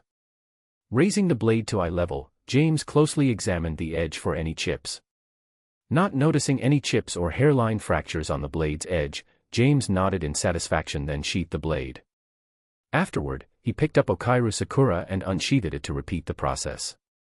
"Partner, I admit you're pretty special," Drake said with appreciation in his tone. After a brief pause, he continued. "Although the gauntlet has changed, to match your fighting style better, none of my abilities have changed." "Are you sure?"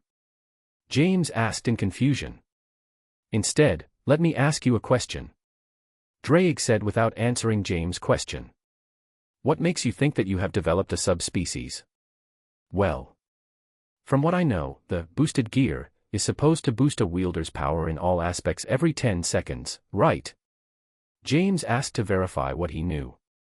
"Yes, that's right," Drake replied. "That's what I thought. Now, I know I don't use you much. Something I apologize for, by the way," James said while nodding his head. He then continued. "So, when I do use you, it seems like only my offensive output is boosted. After noticing that, that's why I thought that I had manifested you as a subspecies."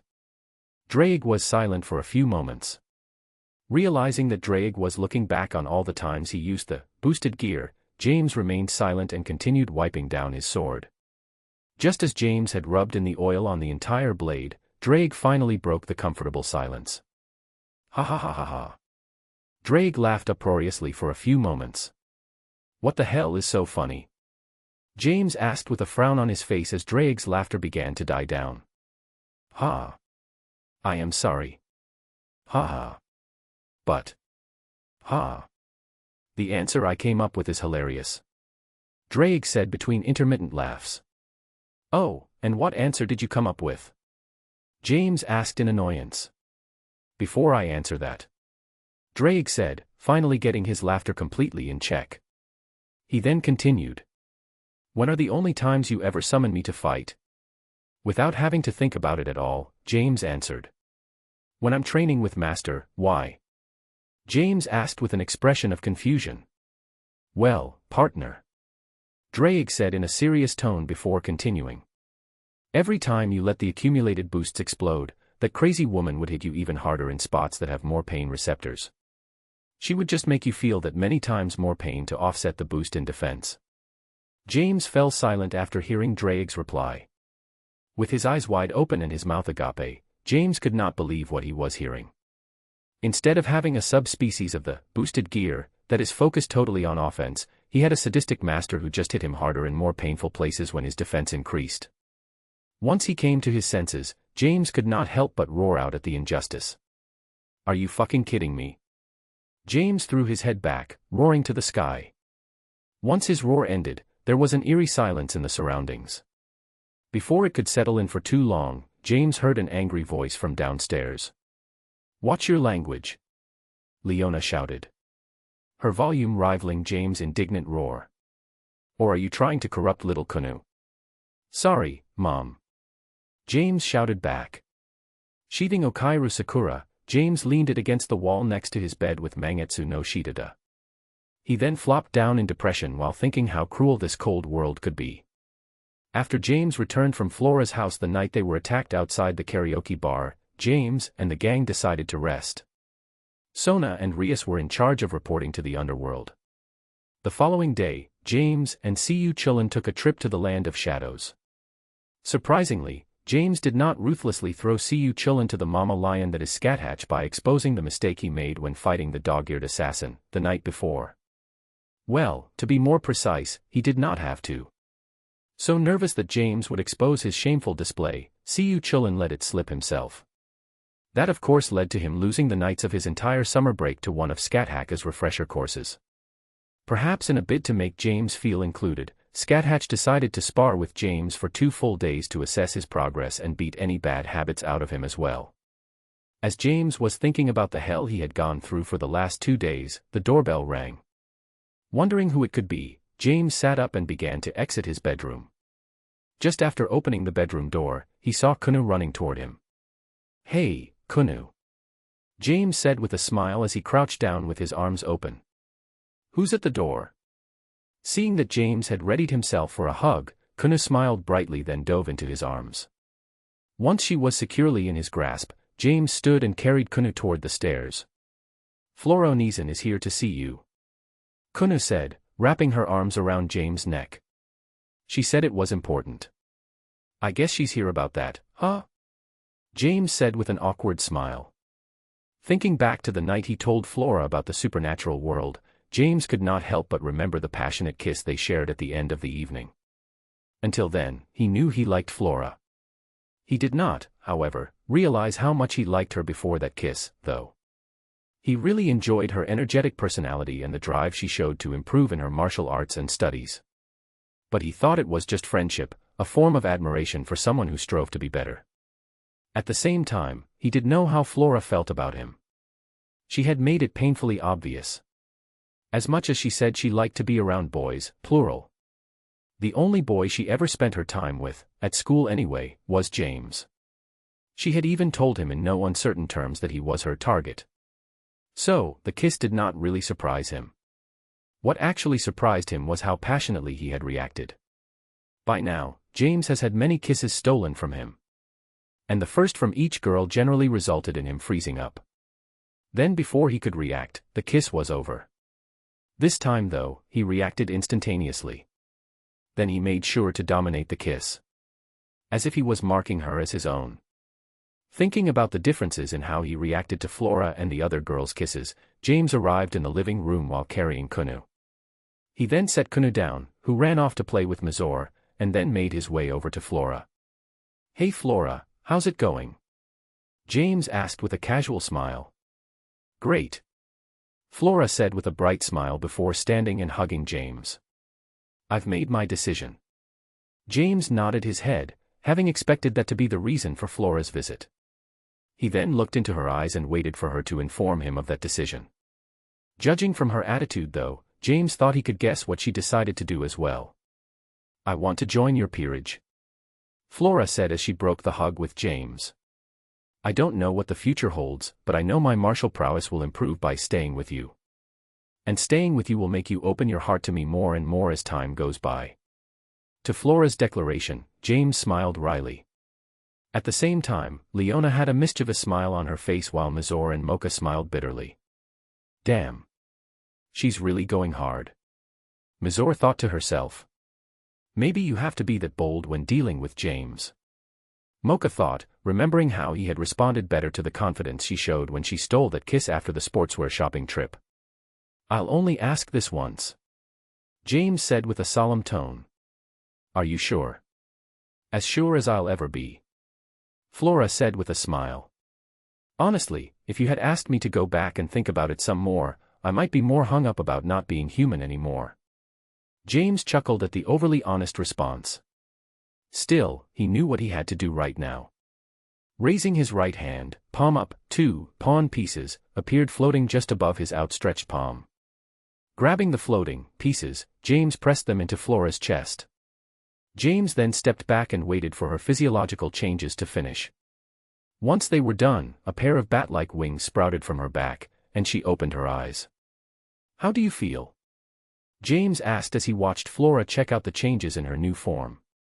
"I don't feel much different than before," Flora commented. "Well, when you go outside, you'll feel a little drained," James explained, knowing how devils are not exactly compatible with the sun's rays. "You'll get used to that soon, though.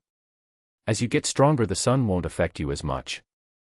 Before anyone else could speak any further, Leona stood and walked over to Flora with a serious expression. Once she was standing in front of the girl, she stopped and stared her in the eyes, maintaining that same serious expression the entire time. Seeing this, Mazor, Mocha, and Kunou stared apprehensively. After a few moments, even Flora started to feel nervous. As the time passed, James rolled his eyes at his mother's antics and spoke up. "Mom, would you stop scaring Flora, please?" James said exasperatedly. "Huh?" Flora exclaimed in confusion. In response to her son's words, Leona pouted. But as soon as the pout had appeared, it was replaced with a smile. "Welcome to the Alaverus family, Flora," Leona said as she pulled Flora into a hug. Seeing the outcome of the stare down, Mazor, Mocha, and Kunou sighed in relief. At the same time, Mazor and Mocha had similar thoughts. Now, I see where James got his teasing personality from. If Leona could hear their thoughts, she would widen her mouth and eyes to a comical degree. Then she would protest strongly. As everyone who has known James since he was younger than 6 years old knows that he changed. And in doing so, he has changed a lot of the people around him and made them more mischievous. After that thought passed, Mazor and Mocha walked over and joined Leona in hugging Flora. "Congratulations, Flora," Mocha exclaimed happily. "Welcome to the family." "Congrats, Flora," Mazor said excitedly. "Now you'll be one of the sisters." James smiled happily as he watched the ladies have fun. He then sat down on one of the sofas next to Kunou, who wasted no time climbing onto his lap to watch the ladies talk animatedly. Once there was a lull in the conversation, Flora broke away from the group and made her way over to the sofa James was sitting on. Instead of sitting down next to him, Flora bowed her head and spoke. "Thank you for accepting me into this family with everyone else," Mocha said sincerely with a happy smile. Seeing that James smiled along with her. Once Flora raised her head again, James finally spoke. "Don't worry about it." James waved dismissively. With the same bright smile he usually has on his face, he continued, "Besides, I doubt you'll be thanking me for long." "Huh?" Flora said confusedly. "What do you mean?" With his smile widening, James answered Flora's question excitedly. "Now that you've joined the team, it's time for the summer training camp arc.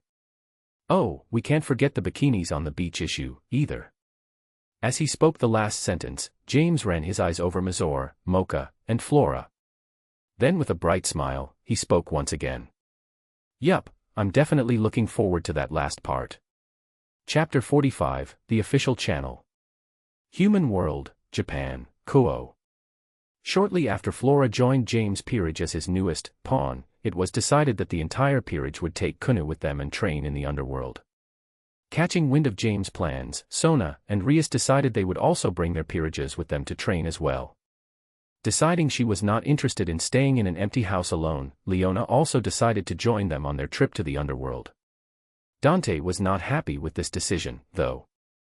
He wanted to complete a few more jobs in the time the rest of the peerage was away. James put an end to that with one simple sentence. "You're on payroll, remember?" Hearing that, Dante deflated instantly. With that, he and Lady joined the rest of the group at the Kunou subway station.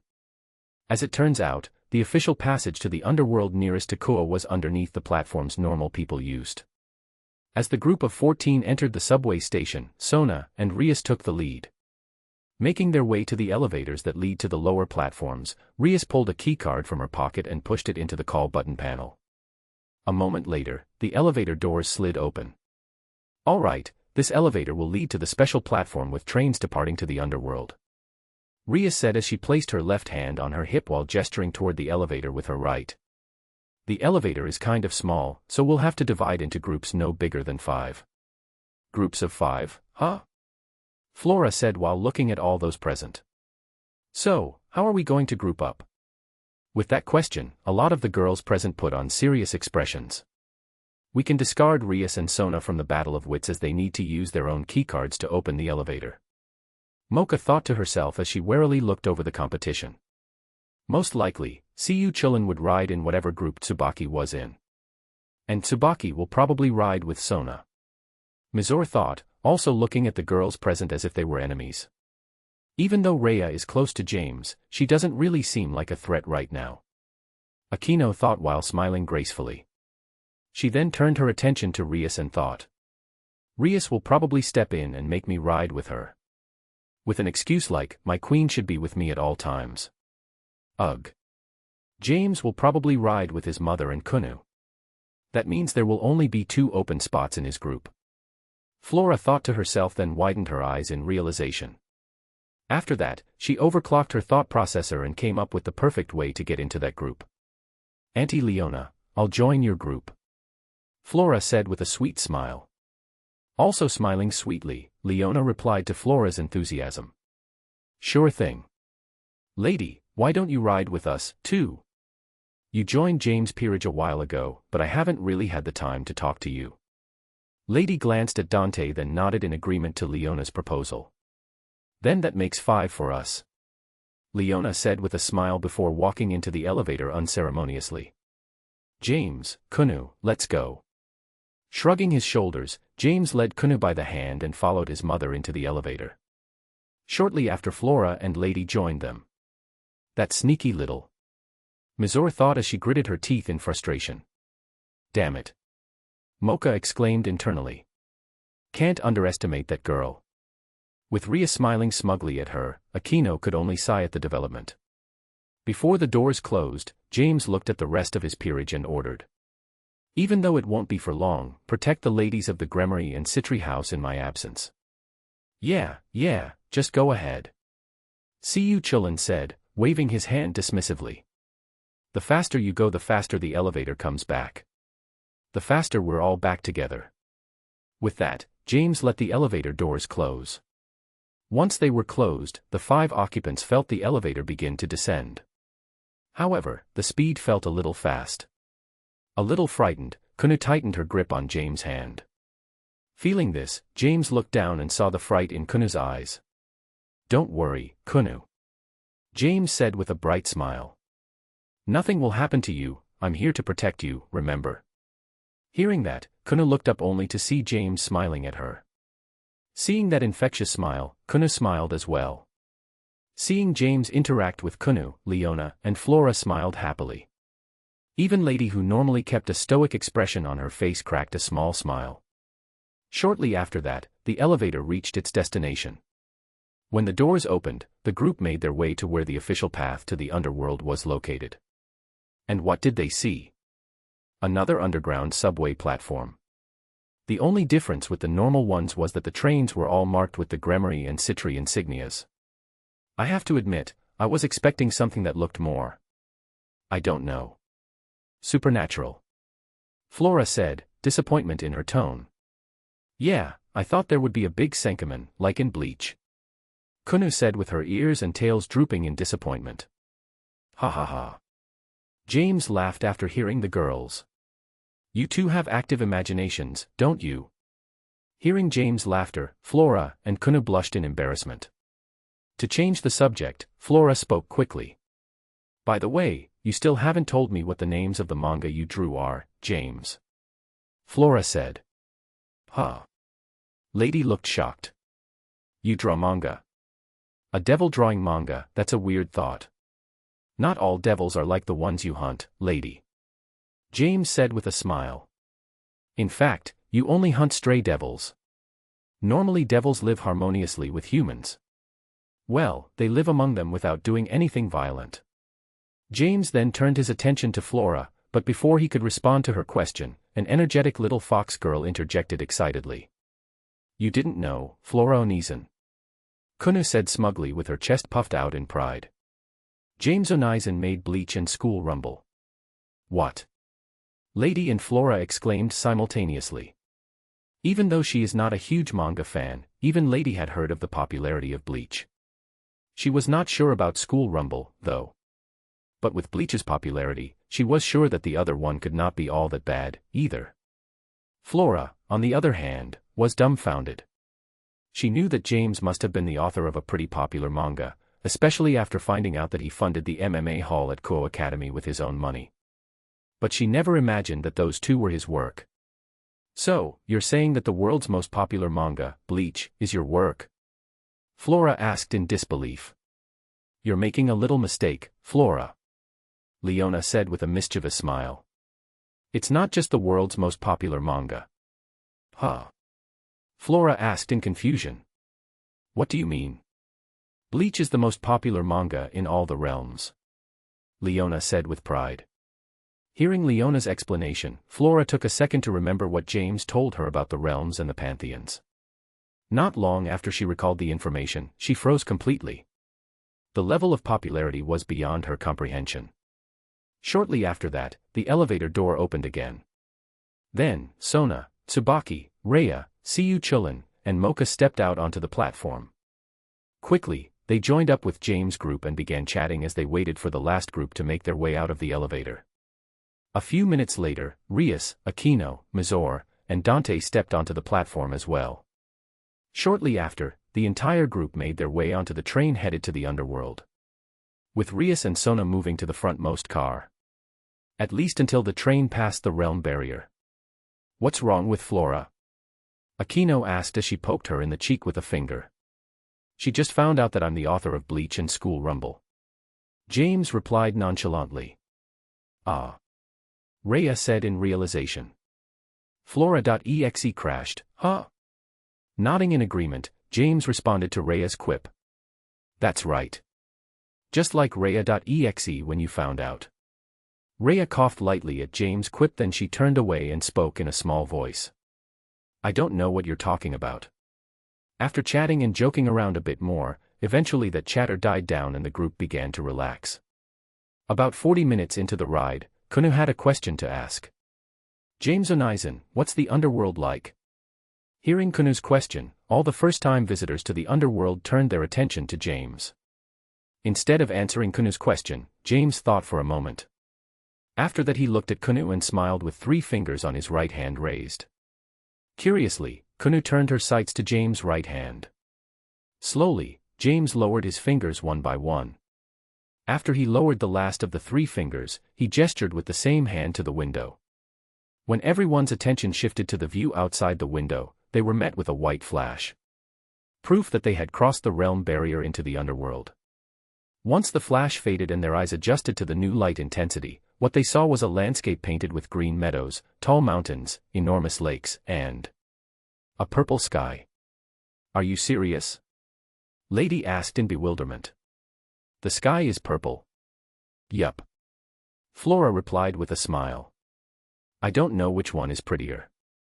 The blue of the human world, or the purple of the underworld."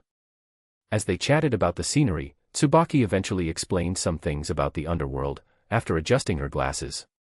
The underworld has the same surface area as the Earth in the human world. Tsubaki began her explanation. The major difference is that there are no oceans in the underworld. There are some absolutely gigantic lakes, but all the water in the underworld is landlocked. "So, does that mean there are no beaches in the underworld?" Flora asked curiously while glancing at her luggage. As Flora was asking her question, Rias and Sona entered the car and Sona answered her question.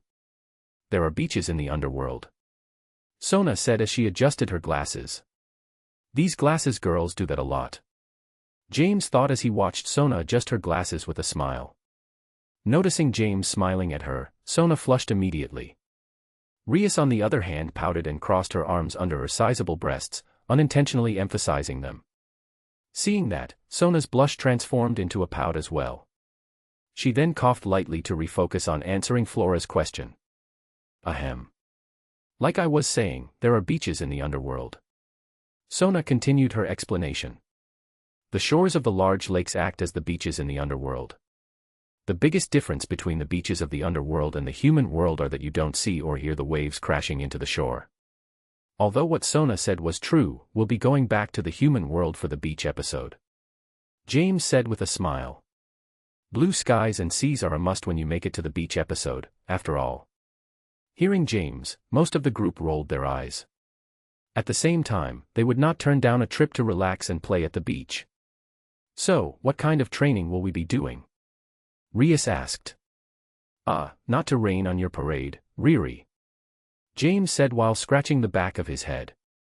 "But, as the king, that's your call, right? The Gremry peerage will be training jointly with the Alaverus peerage," Rias said proudly. James rubbed his forehead at Rias' words. Seeing James like that, Sona made her way to his side and patted him on the shoulder.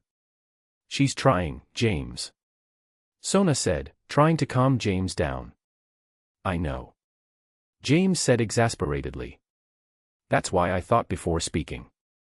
Confused by James and Sona's conversation, Rias asked a question. Did I say something wrong?"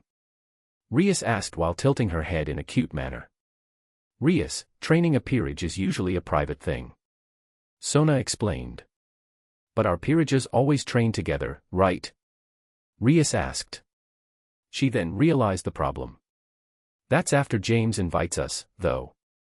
James and Sona's eyes widened at Rias' words. Unbelievable, Rias had realized her mistake before someone pointed it out to her. "She's not just trying, she's getting better," James said in total disbelief. "Oh my, is the underworld about to end?" Sona said in mock terror. Sob, oh my little Rias is growing up," Kunou said while pretending to wipe tears from her eyes. "They grow up so fast." Immediately understanding that she was being mocked, Rias pouted and turned her head away with a blush on her cheeks. "I'm not talking to any of you anymore," Rias said with a huff. After that, everyone burst into laughter, except for Dante, who was fast asleep. The train ride lasted another hour with the group laughing and having fun together. When the train stopped, the group had arrived in the underworld's capital city, Lilith, Chapter 46, Triumphant Return. Underworld, Satan Territory, Capital City Lilith. Once the train arrived at its destination, the group of 14 disembarked. They were greeted by 2 of the 4 great Satans, Serzex Lucifer and Seraphol Leviathan, as well as a group of servants from both the Gremry and Citri houses. With the Gremry servants led by the head maid and Serzex's wife, Graphia Lucifuge. With Rias and Sona in the lead, the group approached those who had been awaiting their arrival. Once they drew near, the servants and guards bowed and saluted, respectively, then shouted their welcomes passionately. "Welcome back, Lady Rias. Welcome back, Lady Sona." Although James, Leona, Rias, and Sona were expecting this, as this was not their first time seeing it. The rest of the group were taken aback. Kunou even clinging tightly to James in surprise. Dante on the other hand found it to be a pain. "They act like it's been centuries," Dante said in annoyance. "They've been gone, what? 7 months. Now I see why Pop's betrayed." "I think there was more to his betrayal than that, Dante," Mizor said, looking at Dante with concern. "Mizor, you shouldn't pay attention to this pizza-loving idiot," Lady said as she rolled her eyes at Dante's stupid comment. Now. James said, interjecting in the Dante bashing that was surely about to start. "Dante's not an idiot, he's just a dumbass that doesn't know when to keep his mouth shut." "Shut the hell up, kid," Dante shouted after James joined in on insulting him. "See," James said with a sigh. He then continued. "He's telling the one who, not only, pays his salary but also owns his shop to, shut the hell up. A dumbass who doesn't know when to keep his mouth shut." Dante then realized that all James said was true. Not the dumbass part, of course. But the fact he basically told his boss to shut up, well, not basically but literally. Not wanting to admit his mistake, Dante shrugged his shoulder and decided to just ignore what the others were saying. During this conversation, the atmosphere had become festive, with the servants and onlookers cheering and clapping their hands. The soldiers and guards raised their guns to the sky and offered a gun salute. There was even a band in the background playing an uplifting song. However, there was one person in this crowd of people that was either unable to or did not care to read the atmosphere. Sotan. Serafal, who had grown tired of waiting for the group to walk near, threw herself at Sona and wrapped herself around her younger sister like a koala. What are you doing?" Sona questioned in a fluster. With her cheeks red with embarrassment, she tried her best to separate herself from Serafal while shouting, "Elder sister, let go of me, this instant." "But I missed you so much, Sotan," Serafal said as she rubbed her face on Sona's chest. "How come you didn't come to visit?"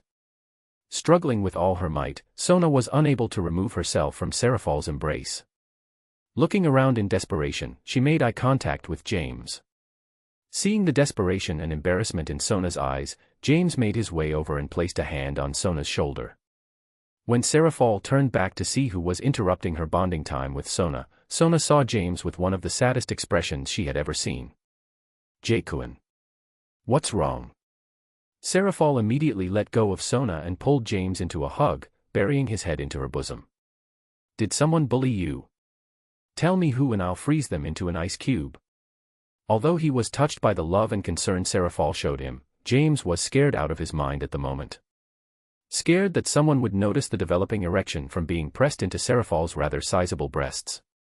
Also, scared that he would die of asphyxiation due to the same. As the feeling of death became more real, James was saved by Leona when she noticed James' flailing arms beginning to grow weaker as time went by. "Sarah, are you trying to kill my baby?" Leona said while hugging James defensively. "You know it would be hard enough for grown men to resist if you put their faces between your breasts, let alone a hormonal teenager like James." "Mom. What are you talking about?" James shouted in embarrassment. "Don't think I didn't notice the little problem you were having," Leona said playfully as she let go of James. "Mom." James shouted, his embarrassment growing with Leona's public teasing. At the same time, Sona felt grateful that James had extricated her from the embarrassing situation. However, she felt sorry for James who was now being humiliated publicly after helping her. "I have to think of a way to repay him," Sona thought to herself with determination. Trying to put an end to the spectacle in front of him, Serzex finally stepped forward. With Grafia a few steps behind him, he spoke to the group of mostly adolescents. "Welcome back to the underworld," Serzex said with a smile. "As I'm seeing some new faces, I suppose your stay in the human world has been fruitful, so far." Stepping forward in response to Serzex's greeting, Rias also smiled as she responded. Before we discuss how things have gone during our time in the human world, allow me to introduce you to our guest, Kunou, the daughter of Yasaka, leader of the Kyoto Yokai. Ria said as she presented Kunou before the crowd. By this time, Leona had released James, who made his way to stand next to Kunou as her guard. A role that his position dictated. Once she felt his presence beside her, Kunou looked up at James. Seeing his encouraging smile, she turned back to Surzex. With a polite bow, she introduced herself. "It's a pleasure to meet you," Kunou said, then raised her head and continued. "I am Kunou. And I'd like to thank you for helping my mommy by looking after me." Shortly after making her self-introduction, Kunou's courage quickly waned. With a nervous expression, she hid behind James, only sticking her head out from his side to watch her surroundings. Seeing this, Surzex and even Grafia smiled at the cute little fox girl. James, on the other hand, patted Kunou on the head and spoke gently. "You did great, Kunou," James said in a gentle tone. Kunou smiled due to the patting and words of encouragement. Eventually, the festivities came to an end and the group left the station where the train stopped. They then broke into two groups. One consisting of Surzex, Leona, James and his peerage, and Rias and her peerage. The other consisting of Serafal, Sona, and her peerage. Before separating, however, they agreed to meet up at the Gremery estate to celebrate the kids' return. After separating, the groups each got into a convoy of carriages and headed to the Gremery and Citri territories, respectively. Once James' group made it into Gremery territory, James could not help asking, "Why did we take the carriages? We could have just teleported, right?" The truth is, Rias is quite popular in the territory. Surzex replied with a smile. It raises the population's morale knowing that she is nearby. "So, she's like a pop idol," Mizor said innocently.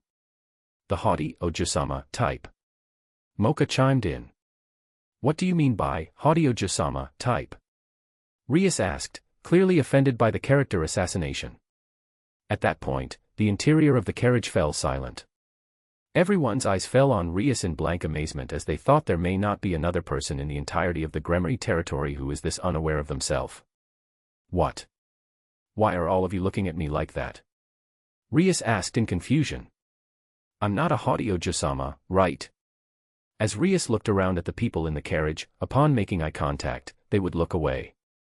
When she got to James, he smiled brightly and simply replied, "Yes, you are." Thinking James a traitor, she looked to her staunchest supporter, Surzex, with pleading eyes. Seeing the look in Rias' eyes, Surzex began to answer. "Of course, you are." "Ugh. Grafia, what was that for?" As Surzex was about to answer Rias with the answer she wanted to hear. Basically, doting and coddling her as he has always done, Grafia elbowed him sharply to stop him. "Have you forgotten already?" Grafia said in a low tone. "You promised to stop treating her like this, for her own good." "But Riatan," Surzex replied, beginning to defend his actions. "No buts," Grafia said, cutting off his excuses.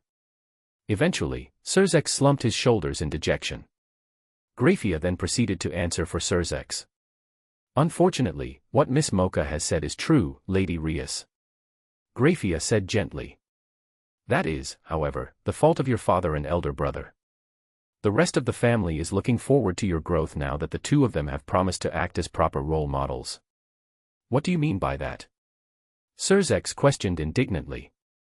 "I've always been a good role model." Once again, the carriage's interior fell into an awkward silence. This time, even Rias could not, in good conscience, take her brother's side. Seeing the blank looks on everyone's faces, Surzex did not even have the heart to try and defend himself any further. Was I really that bad? Surzex asked himself after hanging his head. Seeing Surzex so dejected, no one knew what to say. Finally, Grafia patted him on his shoulder. When Surzex raised his head, what he saw was Grafia with an uncharacteristically gentle smile on her lips. "You were, in fact, that bad," Grafia said without mercy. "And even after promising to do better, it seems you have no intention to do so. I'll have to take this up with Lady Vanillana, it would seem." Hearing that, Surzex shuddered. No matter how powerful he may be, he is still unable to even talk back when his mother is unhappy with him. Even though it has been centuries, his body still remembers the demonic power-charged spankings he received in his youth. "Please, don't tell mother," Sir Zex begged as he held his wife's hands tightly. "I'll make every effort to do better." Seeing this, no one could believe that the strongest devil in history was begging his wife not to tell his mother about his wrongdoings. This surreal sight was quite incredible in its own right. More importantly, the carriage was quickly approaching the Gremory estate. Through the windows, the group was able to see another greeting like that in Satan territory, though on a much smaller scale. How many more times will we have to go through this song and dance? James asked disinterestedly. I mean, we should have seriously just teleported back to the estate. With as much popularity as you have, I'm surprised you're not more used to this. Siyu Chulin said sarcastically. Ah. That's adorable, little Siyu is trying to be witty. James said as if he was looking at a mentally ill patient. Damn it. What the hell are you talking about? Siyu Chulin asked indignantly. Lancer, you know he's a mangaka, right? Mocha asked with concern about Siyu Chulin's intelligence. What does that matter? Siyu Chulin asked. Most, if not all, of his fans have never seen him. Mocha said with her hand placed on her forehead. I really feel sorry for Tsubaki-ne. Mizore said with a similar posture. She's so smart and he's so, not. Hearing Mocha's explanation, Siyu Chulin froze momentarily. After which he looked away and spoke. Just leave me alone. That led to the carriage being filled with laughter. Eventually they made it to the Gremory estate, and just as they expected there was more cheering and gun saluting to welcome Rias back to the territory. Once they finally made it into the mansion and set down their luggage, the group waited for the Citri family to arrive. Once they did, the return celebration began. Chapter 47, Harems Are a Thing. After the celebration, James and his peerage were joined by Rias and her peerage as well as Sona and her peerage for training. Even though James did not like that Rias had assumed she would be training with James and his peerage, he was willing to help her get stronger. So, in the end James extended an invitation to both Sona and Rias. Also, Kaneko, Yuto, and Gasper all joined in the training as well. For the next 3 weeks, James and his peerage would take charge of everyone else's training for the most part. The 4 newest members of the peerages, namely Dante, Lady, Rhea, and Flora, were first made to bring their demonic power control up to an acceptable level. On top of working on demonic power control, Rhea and Flora also decided to learn magic. Though, it was more of a necessity for Rhea than for Flora. Because Rhea was a bishop, the boost to her demonic energy and magic output were reason enough to learn a bit of magic. James also took charge of training Mizore, Mocha, Kaneko, Yuto, and Flora in melee combat. As he was able to fight proficiently in both armed and unarmed combat, this lineup made a lot of sense. On the other hand, Siyu Chulin trained Tsubaki. As for the ranged attackers, Rias, Sona, Akino, and Rhea, all trained together. Then, there were some exceptions. Dante and Lady trained in a completely different way than the rest. As they were both inclined to using firearms, they spent more time on a firing range than on the training ground. One thing to take note of, though. Dante took Lady to see the gunsmith who created his pistols, Ebony and Ivory. This genius gunsmith created those 2 pistols with the function of converting demonic energy into ammunition. As Lady had her pistol and submachine gun replaced with similar guns, she was able to keep up better in supernatural combat. As Dante also used a sword, however, he would join the rest in sparring at melee range. Mocha and Gasper also spent quite a bit of time training together. As they are both vampiric beings, they have many similar abilities. Even if Mochas are more potent. James also worked with Gasper in controlling his sacred gear, Forbidden Baler View. As of now, Gasper is very unlikely to lose control of his sacred gear, unless under extreme duress.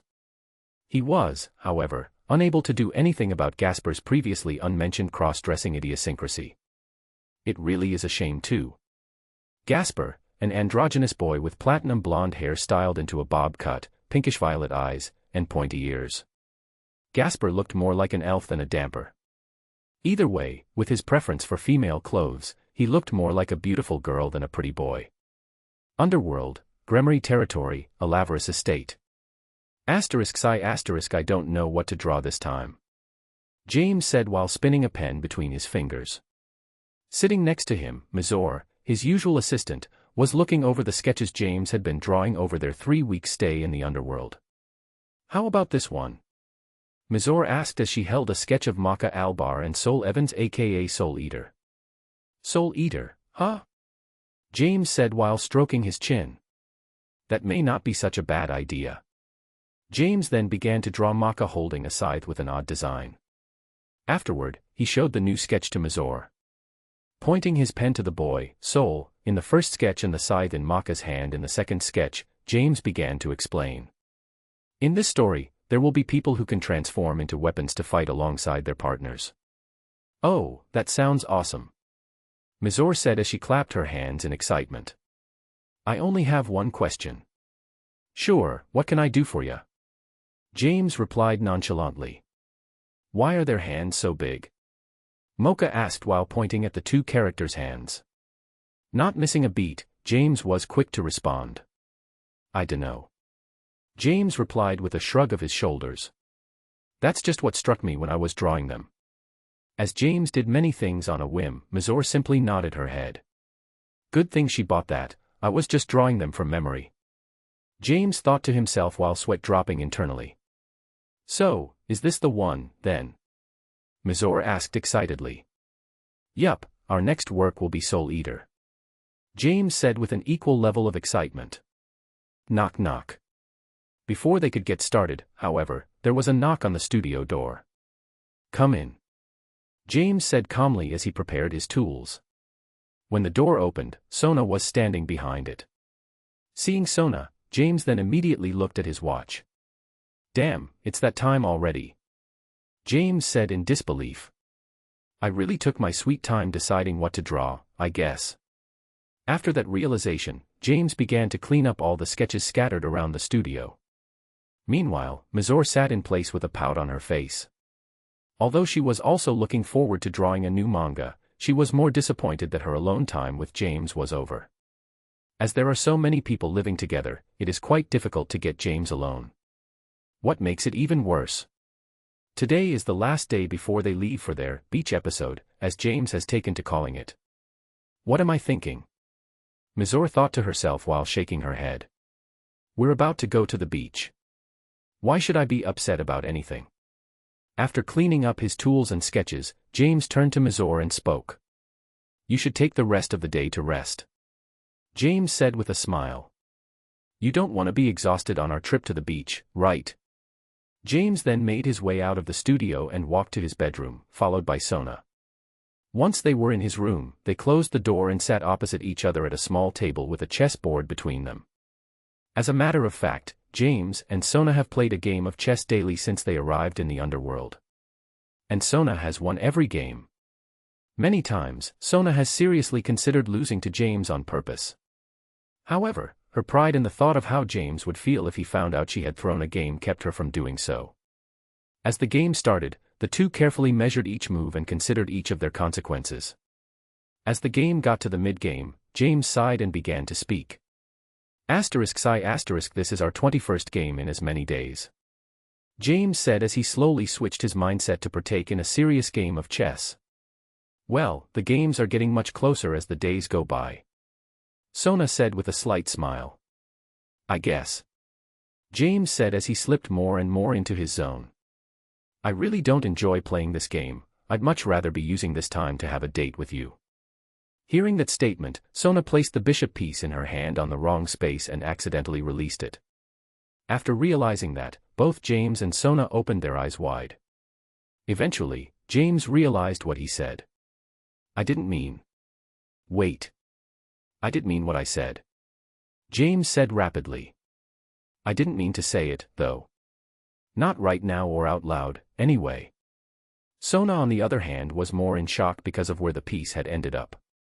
With that move, unless James made a mistake on the same level as the one she just made, she would lose without a doubt. Realizing this, Sona had to try hard not to let a smile show on her face. Although part of her mind was royally pissed off knowing that she was most likely going to lose. The majority of her thoughts were elated that she would lose. Of course, what really brought her that elation was that it was James she would be losing to. Unaware of Sona's thoughts, James did not even consider allowing Sona to take her move back. The fact of the matter is that James thought it was on her for not being more careful. Even though he was not playing mind games intentionally, they are a part of most competitions. Like Sora and Shiro always said, the game usually starts way before the first move is ever made. James thought to himself. Or something like that. The game continued for another 35 minutes before. Checkmate. With that, James and Sona sat in silence for a few moments. James stared at the board in disbelief. Sona was frozen like James. Although her eyes were facing toward the chessboard, she definitely was not seeing it. In her mind she was thinking only one thing. He won. He really won. Sona thought to herself as she began to shake. Now we don't have to play around like we have been. Now, we can be a real couple. After finally making peace with the outcome of the game, Sona unleashed an ear-splitting scream. That scream knocked James out of his contemplations. Before he could react, though, Sona dove across the table and tackled James to the floor. With tears of joy flowing from her eyes, she laughed happily as she lay on James' chest. Ha ha. Yes. Sona shouted in ecstasy. Seeing Sona's reaction, James could not help but laugh as well. If you keep screaming and yelling like that, someone is gonna think we're in here doing more than just finishing a game of chess. James said in a joking tone. Shortly after, though, Leona violently pushed the door open and asked. Is my baby a real adult now? Leona shouted loud enough that everyone present in the house would be able to hear her. Shortly after, Mizore, Siyu Chulin, Mocha, Flora, Tsubaki, Rhea, and Kunou arrived outside of James' bedroom. As they saw Sona laying on top of James with a smile on both their faces, Mizore, Mocha, and Flora were a bit envious. Everyone then realized that both were fully clothed. After that observation, everyone looked at Leona reproachfully. Feeling everyone's glares, Leona laughed hollowly. Ha ha ha. If you had heard the way Sona was screaming, too, you would have thought the same thing. Leona said with an embarrassed smile. Ha ha ha. James laughed loudly. I said that, like, seconds before Mom burst into the room. Hearing that, Sona blushed to the tips of her ears, then buried her face in James' chest. This, of course, caused some of the other girls to pout even harder. So, what happened to cause you to scream like that, Sona? Leona finally asked now that her fun was over. Congratulations, Sona. Tsubaki said before Sona could answer Leona's question. Tsubaki's interjection caused everyone to look at her in confusion. Seeing that her sight was focused on something, they traced her line of sight to see the chessboard. To be precise, a game with the black king in checkmate. Wait. You usually play the black pieces, right, Sona? Flora asked, not understanding why Tsubaki would congratulate Sona. Shouldn't you be congratulating James, instead? This is the first time he beat Sona, right? With Flora's question, everyone finally understood what happened. Congratulations, you too. Leona said with a smile. I wasn't sure this would ever happen. I know that James doesn't like chess all that much. I'm still confused, Flora said since no one answered her question. Hearing Flora's murmurs, Tsubaki decided to answer Flora's question. To explain, 2 years ago, Sona had an arranged marriage that she wanted no part of. Tsubaki began her explanation. In Devil Society, if one of the parties involved in an arranged marriage is against it, they can challenge their betrothed to a match of some kind. If they win, the engagement is nullified. If they lose, they are forced into marriage immediately. When Tsubaki paused, Flora nodded, showing that she understood the explanation so far. Sona of course challenged her former fiancé to a game of chess. And of course, she won. She did, however, make a mistake in the heat of the moment. She exclaimed that she would not marry anyone who couldn't beat her in a game of chess. Flora now understood why the congratulations were directed at Sona rather than James. As a matter of fact, no one in the room thought that James would ever defeat Sona in a game of chess. James included. I guess our trip to the beach will be an engagement celebration as well as a vacation, huh? Leona asked cheerfully. Is James Onizen gonna marry Sona Onizen? Kunou asked innocently with a happy smile. After hearing Kunou's question, Mizor, Mocha, and Flora wanted to smile. To be happy for the two, who were still laying together on the floor. Unfortunately, knowing the boy they liked was going to be engaged to another girl was a little more than they were ready to deal with at the moment. Damn, I thought I would be the first. Mizor said with a pout. Wait, what do you mean the first? Flora said with confusion. You didn't know? Mocha asked Flora. In most supernatural species, harems are a thing. Chapter 48, Vacationing in Martinique. Human world, Martinique, Saint-Anne village, Les Salinas beach. By the time the Alaverus, Gremery, and Citri families had set off on their trip to the beach, the entire underworld had been made aware that James Alaverus, a half-devil, had defeated Sona Citri in a game of chess. Needless to say, there were many unhappy pure-blooded devils. A lot of the sons of the pillar houses have already petitioned to have James and Sona separated. Even if they have yet to announce an engagement. With righteous excuses, these noble sons wish nothing more than to have James executed for tainting a noble.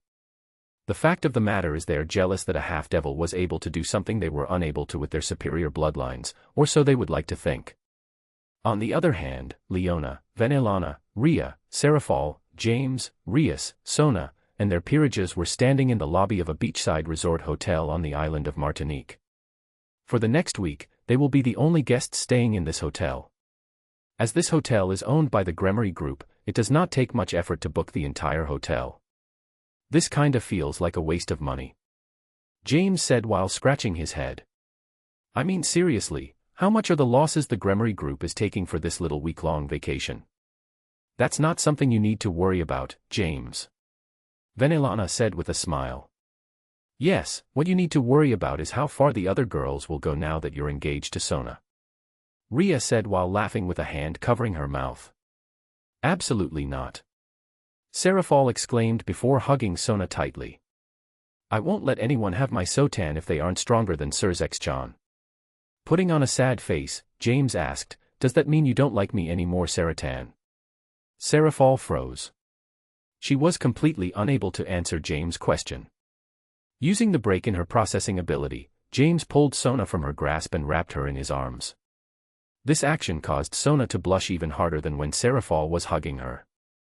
It also caused Rheus, Aquino, Mizor, Mocha, and Flora to glare at them strongly. Eventually, Seraphol's brain rebooted. No, Jakuin. Of course, I like you. Seraphol shouted in panic. I like you the most after Soten, right? Seraphol finally noticed that something was missing. When she looked around, she finally noticed Sona was being hugged by James. Meanwhile, James was looking at her with a big smile on his face. The worst part of this whole situation was the fact that Sona was not struggling to escape from James. The exact opposite of her reaction when Seraphol hugs her. The blow Seraphol took from that image was more than she was ready for.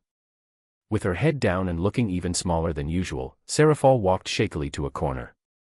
Once there, she crouched down and began drawing circles with her finger. Seeing her elder sister like this, Sona looked up at James. With her gaze, she was clearly asking James to do something to make Seraphol feel better. Wanting to live up to Sona's expectations, James stopped to think for a moment. When he came up with a fix for this situation, James' eyes lit up. He then, instead of hugging Sona with both arms like he had been, opened one of his arms wide and spoke. Hey Saratan. James said loud enough that Seraphol could not help but turn her head in his direction. When she looked up, Seraphol saw James with one arm around Sona's waist and the other open wide in a welcoming way. I think you're looking at this the wrong way, Saratan. James said with a big smile on his face. Even when I marry Sona. Oh, he said when not if. Leona said with a mischievous glint in her eyes. I wonder if that means greed is his main sin. Venelana added with a smile. Era, James is so domineering. Rhea said with the same kind of mischievous smile as the other two mothers. I would have never guessed that was your type, Sona. With the interruption from the three mothers, Sona was now leaking steam from her ears while she was red down to her collarbones. At the same time, James was a little annoyed at being interrupted. Do you mind if I finish? James asked with a pointed stare. By all means, please, go ahead. Leona, Vanellana, and Rhea said in unison. Ahem, like I was saying. James cleared his throat before picking up where he left off. When I marry Sona, you won't be losing your little sister. Instead, you'll be getting a new little brother. Or am I not good enough for you, Sarah Tan? Seraph's eyes opened wide. She had never thought about it like that. And to be honest, that is because she never considered the possibility of James defeating Sona in a game of chess. But now, it felt like her eyes were opened and the fog was cleared. Once she had accepted James' words as truth, she rushed toward James' open arm and hugged both James and Sona tighter than should be possible with her short arms. Ha ha ha. Seraph's joy was apparent as she laughed. She then spoke happily. Now Jaekuin is my little brother. While Seraph was rejoicing in the fact that she would have a new sibling, Sona was a bit worried. James, will this be all right? Sona asked in a tone full of concern. Now she'll be just as crazy with you as she is with me. Don't worry about it. James said with a smile. What she does can't compare to my mom embarrassing me in public. Thinking back to when they first started their trip to the underworld, when Leona pointed out that James had an erection in public. Or to just yesterday when she shouted about James losing his virginity without any tangible proof, Sona could not help but agree with what James said. Meanwhile, Leona, Vanellana, and Rhea were looking at the trio with smiles. I don't know how many times I've said this, Leona, but that boy of yours is really something special. Vanellana said. Rhea needs to do something about her own engagement. Otherwise, she's gonna spend a lot of time pouting like now. In response to Vanellana's words, Rhea and Leona looked over to the rest of the group. More precisely the tall redhead whose expression was closer to scowling than pouting. I think we should break up this little intimate moment. Leona said with a giggle. We don't want any fights to happen on our vacation. Nodding to Leona's assessment, Rhea spoke to the group of youngsters. Okay, we've got the whole place to ourselves. Go choose your rooms. From there, the group left the lobby to search through the hotel for their ideal room. James chose a suite on the top floor with a balcony facing the beach. The suite he chose had 3 bedrooms, an adjoined full bath for each bedroom, a living room, a bathroom adjoined to the living room, and a jacuzzi hot tub on the balcony. Overall, he was thrilled with his selection. When Rhys found out James had a suite to himself, she had a rather bold thought. I can share that suite with James. Rhys thought to herself with a satisfied grin on her lips.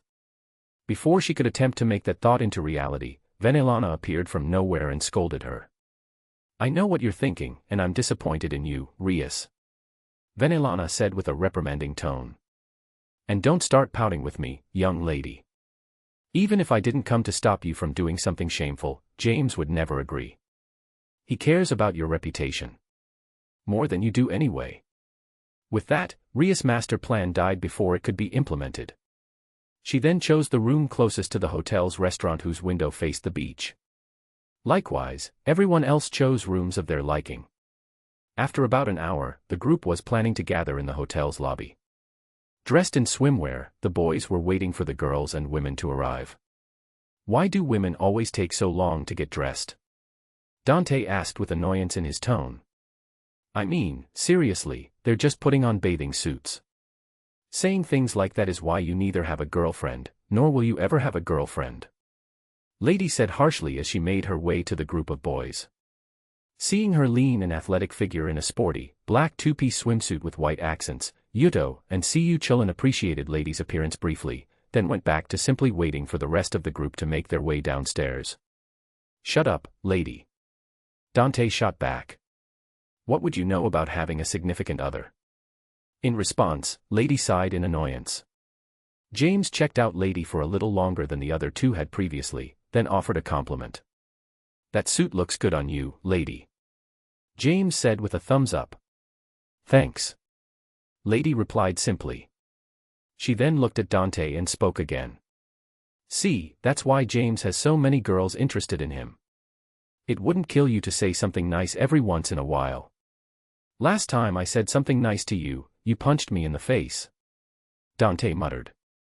If you can't figure out why, then this conversation no longer has any meaning, Lady said, then sighed exasperatedly. Leaning closer to Dante, James asked what he said that got him punched in the face. Not seeing anything wrong with what he said, Dante told him. One day she was leaving the shop in a pair of tight jeans, and I told her, "Those jeans make your ass look nice and big." Then she turned around and punched me as hard as she could. Yup, she's absolutely right, James said. Hearing the boys' conversation, Lady nodded after hearing James agree with her.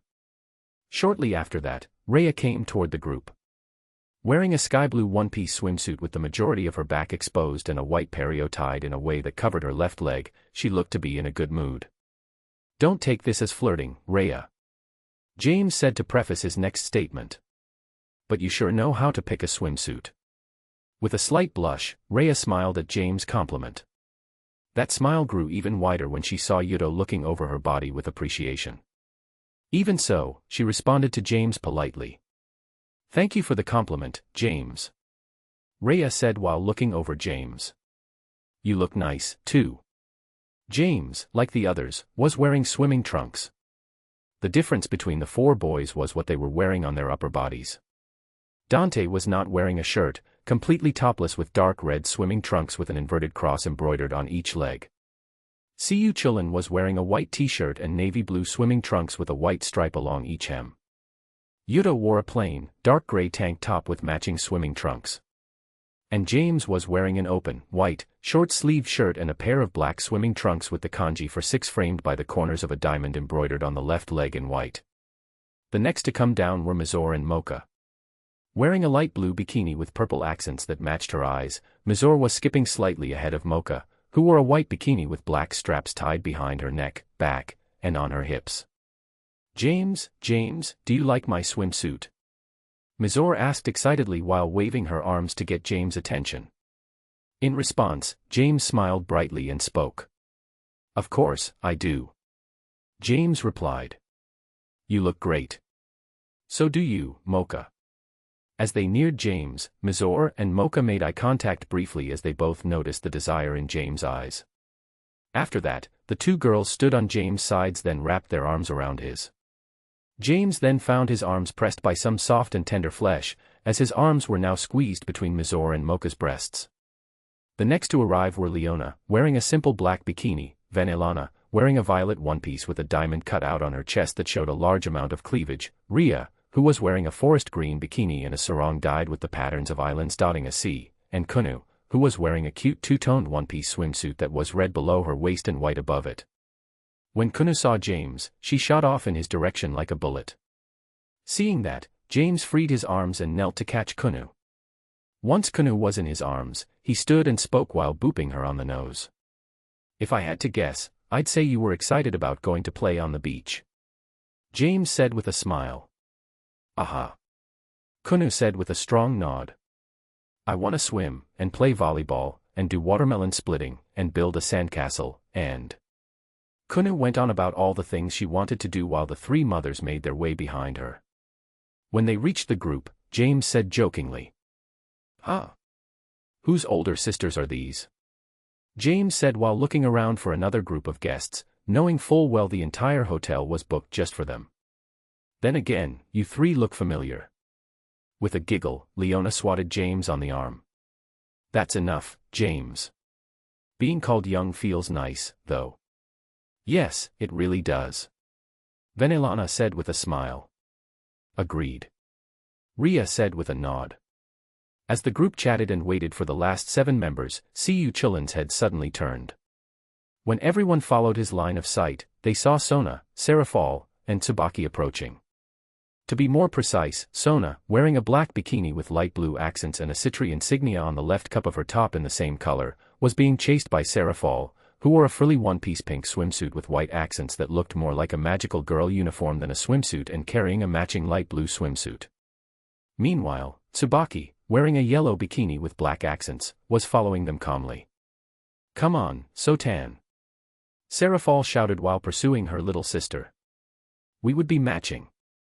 "Elder sister, there's no way I'm wearing that," Sona screamed as she ran away from Serafal.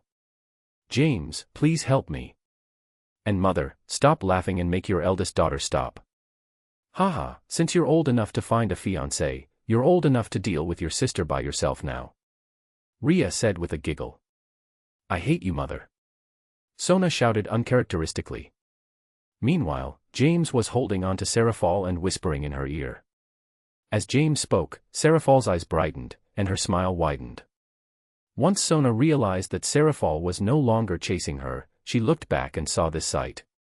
This, unfortunately, did not reassure her. Instead, a chill ran down her spine. She could only imagine the devious thoughts James was transmitting to Serafal with a smile. At the same time, Siyu Chulin was stammering out compliments to a fiercely blushing Tsubaki for her choice of swimsuit. After them, Kaneko, wearing a plain, one-piece navy blue swimsuit, was dragging a struggling Gasper, who wore a pink and white female, two-piece swimsuit skirt, behind her. Come on, Gaspy, Kaneko said while dragging Gasper behind her as she ran to join the group. Do you want to be later than Rias? No, but this is embarrassing, Gasper said in reply as he tried to cover himself with his free arm. He is a boy, right, was the thought that the rest of the boys had when they saw Gasper. Once Kaneko drew near with Gasper in tow, she stopped in front of James, who began to pat her head shortly after. Hey, kitty. You look cute in that swimsuit, James said with a smile, which made Kaneko blush slightly. He then turned his attention to Gasper. Gasper, you're a boy. So, why are you wearing a female swimsuit? The boys all nodded when they heard James' question. Because it's cute, Gasper replied with a smile. As the women nodded at Gasper's response, James decided that he would just let it go. After another 10 minutes, Rias and Aquino finally made their way toward the group. Aquino, wearing a white bikini with violet accents, was yelling at Rias, who wore a similar white bikini with crimson-red accents instead of violet ones, while she walked leisurely and paid no attention to Aquino's complaints. I can't believe you took so long to pick out a swimsuit, Aquino said, her voice raised in agitation. We're only going to be here for a week, why did you bring 25 swimsuits? So I can look my very best no matter the situation, Ria said proudly while flicking her hair behind her back. As they neared, Ria stopped paying attention to Aquino altogether and spoke to James. So, how do I look? Ria said while striking a pose. You look great, James said with a smile before walking over to Aquino and taking her hand. He then spun her around and continued to speak. Aquino, you look amazing in that suit. Rias, at first, was ecstatic to hear James' praise. As he walked past her toward Aquino, her mood fell rapidly. Before she could begin to rage, this time understandably, Venelana wrapped her arms around her from behind. Rias, dear, we had this conversation no longer than an hour ago, Venelana said soothingly. You have to break your engagement with the Phoenix boy before James will show you the affection that you want. Rias gritted her teeth with the flames of determination burning brightly in her eyes. Unfortunately, she did not notice the glint in Venelana, James, and Aquino's eyes. James showing more attention to Aquino instead of Rias was a little play Venelana came up with to motivate Rias. Judging by her expression, it seems like the plan worked. The only downside was that Aquino would have to deal with Rias' jealousy for a while. Clap. As he clapped his hands to draw everyone's attention, James glanced at Venelana with a smile. He's never going to let that go, is he? Venelana thought with a wry smile. Once he had everyone's attention, James raised his voice. All right, now that everyone is here, let's go have some fun. Chapter 49, The Beach Episode. Human World, Martinique, Saint-Anne Village, Les Salinas Beach. A short walk from the hotel's rear exit, a beautiful beach with fine white sand and gently rolling waves could be seen. Further out, the blue ocean sparkled under the sun. On that picturesque scenery, the Alaverus, Gremory, Citri, and a cute little fox girl were going to have the times of their lives. On the beach volleyball court, there were two pairs of girls competing in an intense match, while two girls watched. One of them, a petite girl with large breasts and pigtails, cheered for one of the girls on the court. Looking to the left of the volleyball court and closer to the waves was a group of 3 women walking barefoot as the waves caressed their feet. To the right of the volleyball court, 2 petite girls. No, 1 petite girl and 1 petite cross-dressing boy have started building a sandcastle. Out in the water, 3 teenage boys were swimming, racing to be exact. Further to the left of the volleyball court, 3 teenage girls were walking along the shore collecting seashells. In line with the court, under a beach umbrella, a girl was relaxing with a book, while a young girl with fox ears and 9 fox tails drank a glass of juice and watched the last person on the beach. Meanwhile, the last person, James, was setting up beach umbrellas and chairs while everyone else was off having fun. After setting up 4 more umbrellas and placing a pair of chairs under 3 of them, James put down a couple beach towels under the center umbrella. At that moment, Kunou finished her juice and was about to run over to help Kaneko and Gasper with their sandcastle. "Stop right there, little fox," James said just as she started to run. "Did you put on sunscreen? If not, come here and I'll help you put some on." Reluctantly, Kunou walked over to James. Sitting next to him, Kunou could not help but continuously look back at the people having fun on the beach. "If you don't mind your skin turning all red and itchy, go ahead," James said with a grin. Kunou shook her head frantically. Just imagining getting sunburned made her wait obediently. As James rubbed the sunscreen onto Kunou's exposed skin, making sure to spread it evenly, Rhea lowered her book and smiled. "James, you're gonna make a good daddy one day," Rhea said with a sincere smile. "Ha ha." James laughed hollowly, not knowing how to respond for a moment. He then responded when he got his thoughts in order. "That's something that only time can tell. I just hope I can be as good a father as mine was to me." Seeing how serious James was about being a good father in the future, Rhea blushed a little, thinking about her future with kids. She blushed even harder when she saw Yudo as the father in her fantasy. Certain he knew what Rhea was imagining, James was about to speak. However, Kunou beat him to it. "James Onizen, when you marry Sono Nizan, are you gonna have a baby?" Kunou asked innocently. "Ha ha ha." James laughed boisterously. "Probably, but not until we are older. We're still in school, after all." Kunou nodded her head, even though she was not sure what being in school had to do with being a daddy. At the same time, James' loud laughter drew the attention of the girls on the volleyball court. Noticing James rubbing sunscreen onto Kunou, Sona and Akino exchanged glances, while sharing the same thought. "I wonder if he would help me if I asked." While Sona was embarrassed at the thought. She was even more embarrassed thinking about her sister's reaction if she were to ask James. It would be even worse if Serafal watched her have James apply the sunscreen, though.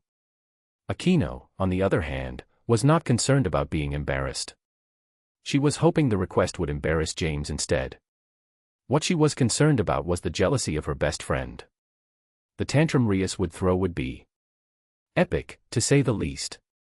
Eventually, Akino decided Ria's tantrum in the future would be a problem for future Akino to deal with. "Lady Serafal, would you mind taking my place for a moment?" Akino asked politely. "I need to get a drink." "Like hell she does." Sona thought with a cute pout on her face. "Damn it. I wish I were more courageous." Unaware of Akino's true objective, Serafal answered cheerfully. "Sure, me and Riatan will dominate, just wait and see," Serafal said with a fist raised in the air. Sona opened her eyes wide at Akino's brilliance. With elder sister taking her place, she won't tolerate Rias throwing a tantrum while the game is still ongoing. Sona thought, praising Akino's wit the whole time. With Serafal's agreement, Akino jogged off the court and made her way toward the line of beach umbrellas. When she arrived, Kunou had just finished. Passing Akino on her way to play with Kaneko and Gasper, Kunou waved and greeted Akino. "Come build a sandcastle with me, Akino Nizan," Kunou said while running on the soft sand. "Sure, just give me a little time," Akino replied with a smile. Instead of asking James about the sunscreen immediately, she first took a bottle of water from the cooler they brought with them. Opening the bottle and taking a sip, Akino was continuously sneaking glances at James as he removed his shirt and stretched.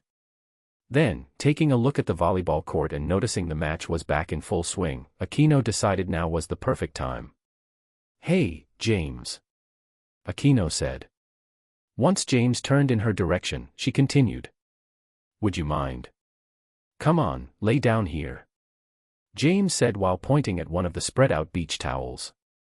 Did you think I couldn't tell what you and Sona were thinking when you looked over here while I was helping Kunou with sunscreen? He he he. Aquino could only giggle awkwardly at being seen through. Although she had been seen through, Aquino still felt no embarrassment about James rubbing sunscreen on her. As a matter of fact, she was looking forward to it. While licking her lips, Aquino lay face down on the towel. She then turned her head toward James to see how he would react to the opportunity presented in front of him. To Aquino's disappointment, James was unflustered. This caused her to pout a bit. At that moment, James spoke. "Do you care about 10 lines?" James asked casually. Thinking this would be the perfect way to fluster James, Aquino began to speak. "I almost forgot about that," Aquino said as she began to raise her upper body. I'll take care of it," James said, interrupting Aquino while pushing her back down on the towel. Surprised by James' assertiveness, Aquino lay back down with shock on her face. Then, James reached down and untied the knots holding her top up. James then took the bottle of sunscreen and squeezed it onto his left palm. With a sufficient amount of sunscreen on his hand, James began to rub his hands together, warming the sunscreen in the process. "This isn't what I was expecting. Why is he so damn calm?" Aquino thought to herself frantically.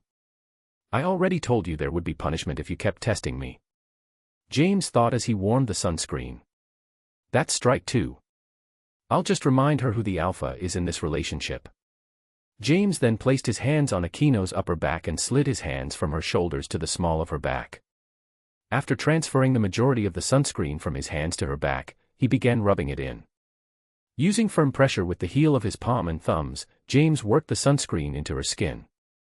With the rest of his fingers, he gently caressed Aquino's soft skin to spread the sunscreen evenly across her back, while his fingertips would occasionally brush against her side boobs. "OMG, what is he doing to me?" Aquino thought as she felt pleasure from James' movements. MMNH. A stifled moan made its way to Aquino's mouth. Luckily, she was able to keep her mouth shut, keeping the moan from carrying to others on the beach. Unfortunately, there was still one person nearby who was able to hear with clarity. And that person, Rhea, was sitting stiffly with her face as red as Rhea's hair. On the other hand, she was unable to look away. As James slowly worked his hands up Aquino's back, her breathing became labored, and her moans were becoming less and less muffled. MMNGH. Ang. MMNHH. OMG. This feels amazing, Aquino thought while she tried to hold back her moans. But this is bad, too. I'm getting wet.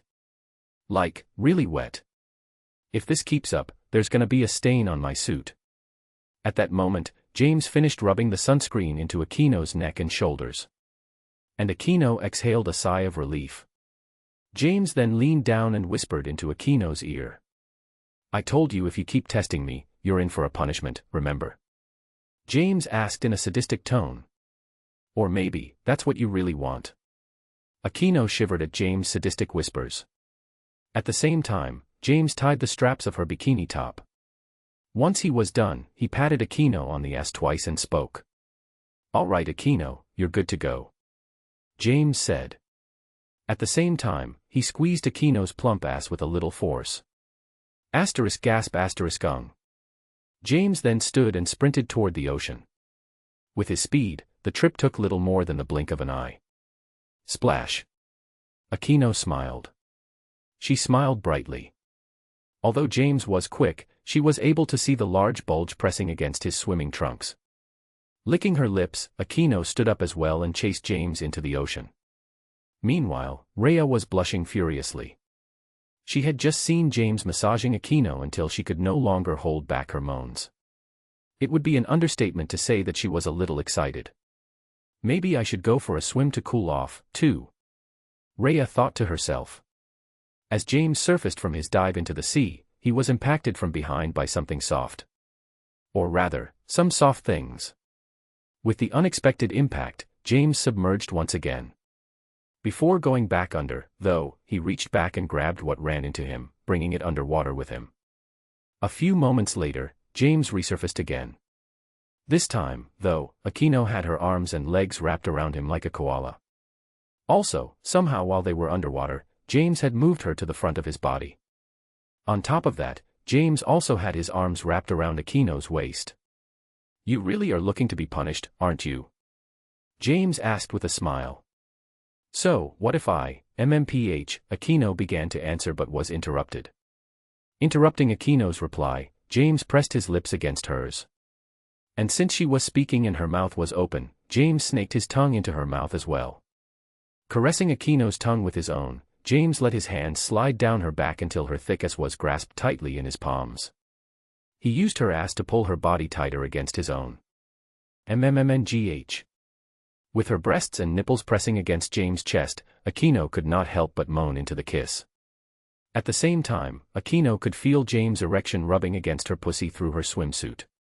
Akuno and James had, at this moment, completely forgotten their surroundings. So, they were both quite surprised when they heard a scream coming from the beach. "What in the name of Satan are you two doing?" Rhea screamed at the top of her lungs. With that, James and Akuno ended their especially passionate kiss. Looking around, they could see that their whole group had their attention on them. Either with shock, teasing, or anger in their eyes. In Kunou's case, her eyes had been covered by both Mazor and Mocha.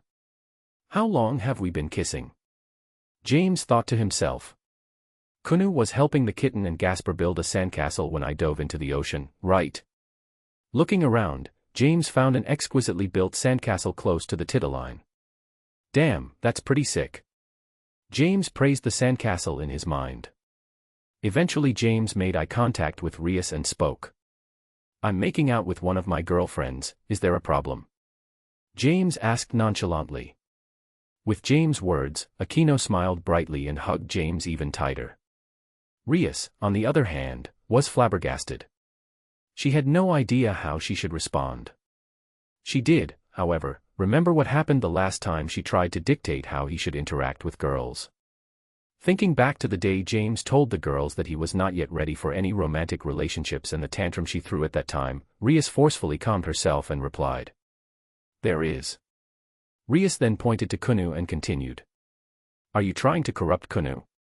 Considering she found a rational way to stop them, James decided to put an end to the makeout session. "All right, good point," James said with an awkward smile. "We'll take it easy from now on." Rhea nodded her head with a smug smile on her face as James put Akuno down. From that point on, James joined everyone to have fun. He built another, larger sandcastle with Kaneko, Gasper, and Kunou.